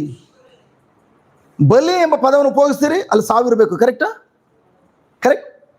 ಸಾವು ಇರಲೇಬೇಕು ಬಲಿ ಅಂತ ಹೇಳಿದ್ಮೇಲೆ. ಬಟ್ ನೀವು ಸಾವನ್ನು ಅನುಭವಿಸ್ತೀರಿ, ಬಟ್ ಜೀವಿಸ್ತೀರಿ. ಏನಾದ್ರ ಅರ್ಥ? ನನ್ನ ಪ್ರೀತಿಯ ಸಹೋದರ ಸಹೋದರಿಯರೇ, ನಿಮ್ಮನ್ನೇ ನೀವು ದೇವರಿಗೆ ಅರ್ಪಿಸಿಕೊಡುವಾಗ ಪ್ರೈಸ್ ಬಿಡಿ ಗಾಡ್ ಏನು ಅರ್ಪಿಸಿಕೊಳ್ಳುವಂಥದ್ದು? ನಿಮ್ಮ ಬಾಡಿ ಮಾಡುವಂಥ ಕಾರ್ಯಗಳನ್ನೆಲ್ಲ ಬದಲು ನಿಮ್ಮ ಬಾಡಿಗೆ ಕಾರ್ಯಗಳು ಮಾಡು ಎಂಬುದಾಗಿ ಸಲಹೆಗಳು ಕೊಡ್ತಾರೆ. ನಿಮ್ಮ ಮನಸ್ಸಲ್ಲಿರುವಂತಹ ನಿಮ್ಮ ಸ್ವಾರ್ಥತೆ, ನಿಮ್ಮ ಪಾಪದ ಬಯಕೆಗಳು, ನಿಮ್ಮ ತಪ್ಪಾದ ಆಲೋಚನೆಗಳು, ನಿಮ್ಮ ಇಚ್ಛೆಗಳು, ನಿಮ್ಮ ಯೋಜನೆಗಳು, ನಿಮ್ಮ ಆಯ್ಕೆಗಳು, ಇವುಗಳೆಲ್ಲವನ್ನ ದೇವರ ಪ್ರಸನ್ನತೆಯಲ್ಲಿ ಥ್ಯಾಂಕ್ ಗಾಡ್ ಸಂಪೂರ್ಣವಾಗಿ ದೇವರ ಆಲೋಚನೆಗಳಿಗೆ ಅನುಗುಣವಾಗಿ ಹೊಂದಾಣಿಕೆ ಮಾಡಿಕೊಳ್ಳುವಂಥದ್ದು, ದೇವರ ಬಯಕೆಗಳಿಗೆ ಅನುಗುಣವಾಗಿ ನಿಮ್ಮ ಬಯಕೆಗಳನ್ನು ಹೊಂದಾಣಿಕೆ ಮಾಡಿಕೊಳ್ಳುವಂಥದ್ದು, ದೇವರ ಚಿತ್ತಕ್ಕೆ ನಿಮ್ಮ ಚಿತ್ತವನ್ನು ಹೊಂದಾಣಿಕೆ ಮಾಡಿಕೊಂಡು ಇನ್ಮೇಲೆ ಥ್ಯಾಂಕ್ ಯು ಲಾರ್ಡ್, ನನ್ನ ಮನಸ್ಸು ಯಾವ ಕಾರಣಕ್ಕೂ ನಿಮ್ಮ ವಾಕ್ಯ ಏನ್ ಹೇಳ್ತದೋ ಅದಕ್ಕೆ ವಿರುದ್ಧವಾಗಿ ಆಲೋಚನೆಗಳನ್ನು ಬಿಡೋದಿಲ್ಲ. ನನ್ನ ಮನಸ್ಸನ್ನು ಸಂಪೂರ್ಣ ನಾನು ನಿಮ್ಗೆ ಅರ್ಪಿಸ್ಕೊಡ್ತಾ ಇದ್ದಾನೆ. ಈ ಆಲಯಕ್ಕೆ ಬರುವಾಗ ಪ್ರೈಸ್ ಬಿಡಿ ಗಾಡ್, ನಾನು ಹೌದು ನನ್ನದೇನೋ ನೆರವೇರಿಸ್ಕೊಳಕ್ ಬಂದಿದ್ದೆ, ನನ್ನ ಸ್ವಾರ್ಥಿಗೋಸ್ಕರ ಬಂದಿದ್ದೆ. ಥ್ಯಾಂಕ್ ಗಾಡ್ ಈ ಆರಾಧನೆ ಮುಗಿಸಿ ನಾನು ಹೊರಗಡೆ ಹೋಗೋಷ್ಟರಲ್ಲಿ ಇನ್ಮೇಲೆ ನನ್ನ ಇಚ್ಛೆ ಅಲ್ಲ, ನನ್ನ ಚಿತ್ತವಲ್ಲ, ನನ್ನ ಬಯಕೆಗಳಲ್ಲ, ಬದಲು ನಿಮ್ಮ ಚಿತ್ತ, ನಿಮ್ಮ ಬಯಕೆಗಳು, ನಿಮ್ಮ ಆಸಕ್ತಿಗಳು ಅವುಗಳು ನೆರವೇರಿಸ್ಕೊಳ್ಳಿಕ್ಕಾಗಿ ನನ್ನ ಮನಸ್ಸನ್ನ, ನನ್ನ ಬಾಡಿಯನ್ನ ನಿಮ್ಗೆ ಅರ್ಪಿಸಿ ಇಲ್ಲಿಂದ ಹೋಗುವಾಗ ನಾನು ತಂದೂರಿ ಚಿಕನ್ ಆಗಿ ಹೊರಡ ಹೋಗ್ತಾ ಇದ್ದಾನೆ. ಏನ್ ತಂದೂರಿ ಚಿಕನ್? ಜೀವಂತ ಕೋಳಿ. ಬಟ್ ಜೀವಂತ ಕೋಳಿಯನ್ನು ಪ್ರೈಸ್ ಬಿಡಿ ಗಾಡ್ ಥ್ಯಾಂಕ್ ಗಾಡ್ ಆ ಹೋಟೆಲ್ ಮಾಲೀಕ ಅದನ್ನು ಕತ್ತರಿಸಿ ಅದಕ್ಕೆ ಫುಲ್ ಮಸಾಲೆ ಹಾಕಿ ಅವನಿಗೆ ಜನಗಳ ಅಟ್ರಾಕ್ಷನ್ ಮಾಡ್ಲಿಕ್ಕಾಗಿ ಯಾವುದೆಲ್ಲ ಮಸಾಲೆ ಹಾಕ್ಬೇಕು ಆ ಮಸಾಲೆಗಳು ಹಾಕಿ ಅವನ ಹಿಂದ್ಗಡೆಯಿಂದ ಮುಂದ್ಗಡೆ ತನಕ ಒಂದು ದೊಡ್ಡ ರಾಡನ್ನು ಸಿಕ್ಸಿ ಕೊನೆಗೆ ಬೆಂಕಿಯ ಮಧ್ಯದಲ್ಲಿ ರೌಂಡ್ ಹೊಡಿಸ್ತಾನೆ. ಕರೆಕ್ಟಾಗಿ ನೋಡಿದ್ದೀರಾ? ನಡ್ಕೊಂಡು ಹೋಗುವಾಗ ಕೆಲವ್ರಿಗೆ ಜ್ವಲ್ರಸ ಬರ್ತದೆ ನೋಡಿದ ಅಲ್ಲ. ಸೊ ಯಾವ ಥರ ಕೆಮಿಕಲ್ ಉತ್ಪತ್ತಿ ಆಗ್ತದೆ? Tandoori chicken. In the same way ನನ್ನನ್ನು ಹೊರಗಡೆ ಜನರು ನೋಡುವಾಗ, ಆರಾಧನೆ ಮುಗಿಸಿ ಹೋಗುವಾಗ, ಕ್ರಿಸ್ತನೊಂದಿಗೆ ಕಾಲ ಕಳೆದು ಹೊರಗಡೆ ಹೋಗುವಾಗ, ಥ್ಯಾಂಕ್ ಯಾರಿಗೆಲ್ಲ ಬೇಡವಾಗಿದ್ನೋ ಪ್ರೈಸ್ ಬಿಡಿ ಗಾಡ್ ಅವ್ರ ಹತ್ರ ಬಂದು ವಾವ್ ಇವ್ರ ಜೊತೆಲಿ ಕಾಲ ಕಳಿಬೇಕಲ್ಲ, ಇವ್ರ ಹತ್ರ ಸಲಹೆ ತೆಗೆದುಕೊಳ್ಬೇಕಲ್ಲ, ಇವ್ರೇನು ತಿಂದಿದ್ದಾರೋ ಅದು ನಾನು ಕೂಡ ತಿನ್ಬೇಕಲ್ಲ, ಆ ರೀತಿ ಆಕರ್ಷಿತರಾಗ್ತಾರೆ. ನನ್ನ ಪ್ರೀತಿಯ ಸಹೋದರ ಸಹೋದರಿಯರೇ, ಥ್ಯಾಂಕ್ ಗಾಡ್ ಯಾವಾಗ ಆ ಮಸಾಲೆ ಹಾಕಿ ಥ್ಯಾಂಕ್ ಗಾಡ್ ಆ ಬೆಂಕಿಯ ಮಧ್ಯದಲ್ಲಿ ರೌಂಡ್ ಹೊಡಿತಾ ಇರ್ತದೋ, ಥ್ಯಾಂಕ್ ಯು. ನೀವು ನೋಡಿರ್ಬೋದು ಕೆಳಗಡೆ ಚಾರ್ಕೋಲ್, ಈಗೆಲ್ಲ ಎಲ್ಲ ಎಲೆಕ್ಟ್ರಿಕ್ ಮಾಡಿದ್ದಾರೆ. ಇದು ಸ್ವಲ್ಪ ದಿನಗಳ ಹಿಂದೆ ಇದ್ಲು ಹಾಕಿ ಇದ್ಲು ಬೆಂಕಿ ಉರಿತಾ ಇತ್ತು, ಕೊನೆಗೆ ಕೋಳಿ ರೌಂಡ್ ಹೊಡಿತಾ ಇತ್ತು. ನೋಡಿದ್ದೀರಾ ನನ್ನ ಪ್ರೀತಿಯ ಸಹೋದರ ಸಹೋದರಿಯರೇ? ಬಟ್ ಆ ಕೋಳಿ ಎಷ್ಟರ ಮಟ್ಟಿಗೆ ಥ್ಯಾಂಕ್ ಗಾಡ್ ಆರಾಧನೆ ಅರ್ಥ ಮಾಡ್ಕೊಂಡಿದೆ ಅಂತಂದ್ರೆ, ಕೋಳಿ ಹೇಳ್ತಾ ಇರಲಿಲ್ಲ, ಓನರ್ ನನಗೆ ಹೀಟ್ ಜಾಸ್ತಿ ಆಯಿತು, ಸಾಕು ಹಂಗೆ ಬಡಿಸ್ಬಿಡು ಅವ್ರಿಗೆ, ಅವರು ಅರ್ಜೆಂಟಲ್ಲಿ ಇದ್ದಾರೆ, ಎಲ್ಲಿಗೆ ಹೋಗ್ಬೇಕಂತೆ, ಇಲ್ಲ ನೀನು ಆರ್ಡರ್ ಕ್ಯಾನ್ಸಲ್ ಮಾಡ್ತಾರೆ, ನಾನು ತೆಗೆದುಕೊಂಡು ಬಡಿಸ್ಬಿಡು, ನಾನು ಬೆಂಕಿಲಿ ಇರ್ಲಿಕ್ಕಾಗಲ್ಲ. ಈ ರೀತಿ ಯಾವತ್ತಾದ್ರು ಯಾವ್ದಾದ್ರು ಕೋಳಿ ಹೇಳಿದ್ಯಾ? ಇಲ್ಲ. ಕೋಳಿ ಗೊತ್ತು ಪ್ರಿಯರೇ, ನಾನು ಅರ್ಧಂಬರ್ಧ ಬೆಂದು ಅವ್ರು ಕೊಟ್ಟರೆ ಖಂಡಿತವಾಗಿ ಅವ್ರು ಕೊಲೆಸ್ಟ್ರಾಲ್ ಸ್ಟಾರ್ಟ್ ಆಗ್ಬಿಡ್ತದೆ, ಕೊಲೆಸ್ಟ್ರಾಲ್ ಜಾಸ್ತಿ ಆಗ್ಬಿಡ್ತದೆ, ಕೊಬ್ಬಿನಾಂಶ ಜಾಸ್ತಿ ಆಗ್ತದೆ. ಅದಕ್ಕೋಸ್ಕರ ಕೋಳಿ ಏನು ಮಾಡ್ತಾ ಇತ್ತು? ಪ್ರೈಸ್ ಗಾಡ್, ಈ ಡೀಪ್ ಪ್ರೋಸೆಸ್ ಕಂಪ್ಲೀಟ್ ಆಗೋ ತನಕ ಆ ಬೆಂಕಿಯಲ್ಲಿ ಸುತ್ತೋದು ಮಾತ್ರ ಅಲ್ಲ, ತನ್ನಲ್ಲಿರುವಂಥ ಕೊಬ್ಬಿನಂಶವನ್ನು, ಕೊಬ್ಬಿನಂಶವನ್ನು ಆ ಎಣ್ಣೆಯನ್ನು ಹೊರಡಬಿಟ್ಟು ಮತ್ತೆ ಬೆಂಕಿ ಬೀಳಿಸಿ ಬೆಂಕಿಯನ್ನು ತಾನೇ ಉರಿಯನ್ನು ಜಾಸ್ತಿ ಮಾಡ್ಕೊಳ್ತಾ ಇತ್ತು. ಹಲೋ ಬ್ರದರ್, ಅದಕ್ಕೆ ಬೆಳಿಗ್ಗೆ ಹೇಳ್ತಾ ನಾನು ರೂಮಲ್ಲಿದ್ದೆ, ಕೇಳಿಸ್ಕೊಳ್ತಾ ಇದೆ. ಆರಾಧನೆ ಮಾಡುವಾಗ ಪ್ರೈಸ್ ಗಾಡ್, ಅಯ್ಯೋ ಬಾಯಿ ತೆಗಿರಿ, ಕೈ ಎತ್ತಿ, ಕುತ್ಕೊಳ್ಳಿ, ಎದೇಳಿ ಅಂತೇಳಿ ನಮ್ಗೆ ಯಾವ ಪ್ರಬೋಧ ನಡೆಸಬೇಕಾಗಿಲ್ಲ. ಬಟ್ ಇವು ದುರದೃಷ್ಟ ಸಂಗತಿ ಅಂದರೆ ಇವತ್ತು ಯಾರು ವರ್ಷಿಪ್ ಮಾಡ್ತಾರೋ ಅವ್ರು ನಡೆಸಬೇಕು, ಹಂಗಾಗ್ಬಿಟ್ಟಿದೆ. ಹಲೋ ನನ್ನ ಪ್ರೀತಿಯ ಸಹೋದರ ಸಹೋದರಿಯರು, ಪ್ರೈಸ್ ಬಿಡಿ ಗಾಡ್, ಆ ಕೋಳಿ ತನ್ನ ಹೊರಡುವಂಥ ಆ ಕೊಬ್ಬಿನಂಶವನ್ನು, ಎಣ್ಣೆಯನ್ನು ತಾನೇ ಹೊರಡ ಚೆಲ್ಲಿ ಮತ್ತೆ ಬೆಂಕಿಯನ್ನು ಜಾಸ್ತಿ ಮಾಡಿಕೊಂಡು ಅದರ ಮಧ್ಯದಲ್ಲಿ ಬೆಂದು ಅದನ್ನು ಸೇವಿಸುವಂಥ ವ್ಯಕ್ತಿಗೆ ಯಾವ ತೊಂದರೆ ಕೊಡದಂತೆ ತನ್ನನ್ನು ಕರಗಿಸ್ಕೊಂಡು, ಪ್ರೈಸ್ ಬಿಡಿ ಗಾಡ್, ಆ ಊಟ ಮಾಡುವ ವ್ಯಕ್ತಿಗೆ ಆರೋಗ್ಯನ ಕೊಡ್ಲಿಕ್ಕಾಗಿ, ಅವರ ದಾಹವನ್ನು ನೀಗಿಸ್ಲಿಕ್ಕಾಗಿ, ಹಸಿವು ನೀಗಿಸ್ಲಿಕ್ಕಾಗಿ ಯಾವ ಥರ ಸಹಾಯ ಮಾಡ್ತದೋ ಅದೇ ಥರ ಮೊದಲು ಆ ಕೋಳಿ ಯಾವ ಥರ ಜೀವಿಸ್ತಾ ಇತ್ತು? ನಾನೇ ರಾಜ, ಹತ್ರ ಬನ್ನಿ, ಎಲ್ಲರೂ ಕೊಗ್ತಾ ಇತ್ತು. ಈಗ ಥ್ಯಾಂಕ್ ಗಾಡ್, ನಾನು ಯಾರು ಬೇಕಾದ್ರೂ ಉಪಯೋಗಿಸ್ಲಿ, ಐ ಆಮ್ ರೆಡಿ. ದೇವರು ಯಾವ ಯೋಜನೆಗೋಸ್ಕರ ನನ್ನ ಸೃಷ್ಟಿ ಮಾಡಿದ್ರೋ ಆ ಯೋಜನೆ ಸಂಪೂರ್ಣಗೊಳಿಸ್ತಾ ಇದ್ದಾನೆ. ನನ್ನ ಪ್ರೀತಿಯ ಸಹೋದರ ಸಹೋದರಿಯರೇ, ನಿಮ್ಮ ಜೀವನದಲ್ಲೂ ಅಷ್ಟೇ ದೇವರ ವಾಕ್ಯದ ಪ್ರಸನ್ನತೆಯಲ್ಲಿ ಕಾಲ ಕಳೆಯುವ ಪ್ರತಿ ಬಾರಿಯೂ ನೀವು ತಂದೂರಿ ಚಿಕನ್ ಆಗ್ತಾ ಇದ್ದೀರಿ. ಅದರ ಅರ್ಥ ಏನು? ದೇವ, ನನ್ನ ಬಯಕೆಗಳೇನೋ ಇದೆ, ನನ್ನ ಆಸಕ್ತಿಗಳೇನೋ ಇದೆ, ನನ್ನ ಆಲೋಚನೆಗಳೇನೋ ಇದೆ, ನನ್ನ ಇಚ್ಛಾಶಕ್ತಿಗಳೇನೋ ಇದೆ, ಅವುಗಳೆಲ್ಲವನ್ನ ನಿಮ್ಮ ವಾಕ್ಯದ ಪ್ರಸನ್ನತೆಯಲ್ಲಿ ಕಾಲ ಕಳೆಯುವಾಗ ಥ್ಯಾಂಕ್ ಗಾಡ್ ಜಸ್ಟ್ ಆರಾಧನೆ ಮಾಡ್ತಿದ್ದಾನೆ. ಏನು ಆರಾಧನೆ ಅಂದರೆ ನನ್ನನ್ನು ಸಂಪೂರ್ಣ ನಿಮ್ಗೆ ಅರ್ಪಿಸ್ಕೊಡ್ತಾ ಇದ್ದಾನೆ. ನಾನು ನಿಮ್ಮ ಯೋಜನೆಗೋಸ್ಕರ ಭೂಲೋಕ ಬಂದಂಥ ಮಗು ಆಗಿದ್ದಾನೆ. ನಿಮ್ಮ ಯೋಜನೆಯನ್ನು ಪರಿಪೂರ್ಣಗೊಳಿಸ್ಲಿಕ್ಕಾಗಿ ನಾನು ಥ್ಯಾಂಕ್ ಗಾಡ್, ನನ್ನಲ್ಲಿ ಯಾವುದೆಲ್ಲ ಕೊಲೆಸ್ಟ್ರಾಲ್ ಇದೆ, ಬೇರೆಯವ್ರಿಗೆ ಹಾನಿ ಮಾಡುವಂಥ ಕೊಲೆಸ್ಟ್ರಾಲ್ಗಳು ಯಾವುದಿದೆ ಅದೆಲ್ಲ ಕರಗಿ ನೀವು ನಿನ್ನ ಕೈಯಿಂದ ನಾನು ಮತ್ತೊಬ್ಬರಿಗೆ ಬಡಿಸುವಾಗ, ನಿಮ್ಮ ಕೈಯಿಂದ ನನ್ನನ್ನು, ನಿಮ್ಮ ಕೈಯಿಂದ ಮತ್ತೊಬ್ಬರಿಗೆ ನೀವು ನನ್ನನ್ನು ಉಣಬಡಿಸ್ಲಿಕ್ಕೆ ಕಳಿಸ್ಕುವಾಗ ಥ್ಯಾಂಕ್ ಗಾಡ್, ನನ್ನ ಬಾಯಿಂದ ಬರೋ ನುಡಿಗಳು ಅವರಿಗೆ ಟೇಸ್ಟ್ ಕೊಡಬೇಕು. ನನ್ನ ವರ್ತನೆಗಳು, ನನ್ನ ಆಲೋಚನೆಗಳು, ನನ್ನ ಸವಾಸ ಅವರನ್ನು ಥ್ಯಾಂಕ್ ಗಾಡ್ ಒಳ್ಳೆ ರುಚಿಭರಿತವಾಗಿ ಅವ್ರನ್ನ ಆಕರ್ಷಿಸಿ ಅವರು ಕೂಡ ಇದನ್ನು ಯಾರು ಮಾಡಿದ್ರೋ ಆ ಹೋಟ್ಲಿಗೆ ಅವರು ಕೂಡ ಬರಬೇಕು. ಬ್ರದರ್, ನಾನು ಯಾರು ಕರೆದ್ರು ಪ್ರೇಯರ್ಗೆ ಬರಲ್ಲ ಬ್ರದರ್, ಚೆಕ್ ಮಾಡ್ಕೊಳ್ಳಿ, ತಂದೂರಿ ಚಿಕನ್ ಆಗಿದ್ದೀರಾ ಫಸ್ಟ್. ಹಲೋ, ಕೆಲವು ಹೋಟ್ಲ್ ನೋಡಿದ್ದೀರಾ? ಮನೇನು ಕೂಡ ಥ್ಯಾಂಕ್ ಗಾಡ್, ನನ್ನ ಮಿಸ್ಸಸ್ ಮತ್ತು ಅವರ ಅಣ್ಣ ಯಾವುದೋ ಒಂದು ಫಂಕ್ಷನ್ಗಂತೆ ಅವ್ರ ಊರಿಗೆ ಹೋಗಿದ್ರು. ಹೋಗುವಾಗ ಥ್ಯಾಂಕ್ ಗಾಡ್ ಜಸ್ಟ್ ನನ್ನ ಬಾಂಬೆ ಹೇಳ್ತಾ ಇದ್ದಂತೆ, ಯಾರೋ ಹೋಗುವ ಕಾರ್ ತಡೆ ನಿಲ್ಸಿದವ್ರೆ. ಕಾರಲ್ಲಿ ತಡೆ ನಿಲ್ಸಿದ ತಕ್ಷಣ ನಮ್ಮ ಬಾಂಬೆ ನಿಂತಿರ್ಬಿಟ್ಟು ಆ ವ್ಯಕ್ತಿ ಏನೋ ತೊಂದರೆಲಿದ್ದೇನೋ, ಏನೋ ಕೈ ತಡೆ ನಿಲ್ಸೋಣ ಅಂತೇಳಿ ನೋಡುವಾಗ ಆ ಕಾರು ನಿಲ್ಸಿದ್ರು, ಹೊಸಬರು ನಿಲ್ಸತ್ತೆ, ಬನ್ನಿ ಸರ್ ಹೋಟ್ಲಿದೆ, ಹೋಟ್ಲಿಗೆ ಬೈ ಫೋರ್ಸ್ ಕರೆಯೋದು, ಬನ್ನಿ ಅಂತೇಳಿ. ನಾವು ನೋಡಿದ್ರೆ ಬೈಕೊಂಡು ಹೋದಂತೆ, ನಿನ್ಗೇನೋ ತೊಂದರೆ ಕರೆದ್ರೆ ಹೋಟ್ಲಿಗೆ ಕರಿತೀಯ, ಡ್ರೈವರ್ ಬೈಕೊಂಡು ಹೋಗಿದ್ದಾನೆ, ಎಲ್ಲೋ ಅರ್ಜೆಂಟ್ ಹೋಗ್ತದ ವ್ಯಕ್ತಿ. ಬಟ್ ಅದೇ ನೋಡಿ, ಕೆಲವೊಂದು ಹೋಟ್ಲುಗಳು ನಿಮ್ಗೆ ಯಾರು ಕರೀರಿಲ್ಲ, ಅಲ್ಲಿ ನಡ್ಕೊಂಡ್ರು ಸಾಕು, ಹೊಟ್ಟೆ ತುಂಬಿದ್ರು ಕೂಡ ಹಸಿಸ್ತದೆ. ಕರೆಕ್ಟಾ? ಕಾರಣಕ್ಕೆ taste. In the same way ನನ್ನ ಪ್ರೀತಿಯ ಸಹೋದರ ಸಹೋದರಿ, ಪ್ರೈಸ್ ಬಿಡಿ ಗಾಡ್. ಯಾಕೆ ಈ ಹೋಟ್ಲಿಗೆ ಯಾಕೆ ಜನರು ಬರ್ತಾಯಿಲ್ಲ? ನಾನು ಕರಿತಿದ್ದೀನಿ ಇವ್ರನ್ನ, ಅವ್ರನ್ನ ಕರಿತಾ ಇದ್ದಾನೆ, ಬನ್ನಿ ಬನ್ನಿ ಅಂತೇಳಿ. ಬರ್ತೀನಿ ಅಂತ ಹೇಳ್ತಾರೆ, ಬರಲ್ಲ. ಇನ್ಯಾವುದು ಬೇರೆ ರುಚಿ ಕೊಟ್ಟಿದೆ. Thank God. ಜಸ್ಟ್ ಯಾಕೆ ನಾನು ಕರೆದ್ರು ಕೂಡ ಅವ್ರು ಬರ್ತಾ ಇಲ್ಲ? ನಾನು ಇನ್ನೂ ಕೂಡ ತಂದೂರಿ ಚಿಕನ್ ಆಗಿ ಇನ್ನೂ ಕೂಡ ಮಾರ್ಪಟ್ಟಿಲ್ಲ. ಇನ್ನೂ ಕೆಲವೊಂದು ಏರಿಯಾಗಳಲ್ಲಿ ನನ್ನ ಮನಸ್ಸು ನವೀಕರಣ ಆಗುವಂಥ ಪ್ರಕ್ರಿಯೆಯಲ್ಲಿ ಹಾದು ಹೋಗಬೇಕಾಗಿದೆ. ಇನ್ನೂ ಕೆಲವೊಂದು ಏರಿಯಾದಲ್ಲಿ ನನಗೋಸ್ಕರ ಜೀವಿಸ್ತಾ ಇದ್ದಾನೆ. ನಾನು ಕರ್ಕೊಬಂದೆ ಅಂತ ಹೇಳುವಂಥ ಸ್ವಭಾವ ಇರೋದ್ರಿಂದ ಥ್ಯಾಂಕ್ ಗಾಡ್, ಅದನ್ನು ದೇವ್ರು ಕರೀಲಿಕ್ಕಾಗಿ ನನ್ನ ಒಂದು ಸಾಧನ ಉಪಯೋಗಿಸ್ಕೊಳ್ತಾ ಇದ್ದಾರೆ. ಬಟ್ ನಾನು ಕರ್ಕೊಂಡು ಹೋದೆ, ನಾನು ಕರ್ಕೊಬಂದೆ ಅಂತೇಳಿ ಆ ಕೆಟ್ಟ ಸ್ವಭಾವ ಇರೋದ್ರಿಂದ ದೇವ್ರು ಹೇಳ್ತಿದ್ದಾರೆ, ಈ ಮಗಳನ್ನ ನೀನು ಕರ್ಕೊಂಡು ಹೋದ್ರೆ ನಿನ್ ಕೊಂಬಂದು ಬಿಡ್ತದೆ, ಅದಕ್ಕೆ ಸ್ಟಾಪ್ ಮಾಡ್ತಿದ್ದಾನೆ. ಯೋಚನೆ ಮಾಡಿ ಪ್ರಿಯರೇ, ನನ್ನ ಕೊಲೆಸ್ಟ್ರಾಲ್, ನನ್ನ ಪ್ರೈಡ್, ನನ್ನ ಅಹಂಕಾರ ಅಲ್ಲಿ ದೇವರ ಪ್ರಸನ್ನತೆಯಲ್ಲಿ ಕರ್ಗೋಗದೆ ಇರೋದ್ರಿಂದ ಮತ್ತೊಬ್ಬರನ್ನ ದೇವ್ರು ಕರ್ಕೊಬರ್ಬೇಕು ಅಂತೇಳಿ ಈವನ್ ನನ್ನ ಅಕೌಂಟಲ್ಲಿ ಇಟ್ಟಿದ್ರು ಕೂಡ ನನ್ನ ಪ್ರಸನ್ನತೆ ಆ ವ್ಯಕ್ತಿಯನ್ನು ಸೆಳೆಯದಂತೆ ತಡೆಗಟ್ತಾ ಇರುವಂಥದ್ದು. ಹಲೋ,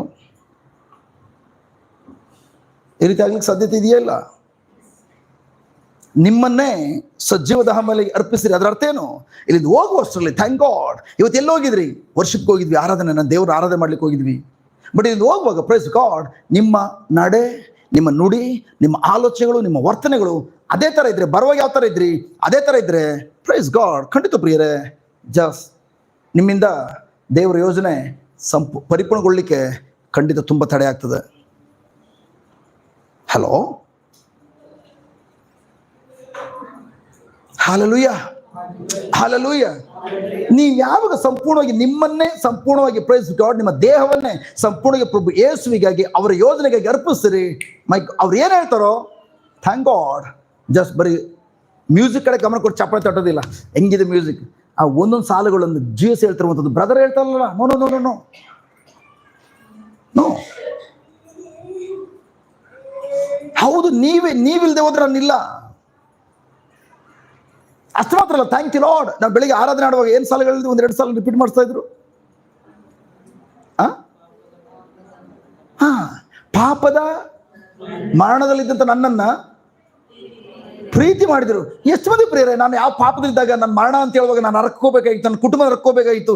ಎಸ್ ಲಾರ್ಡ್, ನೀವು ನನ್ನ ಮೇಲಿನ ಪ್ರೀತಿಯಿಂದಾಗಿ ನನ್ನಲ್ಲಿ ಬಿಡುಗಡೆ ಮಾಡಿದ್ರಿ. ಎಷ್ಟು ಮಂದಿ ಸಿನ್ ಜ್ಞಾಪಿಸ್ಕೊಂಡ್ವಿ? ಸುತ್ತಮುತ್ತ ನೋಡ್ತಾ ಇದ್ವಿ, ಅವ್ರ ಹೆಂಗೆ ಚಪ್ಪಾಳೆ ತಡ್ತಾ ಇದಾರ. ಬ್ರದರ್ ವಾಯ್ಸ್ ಒಂದು ಸ್ವಲ್ಪ ಸ್ಲೋ ಆಗೋಯ್ತಲ್ಲ, ಯಾಕೆ ಬ್ರದರ್ ಗಂಟ್ಲೆ ಕಟ್ಕೊಳ್ತಾ, ನೀರು ಕೊಡ್ಬೇಕೇನೋ ಅವ್ರಿಗೆ? ಎಲ್ಲ ನೋಡ್ತೀವಿ, ಸುತ್ತಮುತ್ತ ನೋಡ್ತೀವಿ. ತಂದೂರಿ ಚಿಕನ್ ಕೋಳಿ, ಥ್ಯಾಂಕ್ ಗಾಡ್, ಸುತ್ತಮುತ್ತ ನೋಡ್ಲಿಕ್ಕೆ ಅದಕ್ಕೆ ಅವಕಾಶ ಇಲ್ಲ, ಯಾಕಂದ್ರೆ ಸತ್ತೋಗಿದೆ. ಬಟ್ ಆದರೆ ಥ್ಯಾಂಕ್ ಗಾಡ್, ನಮ್ಮಿಂದ ಮರಣವನ್ನು ಬಯಸ್ತಲ್ಲ. ಬದಲಾಗಿ price God, thank god, Jesus ನನಗೋಸ್ಕರ ಏನು ಕಾರ್ಯ ಮಾಡಿದ್ವಿ. ಎಸ್ ಲಾರ್ಡ್, ನಾನು ನನ್ನ ಕುಟುಂಬ ಎಲ್ಲ ಕೂಡ ನರಕದಲ್ಲಿ, ಜಸ್ಟ್ ಆ ಮರಣದಲ್ಲಿ ಬೆಂಕಿಯ ಮಧ್ಯದಲ್ಲಿ ಬೇಯಬೇಕಾಗಿತ್ತು. ಅಲ್ಲಿಂದ ಯಾವ ಕಣ್ಣು ಬೀಳಕ್ಕೆ ಸಾಧ್ಯವಾಗ್ತಲಿಲ್ಲ. ಬಟ್ ನೀವಾಗಿದ್ದೀರಿ, ನನ್ನ ಮೇಲಿನ ಪ್ರೀತಿಗಾಗಿ ನೀವು ನನಗೋಸ್ಕರ ಭೂಲೋಕಕ್ಕೆ ಬಂದು, ನೀವು ನನ್ನ ಪಾಪವನ್ನು ನೀವು ತೆಗೆದುಕೊಂಡು, ಶಾಪವನ್ನು ನೀವು ತೆಗೆದುಕೊಂಡು, ನನಗೋಸ್ಕರ ಶಿಲುಬೆಯಲ್ಲಿ ಮರಣ ಹೊಂದಿ ನನ್ನನ್ನು ಅಂಥ ನರಕದ ಯಾತ್ರೆಯಿಂದ ಬಿಡುಗಡೆ ಮಾಡಿದಿರಿ. ನನ್ನ ಕಣ್ಮುಂದೆ ಹೆಂಡತಿ ಬೇಯಬೇಕಾಗಿತ್ತು, ನನ್ನ ಗಂಡ ಬೇಯಬೇಕಾಗಿತ್ತು, ನನ್ನ ಮಕ್ಕಳು ಬೇಯಬೇಕಾಗಿತ್ತು, 3-4 ತಲೆಮಾರುಗಳವರೆಗೂ ಆ ಥರ ಬೆಂಕಿಲಿ ಬೇಯಬೇಕಾಗಿತ್ತು. ಅಂಥರಿಂದ ನನ್ನ ಮೇಲಿನ ಪ್ರೀತಿಗಾಗಿ ನೀವು ಬಿಡುಗಡೆ ಮಾಡಿದಿರಿ ದೇವ. ಅದಕ್ಕೆ ನಾನು ನಿಮ್ಮನ್ನು ಆರಾಧನೆ ಮಾಡ್ತಾ ಇದ್ದಾನೆ.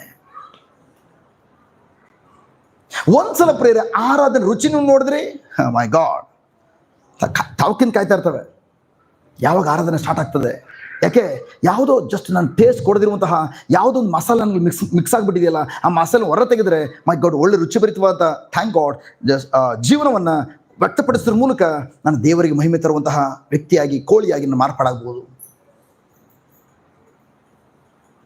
ನನ್ನ ಪ್ರೀತಿಯ ಸಹೋದರ ಸಹೋದರಿಯರೇ, ಎಲ್ಲಿಯ ತನಕ ಥ್ಯಾಂಕ್ ಗಾಡ್ ನಿಮ್ಮ ಆಲೋಚನೆಗಳು, ನಿಮ್ಮ ಬಯಕೆಗಳು, ನಿಮ್ಮ ಚಿತ್ತ, ನಿಮ್ಮ ಇಚ್ಛೆಗಳು ಎಲ್ಲಿ ತನಕ ಚೇಂಜ್ ಆಗಲ್ವೋ ಅಲ್ಲಿ ತನಕ ನಿಮ್ಮ ಒಳಗಡೆ ದೇವರಿಟ್ಟಿರುವಂತಹ ಯೇಸುವಿನ ಯಥೇಚ್ಛ ಜೀವ ನಿಮಗೆ ಆರೋಗ್ಯವನ್ನು, ಬಿಡುಗಡೆಯನ್ನು, ಸಮಾಧಾನವನ್ನು, ಸಮೃದ್ಧಿಯನ್ನು ಯಾವತ್ತೂ ಕೂಡ ಕೊಡ್ಲಿಕ್ಕೆ ಸಾಧ್ಯ ಇಲ್ಲ. ದೇವರ ಜೀವ ಹರಿದು ಆ ಪರಿಸ್ಥಿತಿಯಲ್ಲಿ ಬದಲಾವಣೆ ತರಬೇಕಾದ್ರೆ ಫಸ್ಟ್ ನಿಮ್ಮ ಜೀವ ಸಾಯಬೇಕು. ನಿಮ್ಮ ಚಿತ್ತ ಸಾಯಬೇಕು, ನಿಮ್ಮ ಆಸಕ್ತಿಗಳು ಸಾಯಬೇಕು, ನಿಮ್ಮ ಸ್ವಾರ್ಥದ ಸಾಯಬೇಕು. ನೀವು ಯಾವಾಗ ಯೇಸು ನಾನು ನಿಮಗೋಸ್ಕರ ಜೀವಿಸ್ತೀನಿ ಅಂತ ಹೇಳ್ತೀರಿ, ಆಗ ಆಶೀರ್ವಾದಕ್ಕೋಸ್ಕರ ನೀವು ಕೂತ್ಕೊಂಡು, ಆರೋಗ್ಯಕ್ಕೋಸ್ಕರ, ಸಮಾಧಾನಕ್ಕೋಸ್ಕರ ಅಥವಾ ಬಿಡುಗಡೆಗೋಸ್ಕರ ನೀವು ಕುಳಿತುಕೊಂಡು ಗಂಟೆಗಟ್ಟಲೆ ದೇವ್ರ ಹತ್ರ ಭಿಕ್ಷೆ ಬಿಡಬೇಕಾಗಿಲ್ಲ. ಅವುಗಳೆಲ್ಲ ನಿಮ್ಮನ್ನು ಹುಡುಕೊಂಡು ಹಿಂಬಾಲಿಸ್ಕೊಂಡು ಬರ್ತವೆ. Hallelujah, hallelujah. ಸರಿಯಾ? ಅರ್ಥ ಆಗ್ತದೆಯಾ? Praise God. ಅಕ್ಕಪಕ್ಕದ ಕೇಳಿ, ಅರ ತಂದಿರ್ ಚಿಕನ್ ಸ್ವಲ್ಪ ಕಿತ್ಕೊಂಡು ತಿನ್ಬೋದಾ?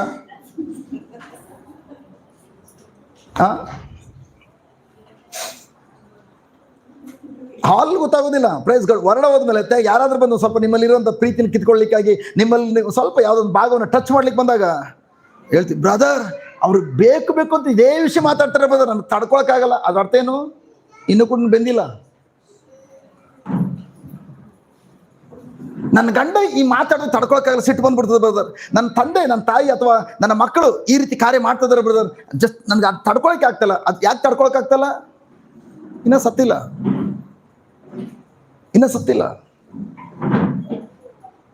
ನನ್ನ ಪ್ರೀತಿಯ ಸಹೋದರ ಸಹೋದರಿಯರೇ, ನೀವು ಯಾವ್ಯಾವ ಏರಿಯಾದಲ್ಲಿ ದೇವರ ವಾಕ್ಯಕ್ಕೆ ಅನುಗುಣವಾಗಿ ನೀವು ಸಾಯಿಸ್ಕೊಳ್ಳೋದಿಲ್ವೋ ಅಲ್ಲಿ ತನಕ ದೇವರ ಬೆಳಕನ್ನು ಕಾಣ್ಲಿಕ್ಕೆ ಸಾಧ್ಯ ಇಲ್ಲ. ಲೈಟ್ ಉರಿತಾ ಇದೆಯಾ? ಫ್ಯಾನ್ ಓಡ್ತಾ ಇದೆಯಾ? ಲೈಟ್ ಉರಿಬೇಕಾದ್ರೆ, ಫ್ಯಾನ್ ಓಡಬೇಕಾದ್ರೆ ಎಷ್ಟು ವೈರ್ಗಳು ಕನೆಕ್ಷನ್ ಕೊಟ್ಟಿರ್ತಾರೆ ಲೈಟಿಗೆ? ಎಲೆಕ್ಟ್ರಿಷಿಯನ್ ಇದ್ದಾರೆ, correct. Yes, 2 wire. Just thank. 2 ವೈರ್ಗಳು ಕೂಡ ಪವರ್ ಇರ್ತದೆ, ಹೌದಾ? ಹಲೋ, 2 ವೈರ್ಗಳು ಪವರ್ ಇರ್ತದ? ಇನ್ ದ ಸೇಮ್ ವೇ, ಈ ಬೆಳಕು ಬರಬೇಕಾದ್ರೆ ಒಳ್ಳೆ ಕ್ವಾಲಿಟಿ ಇರುವಂಥ ಬಲ್ಬು, ಒಳ್ಳೆ ಬೆಲೆ ಬಾಳುವಂಥ ಬಲ್ಬ್, ಬಟ್ 2 ವೈರ್ಗಳು ಕೂಡ ಕರೆಂಟ್ ಬಂತ ಬಲ್ಬ್ ಉರಿಯೋದಿಲ್ಲ. ಇನ್ ದ ಸೇಮ್ ವೇ, ದೇವರ ವಾಕ್ಯಕ್ಕೆ ದೇವರ ಜೀವ ಇದೆ. ಆ ಜೀವ ಜೊತೆಲಿ ನಿಮ್ಮ ಜೀವನ ಕೂಡ ಇದ್ರೂ ಕೂಡ 2 ಕಡೆನೂ ಜೀವ ಇರುವಾಗ ಲೈಟ್ ನಿಮ್ಮ ಜೀವನದಲ್ಲಿ ಯಾವತ್ತೂ ಕೂಡ ಬೆಳಕನ್ನು ಕಾಣ್ಲಿಕ್ಕೆ ಸಾಧ್ಯ ಇಲ್ಲ, ಬರೀ ಕತ್ಲು ಮಾತ್ರ. ನಿಮ್ಮ ಜೀವ ಯಾವ 0 ಆಗ್ತದೆ, ನ್ಯೂಟ್ರಲ್ ಆಗ್ತದೋ, ಆಗ ದೇವರ ಜೀವ ಪಾಸಿಟಿವ್ ಅಥವಾ ಅವ್ರ ಅದು ಫೇಸ್ ಆಗ್ತದೆ. ಸೊ ಅದರ ಶಕ್ತಿ ನಿಮ್ಮ ಜೀವನ ಹರಿದು ಆ ಏರಿಯಾದಲ್ಲಿ ಬೆಳಕನ್ನು ತಂದ್ಕೊಳ್ಲಿಕ್ಕೆ ಸಾಧ್ಯ. ಈ ಲೈಟ್ ಉರಿಬೇಕಾದ್ರೆ ಒಂದ್ರಲ್ಲಿ ಫೇಸ್, ಒಂದು ನ್ಯೂಟ್ರಲ್. ನೀವು ಟೆಸ್ಟರ್ ತೆಗೆದು ನೋಡುವಾಗ ಒಂದ್ರಲ್ಲಿ ಕರೆಂಟ್ ಬರ್ತದಲ್ಲ, ತೋರಿಸ್ತದಲ್ಲ, ಅದು ಫೇಸ್ ಪವರ್ ಇರುವಂಥದ್ದು. ಮುಟ್ಟಿದ್ರೆ ಜಸ್ಟ್ ಏನು ಸಾಯಲ್ಲ, ಒಂದು ಸ್ವಲ್ಪ ಯಾವ್ದ್ರಲ್ಲಿ ಬ್ಲಾಕ್ ಆಗಿದೆಯೋ ಅದೆಲ್ಲ ಓಪನ್ ಆಗ್ತದೆ, ಜುಮ್ ಅನ್ಸ್ಬಿಟ್ಟು ಅಷ್ಟೇ. ಬಟ್ ಅದು ಹೊರಗಡೆ ಮುಟ್ಟಿದ್ರೆ ಬೂದಿ ಆಗ್ತೀರಿ. ಕರೆಕ್ಟ್ ಬದ? ನೀವು ಥ್ಯಾಂಕ್ ಗಾಡ್, ಜಸ್ಟ್ ನಾವು ಮುಟ್ಟಬೇಕಾದ್ರೆ ಭಯ, ಬಟ್ ನಾವು ಆರಂಭದಲ್ಲಿ ಅದೇ ಥರ. ಬಟ್ ಆದರೆ ಎಕ್ಸ್ಪರ್ಟ್ ಆಗ್ತಾ ಈಗ ಕೆಲವೊಂದು ಟೆಸ್ಟೇ ಮರ್ತ್ಬಿಟ್ಟು ಹೋಗಿರ್ತವೆ. ಯಾವುದು ಫೇಸ್ ನ್ಯೂಟ್ರಲ್ ಗೊತ್ತಾಗದೆ. ಈಗ ವೈರ್ಗಳು ಕೂಡ ಕರೆಕ್ಟಾಗಿರಲ್ಲ, ಕೊನೆಗೆ ಕೈಯಿಂದ ಹೊಡಿಬೇಕು. ಹಿಂಗೆ ಹೊಡೆದಾಗ ಜುಮ್ ಬಂದಾಗ ಇದು ಫೇಸ್, ಇನ್ನೊಂದು ಹೊಡಿತೀವಿ ಅದರಲ್ಲಿ ಇರಲ್ಲ. ಕರೆಕ್ಟ್? ನ್ಯೂಟ್ರಲ್ ನಾವು ಈವನ್ ಅಲ್ಲಿ ಕಚ್ಕೊಂಡು ಏನು ಮಾಡಿದ್ರೆ ಏನು ಮಾಡಲ್ಲ, ನಮಗೆ ಏನು ತೊಂದರೆ ಕೊಡಲ್ಲ. ಬಟ್ ಫೇಸ್ ಅಲ್ಲಿ ಕಚ್ಚಿದ್ರೆ ಆಸ್ಪತ್ರೆ ಅಡ್ಮಿಟ್ ಆಗಬೇಕಿದ್ದು. ಸೊ ಅದರ್ಥ ನಾನು ಏನು ಹೇಳ್ತೇನೆ ಅಂತಂದರೆ, ಒಂದು ಫೇಸ್, ಒಂದು ಪವರ್ ಇರುವಂಥದ್ದು, ಇನ್ನು ಪವರ್ ಇಲ್ಲದೆ ನ್ಯೂಟ್ರಲ್ ವೈರ್, 2 ಇದ್ದಾಗ ಮಾತ್ರ ಬಲ್ಬ್ ಉರಿಯುವಂಥದ್ದು. ಇನ್ ದ ಸೇಮ್ ವೇ, ನಿಮ್ಮ ಥ್ಯಾಂಕ್ ಗಾಡ್, ನಮ್ಮ ಒಳಗಡೆ ಪ್ರಿಯರೇ, ಪ್ರೈಸ್ ಬಿಡಿ God, thank God, just face ಆಗಿರುವಂಥ ಪ್ರಭು ಯೇಸು ಕ್ರಿಸ್ತರಿದ್ದಾರೆ, ಪವರ್ಫುಲ್ ಆಗಿರುವ ದೇವರಿದ್ದಾರೆ. ಅವರ ಯಥೇಚ್ಛ ಜೀವ, ಜೋಯ ಲೈಫ್, ದೇವರ ಜೀವ ಇದೆ. ದೇವರ ಜೀವ ಆಗಿದೆ ನನ್ನ ಜೀವನದಲ್ಲಿ ಬದಲಾವಣೆ ತರುವಂಥದ್ದು. ಬಟ್ ದೇವರ ಜೀವ ನನ್ನ ಜೀವನದಲ್ಲಿ ಬದಲಾವಣೆ ತರಬೇಕಾದ್ರೆ ನನ್ನ ಮನಸ್ಸನ್ನ ದೇವರ ವಾಕ್ಯ ಅನುಗುಣವಾಗಿ 0 ಮಾಡ್ಕೊಳ್ಬೇಕು. ನನ್ನ ಆಲೋಚನೆಗಳು ದೇವರ ವಾಕ್ಯ ಅನುಗುಣವಾಗ್ತಲ್ವಾ, ನನ್ನ ಆಲೋಚನೆಗಳನ್ನ 0 ಮಾಡಬೇಕು. ನನ್ನ ಬಯಕೆಗಳು ದೇವರ ಬಯಕೆಗಳ ರೀತಿಯಲ್ಲಿ ಇಲ್ವಾ, ನನ್ನ ಬಯಕೆಯನ್ನು 0 ಮಾಡಿ ದೇವರ ಬಯಕೆಯನ್ನ ನನ್ನ ಮನಸ್ಸಲ್ಲಿ ನಾನು ಯಾವಾಗ ನೆಲೆಗೊಳಿಸ್ಕೊಳ್ತೇನೋ, ಯಾವಾಗ ದೇವರ ಇಚ್ಛೆಗಳನ್ನು ನನ್ನ ಮನಸ್ಸಲ್ಲಿ ನೆಲೆಗೊಳಿಸ್ಕೊಳ್ತೇನೋ, ದೇವರ ಆಸೆ ಆಕಾಂಕ್ಷೆಗಳನ್ನ ನನ್ನ ಮನಸ್ಸಲ್ಲಿ ನೆಲೆಗೊಳಿಸ್ಕೊಂಡು ನನ್ನ ಮನಸ್ಸನ್ನ, ನನ್ನ ಬಯಕೆಗಳು, ನನ್ನ ಚಿತ್ತ, ನನ್ನ ಆಸೆ ಆಕಾಂಕ್ಷೆಗಳು ಇವುಗಳೆಲ್ಲವನ್ನು ಸಾಯಿಸ್ಕೊಂಡು ಯಾವ 0 ಮಾಡ್ಕೊಳ್ತೇನೋ, ಆಗ ಪ್ರೈಸ್ ಬಿಟ್ಟು ಗಾಡ್, ದೇವರ ಜೀವ ನನ್ನ ಮನಸ್ಸಿನ ಮೂಲಕ ನನ್ನ ಜೀವನದಲ್ಲಿ ಹರಿಲಿಕ್ಕೆ ಪ್ರಾರಂಭ ಹೋಗ್ತದೆ. ಆ ಏರಿಯಾದಲ್ಲಿ ಬದಲಾವಣೆ ಕಾಣ್ತಾನೆ. ಹಲೋ, ಫಾರ್ ಎಕ್ಸಾಂಪಲ್ ಪ್ರಭು ಯೇಸು ಹೇಳಿದ್ದಾರೆ, ಥ್ಯಾಂಕ್ ಗಾಡ್, ಜಸ್ಟ್ ನೀವು ಎಲ್ಲ ಸಂದರ್ಭದಲ್ಲೂ ಕೂಡ ಹರ್ಷಿಸಿ ಆನಂದ ಪಡ್ರಿ ಎಂಬುದಾಗಿ ಹೇಳ್ತಾ ಇದ್ದಾರಾ, ಅಥವಾ ನಿಮ್ಗೆ ಒಳ್ಳೆ ಅದ್ಭುತ ಕಾರ್ಯ ಆದಾಗ ಆನಂದ ಪಡ್ರಿ, ಸಮಸ್ಯೆ ಬಂದಾಗ ಕಣ್ಣೀರು ಹಾಕೊಂಡು ಮಂಡಿಕಾಲು ಹಾಕೊಂಡು ಗೊಳವ ತೊಳಿರಿ? ಕರೆಕ್ಟಾ?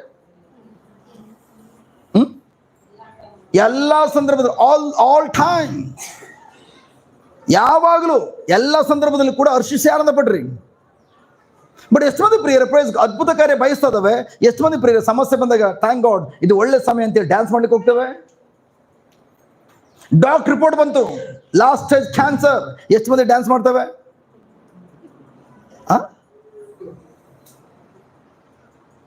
ಯಾಕೆ ನಾವು ಡ್ಯಾನ್ಸ್ ಮಾಡ್ಲಿಕ್ಕೆ ಆಗ್ತಲ್ಲ? ದೇವರ ವಾಕ್ಯ ಹೇಳ್ತದೆ, ಎಲ್ಲಾ ಸಂದರ್ಭದಲ್ಲೂ ಕೂಡ ಹರ್ಷಿಸಿ ಆನಂದ ಪಡ್ರಿ, ಯಾವಾಗಲೂ ಕೂಡ ಆನಂದ ಪಡ್ರಿ. ಯಾಕೆ ನಾವು ಯಾವಾಗಲೂ ಆನಂದ ಪಡ್ಲಿಕ್ಕೆ ಆಗ್ತಲ್ಲ? ನಮಗೆ ಆಲ್ರೆಡಿ ದೇವರ ವಾಕ್ಯ ಈಗ ನಮಗೆ ಗೊತ್ತಾಗ್ತದೆ. ನಾವು ವರ್ಷಗಳಿಂದ, ಅನೇಕ ವರ್ಷಗಳಿಂದ ಸಮಾಜದಲ್ಲಿ ಜೀವಿಸ್ತಾ ಇರೋದ್ರಿಂದ ಕ್ಯಾನ್ಸರ್ ಎಂಬ ಪದವನ್ನು ಕೇಳಿಸ್ಕೊಂಡ ತಕ್ಷಣ ನಮ್ಮ ಮನಸ್ಸಲ್ಲಿ ಬರುವಂಥದ್ದು ಸಮಾಧಿ. ಕ್ಯಾನ್ಸರ್ ತುಂಬಾ ದೊಡ್ಡ ಕಾಯಿಲೆ. ನನ್ನ ಪ್ರೀತಿಯ ಸಹೋದರ ಸಹೋದರಿಯರು, ಪ್ರೈಸ್ ಬಿಡಿ ಗಾಡ್, ಈವನ್ ಸಣ್ಣ ಕಾಯಿಲೆ ಆಗಿರ್ಬೋದು, ದೊಡ್ಡ ಕಾಯಿಲೆ ಆಗಿರ್ಬೋದು, ಪ್ರಭು ಯೇಸು ಎಲ್ಲ ರೋಗಗಳನ್ನ ತಾನು ಹೊತ್ಕೊಂಡು ತನ್ನ ಶರೀರದಲ್ಲಿ ಅವರೇ ಗಾಯ ಮಾಡಿಕೊಂಡು ಆ ರೋಗಗಳೆಲ್ಲವನ್ನ ರೋಡ್ ಹಾಕೊಂಡು ಈಗಾಗಲೇ ಅವುಗಳೆಲ್ಲವನ್ನ ಅದನ್ನ ನೆಲಸಮಗೊಳಿಸಿದ್ದಾರೆ. ಅವರ ಗಾಯಗಳಿಂದ ನಮ್ಮನ್ನು ಈಗಾಗಲೇ ಗುಣಪಡಿಸಿದ್ದಾರೆ. ಬಟ್ ನಮಗೆ ದಮ್ಮಿಲ್ಲ, ನಮಗೆ ಗಟ್ಸ್ ಇಲ್ಲ ಆ ವಾಕ್ಯ ನಂಬಲಿಕ್ಕಾಗಿ. ಹಲೋ, ನಮ್ಮ ದೇವರ ಕೈಯಲ್ಲಿ ಅಸಾಧ್ಯ ಯಾವುದಿಲ್ಲ. ನಂಬ್ತೀರಾ? ಎಸ್, ಎಲ್ಲರೂ ನಂಬ್ತೇವೆ. ಬಟ್ ಅದೇ ಕ್ಯಾನ್ಸರ್ ಬಂದಾಗ ನಮ್ಮ ದೇವರಿಗೆ ಇದೊಂದು ಆಗಲ್ವೇನೋ ಅನ್ನೋ ಥರ ಚಿಂತೆ ಮಾಡಿಕೊಂಡು ಗೋಳು ಅಂತ ಹೇಳ್ಕೊಂಡು ಜೀವನ ಕಾಲ ಕಳೀತೇವೆ. ಹಲೋ, ಅದಕ್ಕೆ ಪ್ರಿಯರೇ, 2ನೇ ವಾಕ್ಯ ಹೇಳುವಂಥದ್ದು ಓದಿ, ರೋಮನ್ 2:2, 12:2. ಈ ಲೋಕದವರ ನಡವಳಿಕೆಯನ್ನು ಅನುಸರಿಸದೆ ಅಂತರಂಗದಲ್ಲಿ ಮಾರ್ಪಾಟನ್ನು ಹೊಂದಿದವರಾಗಿದ್ದು ಪರಲೋಕ ಭಾವದವರಾಗಿರಿ.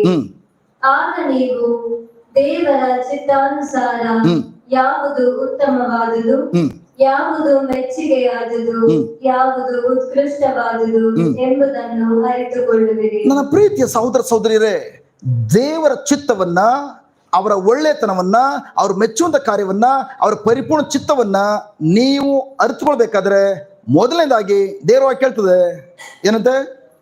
ಫಸ್ಟ್ ಲೈನ್, ಈ ಲೋಕದವರ ನಡವಳಿಕೆಯನ್ನು ಅನುಸರಿಸಬೇಡಿ. ಈ ಲೋಕದ ನಡವಳಿಕೆಯನ್ನು ಅನುಸರಿಸಬೇಡಿ. ಏನು ಅನುಸರಿಸೋದಂದ್ರೆ, ಇಂಗ್ಲಿಷ್ ಬೈಬಲ್ ಹೇಳ್ತದೆ ಕನ್ಫಾರ್ಮ್ಡ್ ಅಂದ್ರೆ ಅಲ್ಲಿ ವಾಕ್ಯ ಹೇಳ್ತದೆ, be not conform to this world. ಈ ಲೋಕಕ್ಕೆ ಲೋಕದವರಂತೆ ಅವರ ಆಕಾರವನ್ನು ತೆಗೆದುಕೊಳ್ಬೇಡಿ. ಕನ್ಫಾರ್ಮ್ ಅಂದ್ರೆ ಆಕಾರ ತೆಗೆದುಕೊಳ್ಳುವಂಥದ್ದು. ಈ ಲೋಕದ ನಡವಳಿಕೆಯನ್ನ ಅನುಸರಿಸಬೇಡಿ. ಏನದು ಅರ್ಥ? ಈ ಲೋಕದವ್ರ ನಡವಳಿಕೆ ಏನಿದೆಯೋ ನಿಮ್ಮ ನಡವಳಿಕೆ ಅದಕ್ಕಿಂತ ವಿರುದ್ಧವಾಗಿರ್ಬೇಕು. ಯಾಕಂದ್ರೆ ನೀವು ಈ ಲೋಕಕ್ಕೆ ಸಂಬಂಧಪಟ್ಟವರಲ್ಲ, ಬದಲಾಗಿ ಲೋಕಕ್ಕೆ ಸಂಬಂಧಪಟ್ಟವರಾಗಿದ್ದೀರಿ ಹಿಂದೊಮ್ಮೆ. ಬಟ್ ಹಾಗಾದ್ರೆ ಈಗ ಯೇಸು ಕ್ರಿಸ್ತರ ಮೂಲಕ ನೀವು ಲೋಕಕ್ಕೆ ಸಂಬಂಧಪಟ್ಟವರಲ್ಲ, ಬದಲಾಗಿ ಪರಲೋಕಕ್ಕೆ ಸಂಬಂಧಪಟ್ಟದ ಪರಲೋಕದ ಪ್ರಜೆಗಳು. ಬಟ್ ಈಗ ನೀವೇನು ಮಾಡಬೇಕು? ಈ ಲೋಕದವರಂತೆ, ಲೋಕದ ಮಾದರಿಗೆ, ಲೋಕದ ಆಕಾರಕ್ಕೆ ಅಥವಾ ಲೋಕದ ನಡವಳಿಕೆಗೆ ನೀವು ಯಾವ ಕಾರಣಕ್ಕೂ ಅಂಟಿಕೊಳ್ಬೇಡಿ. ಅವ್ರ ನಡವಳಿಕೆ ಅನುಸರಿಸಬೇಡಿ. ಅವ್ರ ನಡವಳಿಕೆಯನ್ನು, ಹಲೋ, ಅದರ ಅರ್ಥ ಈ ಜಗತ್ತಿಗೆ ಅನುಗುಣವಾಗಿ ನೀವು ಜೀವಿಸಬೇಡಿ. ಈ ಪ್ರಪಂಚದ ಆಕಾರವನ್ನ ನೀವು ತೆಗೆದುಕೊಳ್ಬೇಡಿ. ಲೋಕದ ಜನರ ನಡವಳಿಕೆಯನ್ನ ನೀವು ನಿಮ್ಮ ಜೀವನದಲ್ಲಿ ಅಳವಡಿಸ್ಕೊಳ್ಬೇಡಿ. ಯಾಕೆಂದ್ರೆ ನೀವು ಈಗಾಗಲೇ ಪ್ರೈಸ್ ಬಿಡಿ ಗಾಡ್, ಮೊದಲು ಲೋಕದವರ ನಡವಳಿಕೆಗೆ ಅಂಟಿಕೊಂಡು ಜೀವಿಸ್ತಾ ಇದ್ರಿ, ಲೋಕದವರಂತೆ ಜೀವಿಸ್ತಾ ಇದ್ರಿ. ಬಟ್ ಆದ್ರೆ ಪ್ರೈಸ್ ಬಿಡಿ ಗಾಡ್, ಈಗ ನೀವು ಥ್ಯಾಂಕ್ ಗಾಡ್ ಲೋಕದವರಂತೆ ಅವರ ಮಧ್ಯದಲ್ಲಿ ಇದ್ರೂ ಕೂಡ ಅವರಂತೆ ಜೀವಿಸ್ಲಿಕ್ಕಾಗಿ ನಿಮ್ಮನ್ನು ಕರೆಯಲ್ಪಟ್ಟಿಲ್ಲ. ನೀವೀಗ ಥ್ಯಾಂಕ್ ಗಾಡ್ ತಿರುಗಿ ಹುಟ್ಟಿದವರಾಗಿದ್ದೀರಿ. ಸರ್ವಶಕ್ತಿ ದೇವರು ನಿಮ್ಮ ಒಳಗಡೆ ಇದ್ದಾರೆ. ನೀವು ಥ್ಯಾಂಕ್ ಗಾಡ್ ತಿರುಗಿ ಹುಟ್ಟಿರುವಂಥದ್ದು ದೇವರ ವಾಕ್ಯವಾದಂಥ ಬೀಜದಿಂದ ಅಶುದ್ಧಗೊಳ್ಳದಿರುವಂತಹ, ಶಾಶ್ವತವಾದಂತಹ, ಕಲುಷಿತಗೊಳ್ಳದಿರುವಂತಹ ದೇವರ ವಾಕ್ಯ ಎಂಬ ಪರಲೋಕ ತಂದೆಯ ಬೀಜದಿಂದ ಹುಟ್ಟಿದ್ದೀರಿ. ಪರಲೋಕ ತಂದೆಯ DNA ನಿಮ್ಮ ಒಳಗಡೆ ಇದೆ. ಪರಲೋಕ ತಂದೆಯ DNA ನಿಮ್ಮ ಒಳಗಡೆ ಇದ್ದ ಮೇಲೆ ಈ ಲೋಕದಲ್ಲಿ ಯಾವುದೇ ಸಮಸ್ಯೆಗಳು ಬಂದರೂ ಕೂಡ, ಯಾವ ಸಮಸ್ಯೆಗಳು ಕೂಡ ನಿಮ್ಮನ್ನು ಸೋಲಿಸಕ್ಕೆ ಸಾಧ್ಯ ಇಲ್ಲ. ಯಾವುದು ಸೋಲಿಸಕ್ಕೆ ಸಾಧ್ಯ ಇಲ್ಲ. ಯಾಕೆ? ತಂದೆಯ DNA ಜಯ. ಈ ಲೋಕ ಯಾವುದೇ ಪರಿಸ್ಥಿತಿ ಬರಲಿ, ಯಾವುದು ಕೂಡ ನಿಮ್ಮನ್ನು ಸೋಲಿಸಕ್ಕೆ ಸಾಧ್ಯ ಇಲ್ಲ. ಯಾಕೆ? ಸೋಲು ತಂದೆಯ DNA ಇಲ್ದನಿರುವಂಥದ್ದು. ಹಲೋ, ಅರ್ಥ ಆಗ್ತದೆಯಾ ನನ್ನ ಪ್ರಿಯ ಸಹೋದರ ಸಹೋದರಿ? ಅದಕ್ಕಾಗಿ ಪ್ರೈಸ್ ಬಿಡಿ God, thank god, very very important. Thank god. ನೀವು ಒಂದ್ಸಲ ಯಾವ ತಿರುಗುಟ್ಟಿದ್ರಿ, ಪ್ರೈಸ್ ಬಿಡಿ ಗಾಡ್. ತಿರುಗುಟ್ಟಿದಾಗ ನನ್ನ ಪ್ರೀತಿಯ ಸಹೋದರ ಸಹೋದರಿಯರೇ, ಪ್ರೈಸ್ ಬಿಡಿ ಗಾಡ್, ನೀವು ಈ ಲೋಕದಿಂದ ಬಿಡುಗಡೆ ಹೊಂದಿ ತಂದೆಯ ಬೆಳಕಿನ ಸಾಮ್ರಾಜ್ಯಕ್ಕೆ ಬಂದವರಾಗಿದ್ದೀರಿ. ಈಗ ನೀವು ಅಲ್ಲಿ ಥ್ಯಾಂಕ್ ಗಾಡ್, ಫಾರ್ ಎಕ್ಸಾಂಪಲ್ ನೀವು ಭಾರತ ದೇಶದಲ್ಲಿದ್ದೀರಿ, ಗುಡ್. ಭಾರತ ದೇಶದಲ್ಲಿರುವಂಥ ನೀವು, praise be to God, just ನೀವು ಕಾರ್ ಡ್ರೈವಿಂಗ್ ಮಾಡಿದ ಒಂದು 10-15 ವರ್ಷದಿಂದ ಒಳ್ಳೆ ಎಕ್ಸ್ಪರ್ಟ್ ಡ್ರೈವರ್ ಆಗಿದ್ದೀರಿ. ನಿಮಗೆಲ್ಲ ಗೊತ್ತಿದೆ, ಥ್ಯಾಂಕ್ ಗಾಡ್, ಗಾಡಿಯನ್ನು ಯಾವ ಕಡೆ ಓಡಿಸ್ಬೇಕು, ಲೆಫ್ಟಲ್ಲೇ ಓಡಿಸ್ಬೇಕು, ಕರೆಕ್ಟ್. ನೀವು ಇಲ್ಲಿಂದ price be to god, thank god, ಹೊರದೇಶಕ್ಕೆ ಹೋದ್ರಿ, ದುಬೈ ಅಥವಾ ಅಮೇರಿಕಾ ಯಾವುದೇ ಹೊರಗಡೆ ಹೋದಾಗ price be to god, thank god, ನಿಮಗೆ ಕೂಡ ಡಿ ಎಲ್ ಇದೆ, ನೀವು ಕೂಡ expert driver. But praise God, ಅಲ್ಲೂ ಕೂಡ ಜಸ್ಟ್ ಥ್ಯಾಂಕ್ ಗಾಡ್, ನೀವು ಎಡಗಡೆನೇ ಹೋಗ್ತಾ ಇದ್ದೀರಿ, ಬಟ್ ಮುಂದ್ಗಡೆ ಪೊಲೀಸ್ ಇದ್ರು, ಜಸ್ಟ್ ತಡ ನಿಲ್ಸು, ನೀವು ಫೈನ್ ಹಾಕ್ಲಿಕ್ಕೆ ಹೋಗ್ತಾ ಇದಾರ. ಆಗ ನೀವು ಯಾಕೆ ಸರ್ ಫೈನ್ ಹಾಕ್ತಿದ್ದೀರಿ ಅಂತ ಕೇಳ್ತಿದ್ದೀರಿ. ನಾ ಏನು ತಪ್ಪು ಮಾಡಿದೆ, ಲೆಫ್ಟ್ ಸೈಡ್ ಬಂದಿದ್ದೆ ತಪ್ಪು. ಅಯ್ಯೋ, ಲೆಫ್ಟ್ ಸೈಡ್ ಇಂದನಾ? ನಾವು ಕಲ್ತಿರೋದ ಹಿಂಗೆ, ನಮ್ ಕಲ್ಸ್ಕೊಟ್ಟಿರೋದ ಹಿಂಗೆ. 15 ವರ್ಷಗಳು ಹಿಂಗೆ ಓಡಿಸಿ ಒಂದು ಆಕ್ಸಿಡೆಂಟ್ ಇಲ್ಲದೆ ನಾನು ಫಸ್ಟ್ ಕ್ಲಾಸ್ ಆಗಿ ಒಂದು ಒಳ್ಳೆ ಕಂಪ್ನಿ ಕೆಲಸ ಮಾಡಿದವನು. ನೀವೆಲ್ಲ ಹೇಳ್ತಾ ಇದ್ದೀರಿ, ಬಟ್ ಅವ್ರು ಒಪ್ಕೊಳ್ತಾರ ಇಲ್ಲ. ಯಾಕೆ ನೋಡಪ್ಪ, ಅದು ನಿಮ್ಮ ದೇಶದಲ್ಲಿ ನೀನು ಅಲ್ಲಿದ್ದನ್ನ ಅಳವಡಿಸ್ಕೊಂಡು ಇಲ್ಲಿ ಜೀವಿಸ್ತೀನಿ ಅಂತ ಹೇಳಿದ್ರೆ, ಇಲ್ಲಿ ಜೀವನ ಪೂರ್ತಿ ಬರೀ ಫೈನ್ ಕಟ್ಟಬೇಕಾಗ್ತದೆ. ಹೆಚ್ಚು ಕಡಿಮೆ ಆದ್ರೆ ನೀನು ಕೊಟ್ಟಕಂತೀಯ, ಇಲ್ಲ ಜೈಲ್ಗೆ ಹೋಗ್ತೀಯ. ಕರೆಕ್ಟಾ? ಯಾಕೆ ಅಲ್ಲೂ ಓಡಿಸ್ಬೇಕಾದ್ರೆ ಬಲಗಡೆಯಲ್ಲಿ ಕಾರ್ ಡ್ರೈವ್ ಮಾಡ್ಬೇಕಾದ್ರೆ ಬಲಗಡೆಯಲ್ಲಿ. ನನ್ನ ಪ್ರೀತಿ ಸಹೋದರ ಸಹೋದರಿಯರೇ, ಬಲಗಡೆ ಹೋಗುವಂಥ ಜಾಗದಲ್ಲಿ ನಾವು ಈ ದೇಶಕ್ಕೆ ಸಂಬಂಧಪಟ್ಟರು ಅಂತೇಳಿ ಅಲ್ಲಿ ಹೋಗ್ಬಿಟ್ಟು ನಾನು ಎಡಗಡೆನೆ ಹೋಗೋದಾದ್ರೆ ಇಲ್ಲಿ ಎಡಗಡೆ ಓಡಿಸ್ತದೆ ಅಂತೇಳಿ ಅಲ್ಲೂ ಕೂಡ ಎಡಗಡೆನೆ ಓಡಿಸೋದಾದ್ರೆ ಖಂಡಿತವಾಗಿಯೂ ನೀವು ಫೈನ್ ಕಟ್ಟಿ ಸುಸ್ತಾಗ್ತೀರಿ. ಇಲ್ಲಾದ್ರೂ ಬಿಡಿ, ಫೈನ್ ಕಟ್ಟೋದಾದ್ರೆ ಇವನ್ ಥ್ಯಾಂಕ್ ಗಾಡ್, ಜಸ್ಟ್ ಈಗೆಲ್ಲ ಕ್ಯಾಮ್ರಾ ಫೋಟೋ ತೆಗೆದುಕೊಳ್ತದಲ್ಲ, ಈ ಪೊಲೀಸ್ದಾಗ ಚೆಕ್ ಮಾಡೋ ಗೊತ್ತಾಗ್ತದೆ. ಜಸ್ಟ್ ಒಂದು ವ್ಯಕ್ತಿದು ಬಿಲ್ ಬಂದ್ಬಿಟ್ಟು 18,000, 1 ಲಕ್ಷ, 2 ಲಕ್ಷ ಬ್ಯಾಲೆನ್ಸ್ ಉಳಿಸ್ಕೊಂಡ್ರು ಅಂತದ್ದು ನಾವೆಲ್ಲ ನೋಡ್ತಾ ಇದ್ದೇವೆ ಯೂಟ್ಯೂಬಲ್ಲಿ. ಅಲ್ಲಿ ಹಂಗೇನಿಲ್ಲ, ಒಂದ್ಸರಿ ಫೈನ್ ಕಟ್ಟಿದ್ರೆ, ಒಂದ್ಸರಿ ಫೈನ್ ನಿಮ್ಮ ಬಿಡ್ತಾ ಜೀವನ ಪೂರ್ತಿ ಎದ್ದೇಳಕ್ಕಾಗಲ್ಲ. ಬರೀ ಜಸ್ಟ್ ನಾವು ಗೊತ್ತಿರೋ ಬ್ರದರ್ ಇದ್ದಾರೆ, ಅವ್ರಿಗೆ ಗೊತ್ತಿಲ್ಲ, ಸಡನ್ ಆಗಿ ಯಾರು ಏನೋ ಒಂದು ಸ್ವಲ್ಪ ಮಾತಾಡ್ಕೊಂಡು ಝೀಬ್ರಾ ಲೈನ್ ಇದೆಯಲ್ಲ, ಝೀಬ್ರಾ ಕ್ರಾಸಿಂಗ್, ವೈಟ್ ಲೈನ್ಗೆ ಅವರು ಕಾರ್ದು ಸ್ವಲ್ಪ ಮುಂದೆ ಹೋಗಿ, ಅದು ಟಚ್ ಆಗಿಲ್ಲ, ಅದ್ರ ಮೇಲೆ ಬಂದಿದೆ ಅಷ್ಟೇ. ಜಸ್ಟ್ ಅವ್ರ ಮೊಬೈಲ್ ಅಲ್ಲಿ ದಾಟ್ಕೊಂಡು ಒಂದು ಸ್ವಲ್ಪ ಮುಂದೆ ಹೋಗಿ ಇನ್ನು 2 ಕಿಲೋಮೀಟರ್ ಹೋಗಿಲ್ಲ, ಮೊಬೈಲ್ ಮೆಸೇಜ್ ಬಂತು, 12,000 ಫೈನ್ ನಿಮ್ಮ ಅಕೌಂಟಿಂದ ಕಟ್ ಆಗಿದೆ ಅಂತೇಳಿ. ತಿಪ್ಪಲಾಗಿ ಹೊಡ್ರೆ ಅವ್ನು ಇನ್ನೊಂದು ಸರ್ ವೈಟ್ ಲೈನ್ ನೋಡಿದ್ರೆ 12,000 ಜ್ಞಾಪಕ ಬರ್ತದೆ. ಕರೆಕ್ಟಾ? ಹಲೋ, ಸರ್ಕಲ್ ಒಬ್ರು ಪೊಲೀಸ್ ಇರೋದಿಲ್ಲ ನಮ್ಮಲ್ಲಿ. ಈವನ್ ಟೈಮ್ ಸರ್ಕಲ್ ಪೊಲೀಸರು ಕೂಡ ನಮ್ಮವ್ರು ಕೇರೆ ಮಾಡಲ್ಲ. ಜಂಪ್ ಮಾಡ್ಕೊಂಡು ಇನ್ನೊಬ್ರು ತೊಂದರೆ ಕೊಟ್ಟು, ಈವನ್ ಈಗ ನಾವು ಬರುವಾಗಲೂ ಅಷ್ಟೇ, ಜಸ್ಟ್ ಒಂದು ಹುಡುಗ ಹಿಂದ್ಗಡೆ ಬರ್ತಾ ಇದಾರೆ, ಹಿಂದ್ಗಡೆ ಹೆಲ್ಮೆಟ್ ಹಾಕಿಲ್ಲ, ಮಧ್ಯದಲ್ಲಿ ನಮ್ಮ ಮುಂದೆ ಕಾರ್ ಮುಂದೆ ಟಟ್ ನಿಲ್ಸಿ ನಮ್ಮ ಬ್ರದರ್ ಬ್ರೇಕ್ ಹೊಡೆದ್ರು. ಅಯ್ಯೋ, ಹೆಲ್ಮೆಟ್ ಹಾಕಿದ್ರೆ ಓಡ್ತಾನೆ, ಅದಕ್ಕೋಸ್ಕರ ಪೊಲೀಸರು ಇದ್ರು. ಇಲ್ಲಿದ್ದ ರೂಲ್ಸ್ಗಳು ಬೇರೆ, ಅಲ್ಲಿದ್ದ ರೂಲ್ಸ್ಗಳು ಬೇರೆ.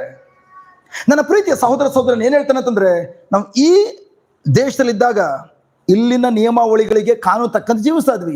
ಇನ್ನೊಂದು ದೇಶಕ್ಕೆ ಹೋದಾಗ ಅಲ್ಲಿ ನಿಯಮಾವಳಿನ ಕಲ್ತ್ಕೊಂಡು, ಅಲ್ಲಿನ ಕಾನೂನು ಕಲ್ತ್ಕೊಂಡು ಜೀವಿಸೋದು ಹೋದ್ರೆ ನಾವು ಬಂಧನಕ್ಕೊಳಗಾಗ್ತವೆ, ಅರೆಸ್ಟ್ ಆಗ್ತವೆ. ಇನ್ ದ ಸೇಮ್ ವೇ ದೇವ್ರು ನಮ್ಗೆ ಏನ್ ಹೇಳ್ತಾರೆ ಅಂತಂದ್ರೆ, ಪ್ರೈಸ್ ಬಿ ಟು ಗಾಡ್, ನಾವೆಲ್ಲರೂ ಕೂಡ ಹಿಂದೊಮ್ಮೆ ಬೇರೊಂದು ಲೋಕದಲ್ಲಿದ್ವಿ, ಭ್ರಷ್ಟಾಚಾರ ತುಂಬಿರುವಂತ ಲೋಕದಲ್ಲಿದ್ವಿ.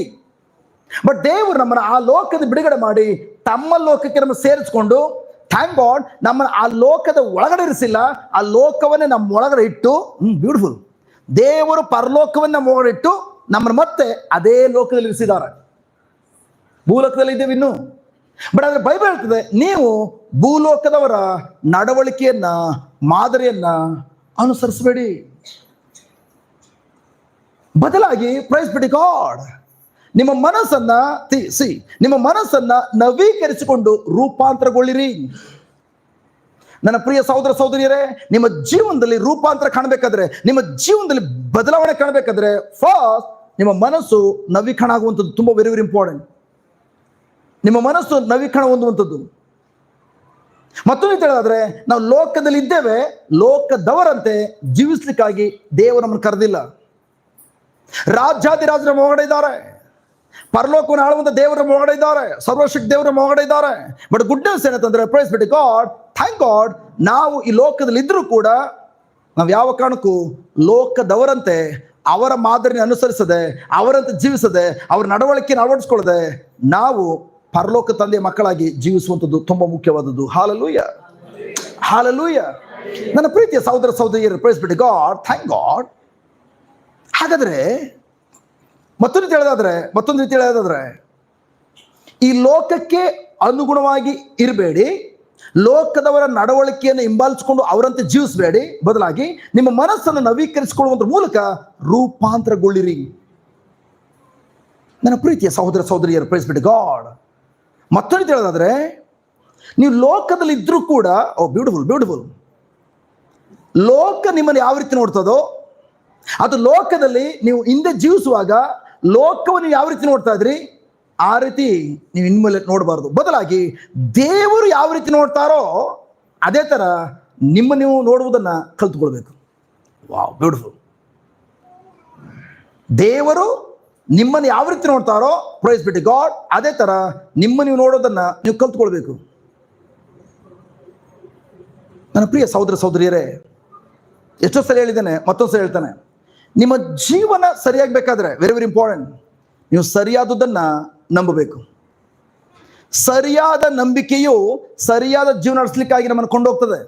ತಪ್ಪಾದ ನಂಬಿಕೆಯು ನಮ್ಮ ಜೀವನವನ್ನ ತಪ್ಪಾದ ದಿಕ್ಕಲ್ಲಿ ಕೊಂಡೋಗ್ತದೆ. ಸೊ ನಮ್ಮೆಲ್ರಿಗೂ ಆಸೆ ಇದೆ ಸರಿಯಾದ ಜೀವನವನ್ನು ಅನುಭವಿಸಬೇಕು, ಒಳ್ಳೆ ಜೀವನ ಅನುಭವಿಸಬೇಕು ಎಂಬುದಾಗಿ. ಕರೆಕ್ಟಾ? ಎಲ್ರಿಗೂ ಆಸೆ ಇದೆಯಾ ಒಳ್ಳೆ ಜೀವನ? ಎಸ್. ಆ ಒಳ್ಳೆ ಜೀವನ ಅನುಭವಿಸಬೇಕಾದ್ರೆ, ಆ ಸರಿಯಾದ ಜೀವನವನ್ನು ಅನುಭವಿಸಬೇಕಾದ್ರೆ ನಿಮ್ಮ ನಂಬಿಕೆ ಸರಿಯಾಗಿರಬೇಕು. ಆ ಸರಿಯಾದ ನಂಬಿಕೆಗೆ ಮುಖ್ಯವಾದ ಕೀಲಿ ಯಾವುದು ಗೊತ್ತಾ? ಸರಿಯಾದ ನಂಬಿಕೆ ಮುಖ್ಯವಾದ ಕೀಲಿ ದೇವರು ಯಾವ ರೀತಿ ನೋಡ್ತಾರೋ ಅದೇ ತರ ನೀವು ಕೂಡ ದೇವರ ಮಗುವಾಗಿದ್ದೀರಿ. ಅದೇ ತರ ನೋಡುವುದನ್ನು ನೀವು ಕಲ್ತ್ಕೊಳ್ಳುವಂಥದ್ದು ನಿಮ್ಮ ಜೀವನದಲ್ಲಿ ಪ್ರಿಯರೇ ಸರಿಯಾದ ನಂಬಿಕೆಯಲ್ಲಿ ಜೀವಿಸ್ಲಿಕ್ಕಾಗಿ ಪ್ರಬಲವಾದ ಕೀ ಆಗಿದೆ. ಪ್ರಬಲವಾದ ಕೀಲಿ ಆಗಿದೆ. ಯಾವುದು ಕೀಲಿ? ದೇವರು ಯಾವ ರೀತಿ ನೋಡ್ತಾರೋ ಅದೇ ತರ ದೇವರ ಮಗುವಾಗಿ ನಾವು ಕೂಡ ಅದೇ ತರ ನೋಡುವುದನ್ನು ಕಲ್ತ್ಕೊಳ್ಬೇಕು. ಮತ್ತೊಂದು ರೀತಿ ಹೇಳೋದಾದ್ರೆ, praise be to God, thank God, ಇದು ಯಾವುದನ್ನು ಒಳಗೊಂಡಿದೆ ಅಂತಂದ್ರೆ, ನೀವು ತಪ್ಪಾದ ನಂಬಿಕೆಗಳನ್ನ ಹೊಂದಿದ್ರು ಕೂಡ, ನಿಮ್ಮ ನಂಬಿಕೆ ತಪ್ಪಾಗಿದ್ರು ಕೂಡ, ಬಟ್ ದೇವರ ವಾಕ್ಯಕ್ಕೆ ಅನುಗುಣವಾದ ಅದರ ಆಧಾರದ ಮೇಲೆ, ದೇವರ ವಾಕ್ಯಕ್ಕೆ ಅನುಗುಣವಾದದ್ರ ಮೇಲೆ ನೀವು ಯಾವಾಗ ನಿಮ್ಮ ನಂಬಿಕೆಯನ್ನು ಬದಲಾಯಿಸ್ಕೊಳ್ತೀರಿ, ನಿಮ್ಮ ತಪ್ಪಾದ ನಂಬಿಕೆಯನ್ನು ದೇವರ ವಾಕ್ಯಕ್ಕೆ ಅನುಗುಣವಾಗಿ ಬದಲಾಯಿಸ್ಕೊಳ್ತೀರಿ, ಆಗ ಪ್ರೈಸ್ ಬಿ ಟು ಗಾಡ್ ನೀವು ಸರಿಯಾದ ನಂಬಿಕೆಯೊಂದಿಗೆ ಸರಿಯಾದವುಗಳನ್ನು ಅನುಭವಿಸಲಿಕ್ಕೆ ಹೋಗ್ತದ್ರಿ ಎಂಬುದಾಗಿ. ಉದಾಹರಣೆಗೆ ನೀವು ಮತ್ತನ ಶುಭ ಸಂದೇಶ, ಮಾರ್ಕನ ಶುಭ ಸಂದೇಶ 3ನೇ ಅಧ್ಯಾಯದಲ್ಲಿ ನೋಡ್ತೀರಿ, 1ರಿಂದ 5 ಇರುವುದು ವಾಕ್ಯದಲ್ಲಿ. ಅಲ್ಲಿ ಪ್ರಭು ಯೇಸು ಒಂದು ಕೈ ಬತ್ತೋಗಿದೆ, ಕೈಯಲ್ಲಿ ಬಲ ಇಲ್ಲ, ಸ್ಟ್ರೋಕ್ ಆಗಿರೋ ವ್ಯಕ್ತಿ, ಕೈ ಎತ್ತಕ್ಕಾಗ್ತಲ್ಲ, ಕೈ ಬತ್ತಿ ಹೋಗಿರುವಂಥ ವ್ಯಕ್ತಿಯನ್ನ ಯೇಸು ನೋಡಿದಾಗ ಯೇಸು ಏನು ಮಾಡಿದ್ರು? ಬತ್ತಿ ಹೋದ ಕೈಯನ್ನ ಪ್ರಭು ಯೇಸು ನೋಡಲಿಲ್ಲ. ಬದಲಾಗಿ ಪ್ರೈಸ್ ಬಿ ಟು ಗಾಡ್ ಆ ಕೈ ಸಂಪೂರ್ಣವಾಗಿ ಗುಣಮುಖವಾಗ್ಲಿಕ್ಕಾಗಿ, ಸ್ವಸ್ಥತೆಯನ್ನು ಪಡ್ಕೊಳ್ಳಿಕ್ಕಾಗಿ ಬೇಕಾಗುವಷ್ಟು ಕೃಪೆ ಇದೆ ಎಂಬುದಾಗಿ ಪ್ರಭು ಯೇಸು ನೋಡ್ತಾ ಇದ್ರು. ಅದಕ್ಕೋಸ್ಕರ ಪ್ರಭು ಯೇಸು ಏನು ಮಾಡಿದ್ರು? ಆ ಮನುಷ್ಯನಿಗೆ, ನಿನ್ನ ಕೈ ಏನಾಯ್ತು? ಮಸಾಜ್ ಮಾಡಿಸ್ಕೊಂಡ, ಟ್ರೀಟ್ಮೆಂಟ್ ತಗೊಂಡ, ಯಾವ ಡಾಕ್ಟರ್ ಹತ್ರ ಹೋದೆ, ಏನು ಮೆಡಿಸಿನ್ ತಗೊಂಡೆ, ಎಷ್ಟು ವರ್ಷ ಆಯ್ತು, ಏನು ಕೇಳಲಿಲ್ಲ. ಅವ್ನು ನೋಡಿದ ತಕ್ಷಣ ಪ್ರೈಸ್ ಗಾಡ್ ಕೈ ಚಾಚು ಎಂಬುದಾಗಿ ಹೇಳಿದ್ರು. ಆ ವ್ಯಕ್ತಿ ಅದೇ ಕ್ಷಣದಲ್ಲಿ ಪ್ರಭು ಯೇಸು ಹೇಳಿದಂತೆ ಕೈ ಚಾಚಿದ, ಅವನ ಕೈ ಸಂಪೂರ್ಣ ಗುಣ ಆಯಿತು. ಅವನ ಕೈ ಮತ್ತೊಂದು ಕೈ ರೀತಿಯಲ್ಲಿ ಶಕ್ತಿಯನ್ನು ಪಡ್ಕೊಳ್ತು. ಹಲೋ ನನ್ನ ಪ್ರೀತಿಯ ಸಹೋದರ ಸಹೋದರಿಯರೇ, ನೀವು ವಿಭಿನ್ನವಾಗಿ ನೋಡದ ಹೊರತು ಪ್ರಿಯರೇ ಖಂಡಿತವಾಗಿಯೂ ನೀವು ನಿಮ್ಮ ಜೀವನದಲ್ಲಿ ವಿಭಿನ್ನವಾದ ಕಾರ್ಯಗಳನ್ನು ನೀವು ಅನುಭವಿಸ್ಲಿಕ್ಕೆ ಸಾಧ್ಯ ಇಲ್ಲ. ಮತ್ತೊಂದು ರೀತಿ ಹೇಳಿದರೆ ನೀವು ಕೂಡ ಹೇಳ್ಬೋದು, ಓ ಪ್ರಭು ಯೇಸು ಹೇಳಿದ ಮೇಲೆ ಪ್ರೈಸ್ ಗಾಡ್, ಪ್ರಭು ಯೇಸು ಮಾಡಿದ ಅದೇ ಅದ್ಭುತ ಕಾರ್ಯಗಳನ್ನ ನಾನು ಕೂಡ ಮಾಡಬಲ್ಲವನಾಗಿದ್ದೇನೆ. ಯಾಕಂದ್ರೆ ಯೋಹಾನ 14ನೇ ವಾಕ್ಯ 12ರಲ್ಲಿ ಪ್ರಭು ಯೇಸು ಹೇಳಿದ್ದಾರೆ, ನನ್ನ ನಾಮದಲ್ಲಿ ನನ್ನ ಮಕ್ಕಳು ಕೂಡ ಅದೇ ಅದ್ಭುತ ಕಾರ್ಯ ಮಾಡ್ತಾರೆ ಅಂತೇಳಿ. ನೀವು ಯಾರಾದ್ರೂ ಕೈ ಬತ್ತಿ ಹೋಗಿರುವಂಥ ಕೈಯನ್ನು ನೋಡಿ ಕೈ ಚಾಚು ಅಂತ ಹೇಳ್ಬೋದು, ಬಟ್ ಅದು ನೆರವೇರಲ್ಲ ಪ್ರಿಯರೇ. ಫಸ್ಟ್ ನೀವು ಏನನ್ನು ನೋಡ್ತಾ ಇದ್ದೀರಿ ಅದನ್ನು ವಿಭಿನ್ನವಾಗಿ ನೋಡದ ಹೊರತು, ನೀವು ಕೈಯನ್ನು ಸೋತು ಹೋಗಿರೋ ವ್ಯಕ್ತಿಯನ್ನು ನೋಡ್ಬಿಟ್ಟು ನೀವು ಕೈ ಚಾಚು ಎಂಬುದಾಗಿ ನೀವು ಹೇಳುವಾಗ ಯಾವ ಕಾರಣಕ್ಕೂ ಅದನ್ನೆಲ್ಲ ನೆರವೇರೋದಿಲ್ಲ. ಅದೇ ಥರ ಅನೇಕರು ನಾವು ಹೇಳ್ತಿದ್ದೇವೆ, ಯೇಸುವೆ ನಿಮ್ಮ ಗಾಯಗಳಿಂದ ಗುಣ ಹೊಂದಿದ್ದೇವೆ, ಬಟ್ ಪ್ರೈಸ್ ಗಾಡ್ ನೀವು ಹೇಳಕ್ ಮುಂಚಿತವಾಗಿ ಅದು ನೋಡ್ತಾ ಇದ್ದೀರಾ. ನಾನು ಈಗ ಗುಣ ಆಗಿದ್ದೇನೆ, ಗುಣ ಆಗಿರೋದು ಮಾತ್ರ ಅಲ್ಲ, ಕೆಲಸ ಕಾರ್ಯಗಳು ಮಾಡಕ್ಕೆ ಹೋಗ್ತಾ ಇದ್ದಾನೆ, ನಾನು ಬೇರೆ ವ್ಯಕ್ತಿಗಳಿಗೆ ಹೋಗಿ ಗುಣಪಡಿಸ್ತಾ ಇದ್ದಾನೆ, ದೇವ ರಾಜ್ಯ ಕಟ್ತಾ ಇದ್ದಾನೆ, ನೀವು ನೋಡ್ತಾ ಇದ್ದೀರಾ ಅದನ್ನ. ಪ್ರಭು ಯೇಸು ಯಾತಕ್ಕೆ ಪ್ರಿಯರೇ ಥ್ಯಾಂಕ್ ಗಾಡ್ ನಮಗಿಂತಲೂ ವಿಭಿನ್ನವಾದ ಕಾರ್ಯಗಳನ್ನು ಮಾಡಿದ್ರು, ಸೂಚಕ ಕಾರ್ಯಗಳು ಮಾಡಿದ್ರು ಅಂತಂದ್ರೆ ವಿಭಿನ್ನವಾಗಿ ನಮಗಿಂತಲೂ ಮಿಗಿಲಾಗಿ ಅವರು ಬೇರೊಂದನ್ನು ನೋಡ್ತಾ ಇದ್ರು.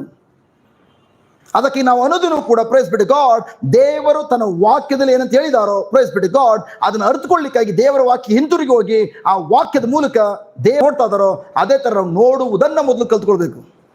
ನೋಡುವುದನ್ನು ಕಲ್ತ್ಕೊಳ್ಬೇಕು. ಶಾರೀರಿಕವಾದ ಕಣ್ಣುಗಳ ಮೂಲಕ ನೀವೇನನ್ನ ನೋಡ್ಬೇಕು ಅಂತ ಬಯಸ್ತಾ ಇದ್ದೀರಿ, ಅದನ್ನ ದೇವರ ವಾಕ್ಯದ ಕಂಡಿಡ್ಕೊಂಡು ದೇವರ ವಾಕ್ಯ ಅನುಗುಣವಾಗಿ ನಿಮ್ಮ ಮನಸ್ಸಲ್ಲಿ ಅದು ನೋಡ್ಬೇಕು. ಫಸ್ಟ್ ನೀವು ಮನಸ್ಸಲ್ಲಿ ನೋಡ್ಬೇಕು. ಇವ ನಾನು ಇವತ್ತು ಏನ್ ಪ್ರೀಚಿಂಗ್ ಮಾಡ್ತದ ಪ್ರೈಸ್ ಬಿಡಿ ಗಾಡ್, ಇದು ಪ್ರಿಯರ್ ಯಾರೋ ಬಂದು ನನ್ನ ತಲೆ ಮೇಲೆ ಕೈ ಇಟ್ಟ ತಕ್ಷಣ ಇಂಥ ಅದ್ಭುತಕಾರಿ ಆಗಿಬಿಡ್ಲಿಲ್ಲ, ಸಾರಿ. ನಾನು ನನ್ನ ಕೆಲಸಕ್ಕೆ ಹೋಗುವಂಥ ಸಂದರ್ಭದಲ್ಲೂ ಕೂಡ ಪ್ರೈಸ್ ಬಿಡಿ ಗಾಡ್, ಕೆಲಸಕ್ಕೆ ಹೋದಂಥ ಸಂದರ್ಭದಲ್ಲೂ ಮಧ್ಯಾಹ್ನ ಸಮಯದಲ್ಲಿ ಅರ್ಧ ಗಂಟೆ ಬ್ರೇಕ್ ಇರ್ತಾ ಇತ್ತು. ನನ್ನ ಬಾಸ್ ಅವ್ರು ಊಟಕ್ಕೆ ಕೊಟ್ಟು ಹೋಗ್ತಾ ಇದ್ರು. ಆ ಸಂದರ್ಭದಲ್ಲಿ ನಾವು ಕೂಡ ಕಂಪ್ಯೂಟರ್ ರೂಮ್ಗೆ ಹೋಗ್ತಾ ಇದ್ವಿ. ಹೋಗಿ ಅಲ್ಲಿ ಬೇರೆ ಹುಡುಗರೆಲ್ಲ ಗೇಮ್ ಆಡುವಂಥದ್ದು. ನನ್ನ ಕೆಲಸ ಥ್ಯಾಂಕ್ ಗಾಡ್ ನಾನು ಪರಲೋಕದ ಗೇಮೆಲ್ಲ ಕಾಲ ಕಳೆಯುವಂಥದ್ದು, ಅಲ್ಲಿ ಹೋಗುವಂಥದ್ದು. ಯಾವುದು ಯೂಟ್ಯೂಬಲ್ಲಿ ಯಾರೆಲ್ಲ ಥ್ಯಾಂಕ್ ಗಾಡ್ ಜಸ್ಟ್ ಸುವಾರ್ಥ ಸಾರ್ತಾ ಇದಾರೋ ಅಂಥವ್ರನ್ನ ವಿಡಿಯೋಗಳು ನೋಡುವಂಥದ್ದು. ನೋಡುವಾಗ ಪ್ರೈಸ್ ಬಿಡಿ ಗಾಡ್, ಅಲ್ಲಿ ಥ್ಯಾಂಕ್ ಗಾಡ್ ಒಂದು ಸೇವಕರು ಪ್ರೈಸ್ ಗಾಡ್ ಅವ್ರ ಬಟ್ಟೆನ ಟಚ್ ಮಾಡಿ ಸಾಕು, ಟಚ್ ಮಾಡಿದ್ರೆ ಎಲ್ಲರೂ ದಡ್ ಅಂತ ಬಿದ್ದೋಗ್ತಾ ಇದಾರೆ ಅಂತ ಅಭಿಷೇಕ ತಿಳಿಸ್ತಾ ಇದೆ. ಮೈ ಗಾಡ್, ಅವ್ರು ನೋಡುವಾಗ ಅದು ಜಸ್ಟ್ ಒಂದು 2 ನಿಮಿಷ 3 ನಿಮಿಷ ಇದ್ದಿದ್ದು. ಆ ವಿಡಿಯೋ ಡೌನ್ಲೋಡ್ ಮಾಡ್ಕೊಂಡು ಒಂದು CD ಕಾಪ್ ಮಾಡ್ಕೊಂಡು ಮನೆ ಬಂದು DVD ಪ್ಲೇಯರ್ಗೆ ಹಾಕೊಂಡು ಅದನ್ನೇ ನೋಡುವಂಥದ್ದು. 2 ಸಲ ನೋಡಿದ ಲೆಕ್ಕನೇ ಇಲ್ಲ. ನಮ್ಮ ಮನೆಯವರಿಗೆಲ್ಲ ತಲೆ ಕೆಡಿಸ್ಬಿಟ್ಟಿದೆ. ನನ್ನ ಗಂಡ ಹುಚ್ಚಿನ ಥರ ಅದನ್ನೇ ರಿವರ್ಸ್ ಆಗ್ತದೆ, ಅದನ್ನೇ ನೋಡ್ತದೆ, ಇನ್ಯಾವುದು ಇಲ್ವೇ ಇಲ್ವಾ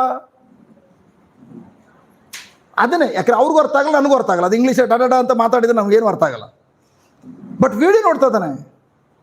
ನನ್ನ ಮನಸ್ಸಲ್ಲಿ ಅದೇ ವಿಡಿಯೋ ಎಷ್ಟು ಮಟ್ಟಿಗೆ ಹೋಗ್ತದೆ ಅಂತಂದರೆ, ಇವನೊಂದ್ಸಲ ಹೆಂಡ್ತಿ ಬಂದು ಟೀ ಇಟ್ಟಿದ್ದಾನೆ. ಟೀ ಇಟ್ಟಿರೋದೇ ಜ್ಞಾಪಕ ಇಲ್ಲ. ಟೀ ಒಳಗಡೆ ಹೋಗ್ಬಿಟ್ಟು ಮೈ ಗಾಡ್, ಯಾವ ಸೇವಕರು ಅವರ ಮೈ ಮೇಲಿರೋದು ಕೋಟನ್ನು ತೆಗೆದು ಜನರಲ್ಲಿ ಟಚ್ ಮಾಡೋದು ಬಿದೋಗ್ತಾ ಇದಾರೋ, ಅಭಿಷೇಕ ಆಗ್ತಾ ಇದೆಯೋ, ಅದು ನೋಡ್ತಾ ಅವ್ರ ತಲೆಯನ್ನು ಕಟ್ ಮಾಡಿ ಬಿಸಾಕ್ಬಿಟ್ಟು ನನ್ನ ತಲೆಯನ್ನು ಕಟ್ ಮಾಡಿ ಅವ್ರ ಶರೀರದ ಮೇಲೆ ಹಾಕಿ, ವಾವ್ ನಾಗೇಂದ್ರ ನೋಡಿ ಯಾವ ಥರ ಮೈ ಗಾಡ್ ಎಲ್ಲ ಕಡೆ ಸುವಾರ್ಥ ಸಾರ್ತಾ ಇದ್ದಾನೆ, ನಾಗೇಂದ್ರ ಮೂಲಕ ಯಾವ ಥರ ಅಭಿಷೇಕ ತಿಳಿಸ್ತದೆ. ಆವತ್ತು ನನ್ನ ಮನಸ್ಸಿನಲ್ಲಿ ಏನೋ ನೋಡಿದ್ನೋ, ಎವ್ರಿಡೇ ದೇವ್ರ ವಾಕ್ಯದಲ್ಲಿ ಥ್ಯಾಂಕ್ ಯು ಲಾರ್ಡ್ ಜಸ್ಟ್ ಓದುವಾಗ ನನ್ನ ಕಣ್ಮುದ ಚಿತ್ರನ ಬಿಡ್ತಾ ಇರಲಿಲ್ಲ. ನಾನು ಯಾಕೆ ಸ್ಟಡಿ ಮಾಡ್ತಾ ಇದ್ದಾನೆ, ಥ್ಯಾಂಕ್ ಗಾಡ್. ಇದು ನನ್ನನ್ನು ಬದಲಾವಣೆ ಮಾಡೋದು ಮಾತ್ರ ಅಲ್ಲ, ನನ್ನ ಮೂಲಕ TV ನೋಡಿದ್ನಲ್ಲ, ಮೈ ಗಾಡ್ ಥ್ಯಾಂಕ್ ಗಾಡ್, ಅದೇ ಕಾರ್ಯ ನನ್ನ ಮೂಲಕ ಆಗಬೇಕು. ಅವತ್ತು ಏನನ್ನು ನೋಡಿದ್ನೋ ಇವತ್ತು ಮನಸ್ಸಿನ ಕಣ್ಣುಗಳ ಮೂಲಕ, ಅವತ್ತು ಏನನ್ನು ನೋಡಿದ್ನೋ ಇದು ಶಾರೀರಿಕ ಕಣ್ಣುಗಳ ಮೂಲಕ ನಾನು ನೋಡ್ತಾ ಇದ್ದಾನೆ. ನೀವು ಕೂಡ ನನ್ನ ಮೂಲಕ ಏನು ಕಾರ್ಯ ಮಾಡ್ತಿದ್ರೋ ಅದನ್ನು ನೀವು ನೋಡ್ತಾ ಇದ್ದೀರಿ. ಕರೆಕ್ಟಾ? ಹಲೋ ನನ್ನ ಪ್ರೀತಿಯ ಸಹೋದರಿ ಪ್ರೈಸ್ ಬಿಡಿ ಗಾಡ್, ಅದಕ್ಕೆ very very very important. Thank God. ಪ್ರಭು ಯೇಸು ಒಂದು ಕಾಯಿಲೆಯಲ್ಲಿ ನೋಡುವಾಗ, ಅಥವಾ ಒಂದು ಕೊರತೆ ಉಳಿದ ವ್ಯಕ್ತಿ ನೋಡುವಾಗ, ಅಥವಾ ಒಂದು ಭಯದಲ್ಲಿರುವ ವ್ಯಕ್ತಿ ನೋಡುವಾಗ, ಅಥವಾ ಅಪರಾಧದಲ್ಲಿ ಸಿಲ್ಕೊಂಡ ವ್ಯಕ್ತಿ ನೋಡುವಾಗ, ಅಥವಾ ಯಾವುದೋ ಒಂದು ಮದ್ಯ ವ್ಯಸನಿ ನೋಡುವಾಗ, ದುಶ್ಚಟದಲ್ಲಿ ಬಿದ್ದೋಗಿರೋ ವ್ಯಕ್ತಿ ನೋಡುವಾಗ, ಅಥವಾ ಸಾಲದ ಹೊರೆಯಲ್ಲಿರುವ ವ್ಯಕ್ತಿ ನೋಡಿದಾಗ ಪ್ರಭು ಯೇಸು ಎಲ್ಲೂ ಕೂಡ ಸಮಸ್ಯೆನ ಮಾತ್ರ ನೋಡಲಿಲ್ಲ. ಪ್ರಿಯರೇ, ಕುಷ್ಠರೋಗಿ ಸಮಸ್ಯೆ ನೋಡಲಿಲ್ಲ, ಪಾರ್ಶ್ವರೋಗಿ ಬೆಡ್ ಮೇಲೆ ಮಲಗಿದ್ದಾನೆ ಜಸ್ಟ್ 38 ವರ್ಷಗಳಿಂದ, ಪ್ರಭು ಯೇಸು ಅದ್ರ ಕಡೆ ಗಮನ ಕೊಡಲಿಲ್ಲ. ನೀನು ಹಾಸಿಗೆ ನಡಿ ಅಂತಂದ್ರು. 18 ವರ್ಷಗಳಿಂದ ಗೂನು ಬೆನ್ನಾಗಿ ನಡುಗೋಗಿ ನಡ್ಕೊಂಡು ಹೋಗ್ತದಾಳೆ. ಯೇಸುಮೇ ಹೇಳಿದ್ರು, ನಿನ್ನ ಮೂಳೆ ಸಿಡಿಲಗೊಂಡಿದೆ. ಹೇಳಿದ ತಕ್ಷಣ ಮೂಳೆಗಳು ನೆಟ್ಟಗಾಯ್ತು. ವ್ಯಭಿಚಾರಣ ಮಹಿಳೆ ಸಿಕ್ಬಿದ್ಲು. ಜಸ್ಟ್ ಎಲ್ಲರೂ ವ್ಯಭಿಚಾರಣೆ ಮಹಿಳೆ ಅಂತ ಕರೆದ್ರು. ಬಟ್ ಅದು ಯೇಸುಮೇ ಥ್ಯಾಂಕ್ ಗಾಡ್, ನೀನು ವ್ಯಭಿಚಾರ ಮಾಡಿರ್ಬೋದು, ಬಟ್ ಆ ವ್ಯಭಿಚಾರಕ್ಕೋಸ್ಕರ ಆಲ್ರೆಡಿ ಬಲಿಯಾಗಿದ್ದಾನೆ, ಅದಕ್ಕೋಸ್ಕರ ನಾನು ನಿನ್ನ ಕರಿತಾ ಇದ್ದಾನೆ ಮಗಳೇ ಎಂಬುದಾಗಿ. ಅವ್ರು ಏನನ್ನು ನೋಡಿದ್ರು ಮನಸ್ಸಿನ ಕಣ್ಣುಗಳ ಮೂಲಕ, ಹೃದಯದಲ್ಲಿ ನಂಬಿ, ತದನಂತರ ನೆಕ್ಸ್ಟ್ ಅದನ್ನ ಶಾರೀರಿಕ ಕಣ್ಣುಗಳ ಮೂಲಕ ನೋಡಿದ್ರು. ನೀವು ಪರಿಸ್ಥಿತಿಗಳ ಮಧ್ಯೆ ಏನನ್ನು ನೋಡ್ತಾ ಇದ್ದೀರಿ? ಲೋಕದ ಮಕ್ಕಳಿಗೆ ಅನುಗುಣವಾಗಿ ಅವರ ಮಾದರಿನ ಅನುಸರಿಸಬೇಡಿ, ಲೋಕದವರ ನಡವಳಿಕೆ ಅನುಸರಿಸಬೇಡಿ. ಏನಾದ್ರೂ ಅರ್ಥ? ಲೋಕದವರು ಸಮಸ್ಯೆಗಳು ಬಂದಾಗ ಏನಾಗ್ತಾರೆ ಪ್ರಿಯರೇ? ಬ್ಯಾಡ್ ರಿಪೋರ್ಟ್ ಬಂದಾಗ ಡಾಕ್ಟರಿಂದ ಏನಾಗ್ತಾರೆ? ಥ್ಯಾಂಕ್ ಗಾಡ್ ಸ್ವಲ್ಪ ಚೆಕ್ ಬೌನ್ಸ್ ಆಯ್ತು, ಚೆಕ್ ಬೌನ್ಸ್ ಆಗಿ ಥ್ಯಾಂಕ್ ಗಾಡ್ ಲಾಯರ್ ನೋಟಿಸ್ ಬಂದಾಗ ಏನ್ ಮಾಡ್ತಾರೆ? ಭಯ ಪಡ್ತಾರೆ, ದೇವ್ರ ಮೇಲೆ ಡೌಟ್ ಪಡ್ತಾರೆ, ಅನುಮಾನ ಪಡ್ತಾರೆ. ನಾನು ಇಷ್ಟೆಲ್ಲ ಪ್ರಾರ್ಥನೆ ಮಾಡಿದೆ, ಯಾಕೆ ಹಿಂಗಾಯ್ತು? ಖಿನ್ನತೆಗೊಳಗಾಗ್ತಾರೆ, ಡಿಪ್ರೆಷನ್ಗೆ ಹೋಗ್ತಾರೆ. ಅದು ಲೋಕದ ಮಕ್ಕಳ ನಡವಳಿಕೆ. ನಮ್ಮ ನಡವಳಿಕೆ ಹೇಗಿರ್ಬೇಕು? ಸಮಸ್ಯೆಗಳ ರೀತಿಯಲ್ಲಿ ನೋಡುವಂಥದ್ದಲ್ಲ ಪ್ರಿಯರೇ, ಬದಲಾಗಿ ಪ್ರೈಸ್ ಬಿಟ್ಟು ಗಾಡ್ ಸಮಸ್ಯೆಗಳನ್ನ ಗೆದ್ದಿರುವಂತಹ ಪ್ರಭು ಯೇಸು ನಮ್ಮ ಒಳಗಡೆ ಇದ್ದಾರೆ. ಅವ್ರು ಆಲ್ರೆಡಿ ಅವುಗಳೆಲ್ಲದ್ರ ಮೇಲೆ ಜೀವನ ಕೊಟ್ಟಿದ್ದಾರೆ. ಬಟ್ ಪ್ರೈಸ್ ಗಾಡ್, ನನ್ನ ಕೆಲಸ ಏನು? ಅದನ್ನು ಯಾವ ರೀತಿ ನೋಡ್ಬೇಕು ಅಂತೇಳಿ ದೇವರು ತನ್ನ ವಾಕ್ಯದಲ್ಲಿ ಈಗ ಲಿಖಿತಗೊಳಿಸಿದ್ದಾರೆ. ಅವ್ರ ವಾಕ್ಯಕ್ಕೆ ಬಂದು ಅವ್ರ ವಾಕ್ಯ ಏನ್ ಹೇಳ್ತದೋ ಅದನ್ನೇ ನನ್ನ ಮನಸ್ಸಿನ ಕಣ್ಣುಗಳ ಮೂಲಕ ನೋಡುವಂಥದ್ದು. ಪರಿಸ್ಥಿತಿನ ಬದಲಾಯಿಸ್ಕೊಳ್ಳಿಕ್ಕೆ ಪ್ರಯತ್ನ ಪಡಬೇಡಿ. ಪರಿಸ್ಥಿತಿನ ಬದಲಾಯಿಸ್ಕೊಳ್ಳೋ ಪ್ರಯತ್ನ ಪಟ್ರಿ, ಈ ಸಾಲ ತೀರ್ಸಕ್ ಹೋಗಿ ಇನ್ನೊಂದ್ ಕಡೆ ಸಾಲ ಮಾಡ್ತೀರಿ. ಜೀವನ ಪೂರ್ತಿ ಬಡ್ಡಿ ಕಟ್ಕೊಂಡು ಜೀವನ ಹಾಳು ಮಾಡ್ಕೊಳ್ತೀರಿ. ನಿಮ್ಮ ಸಾಲ ಆಲ್ರೆಡಿ ಈಗಾಗಲೇ ಪರಿಹಾರ ಆಗಿದೆ.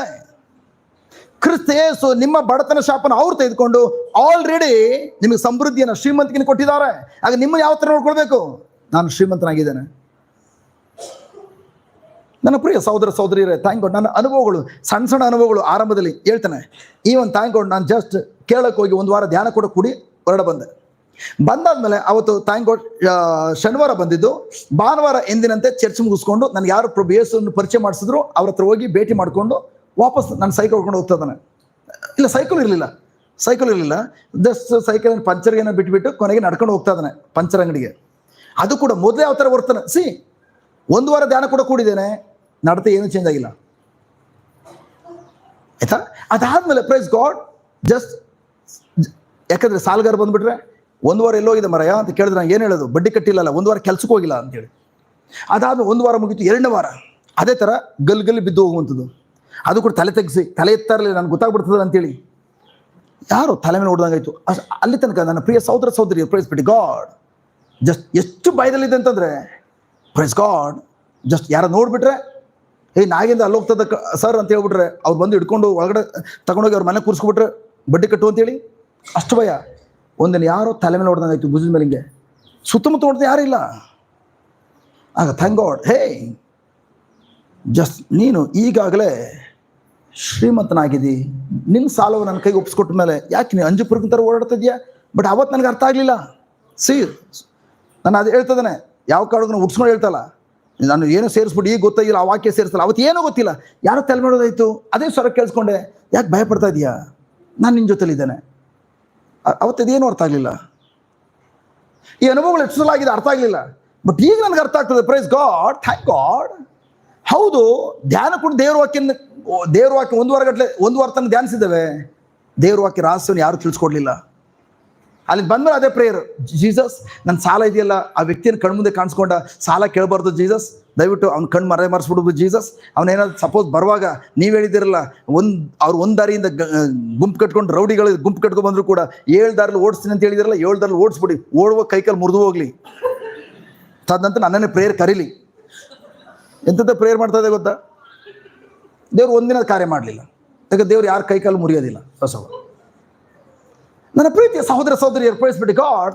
ಬಟ್ ಆದರೆ ಥ್ಯಾಂಕ್ ಗಾಡ್, ದೇವರ ವಾಕ್ಯ ನಮ್ಗೆ ಏನು ತಿಳಿಸೋದೆ, ನಮ್ಮ ಕೊರತೆಗಳಿದ್ದಾಗ ಪ್ರೈಸ್ ಬಿಟ್ಟು ಗಾಡ್, ಅಥವಾ ಜಸ್ಟ್ ನಮ್ಮ ಸಾಲದವರಿದ್ದಾಗ ಅಥವಾ ದುಶ್ಚನಗಳಿದ್ದಾಗ ಪ್ರೈಸ್ ಬಿಟ್ಟು ಗಾಡ್, ಪ್ರಭು ಯೇಸು ಎಲ್ಲೂ ಕೂಡ ಸಮಸ್ಯೆನ ಮಾತ್ರ ನೋಡಲಿಲ್ಲ, ಬದಲಾಗಿ ಪ್ರೈಸ್ ಬಿಟ್ಟು ಗಾಡ್ ಆ ದೌರ್ಬಲ್ಯದ ಏರಿಯಾದಲ್ಲಿ ಗುಣಪಡಿಸ್ಕೊಂಡು ಪ್ರಭು ಯೇಸು ನೋಡ್ತಾ ಇದ್ರು, ಕೃಪೆನ ನೋಡ್ತಾ ಇದ್ರು. ಆ ಕೃಪೆ ಆ ಪರಿಸ್ಥಿತಿಯನ್ನ ಕ್ಷಣ ಮಾತ್ರದಲ್ಲಿ ಪರಿಹಾರ ಮಾಡೋ ಶಕ್ತಿಯಾಗಿದೆ.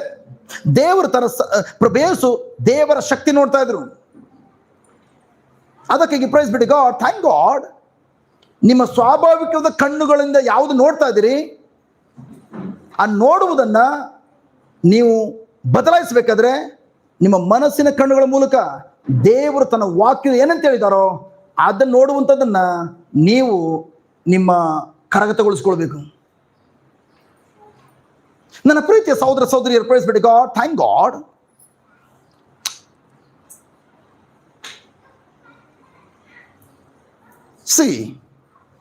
ನಾವೆಲ್ಲರೂ ಕೂಡ ನನ್ನ ಪ್ರೀತಿಯ ಸಹೋದರ ಸಹೋದರಿಯರೇ ಲೋಕದವರ ಮಧ್ಯದಲ್ಲಿ ಇರೋದ್ರಿಂದ, ಲೋಕದಲ್ಲಿ ನಾನು ಮೊದಲಿಂದನೂ ಕೂಡ ಜೀವಿಸ್ತಾ ಇರುವಂಥ ಮಕ್ಕಳಾಗಿರೋದ್ರಿಂದ, ಈವನ್ ಲೋಕವನ್ನ ತೊರೆದು ಪರಲೋಕ ತಂದೆ ಮಕ್ಕಳಾಗಿದ್ರು ಕೂಡ ಯಾಕೆ ಲೋಕದವರಂತೆ ಜೀವಿಸ್ತದವಂತಂದ್ರೆ ಒಂದೇ ಒಂದು ನಮ್ಮ ಮನಸ್ಸಿನ ಸ್ಥಿತಿ ಇನ್ನೂ ಕೂಡ ಚೇಂಜ್ ಆಗಿಲ್ಲ. ನಾನು ಅದಕ್ಕೆ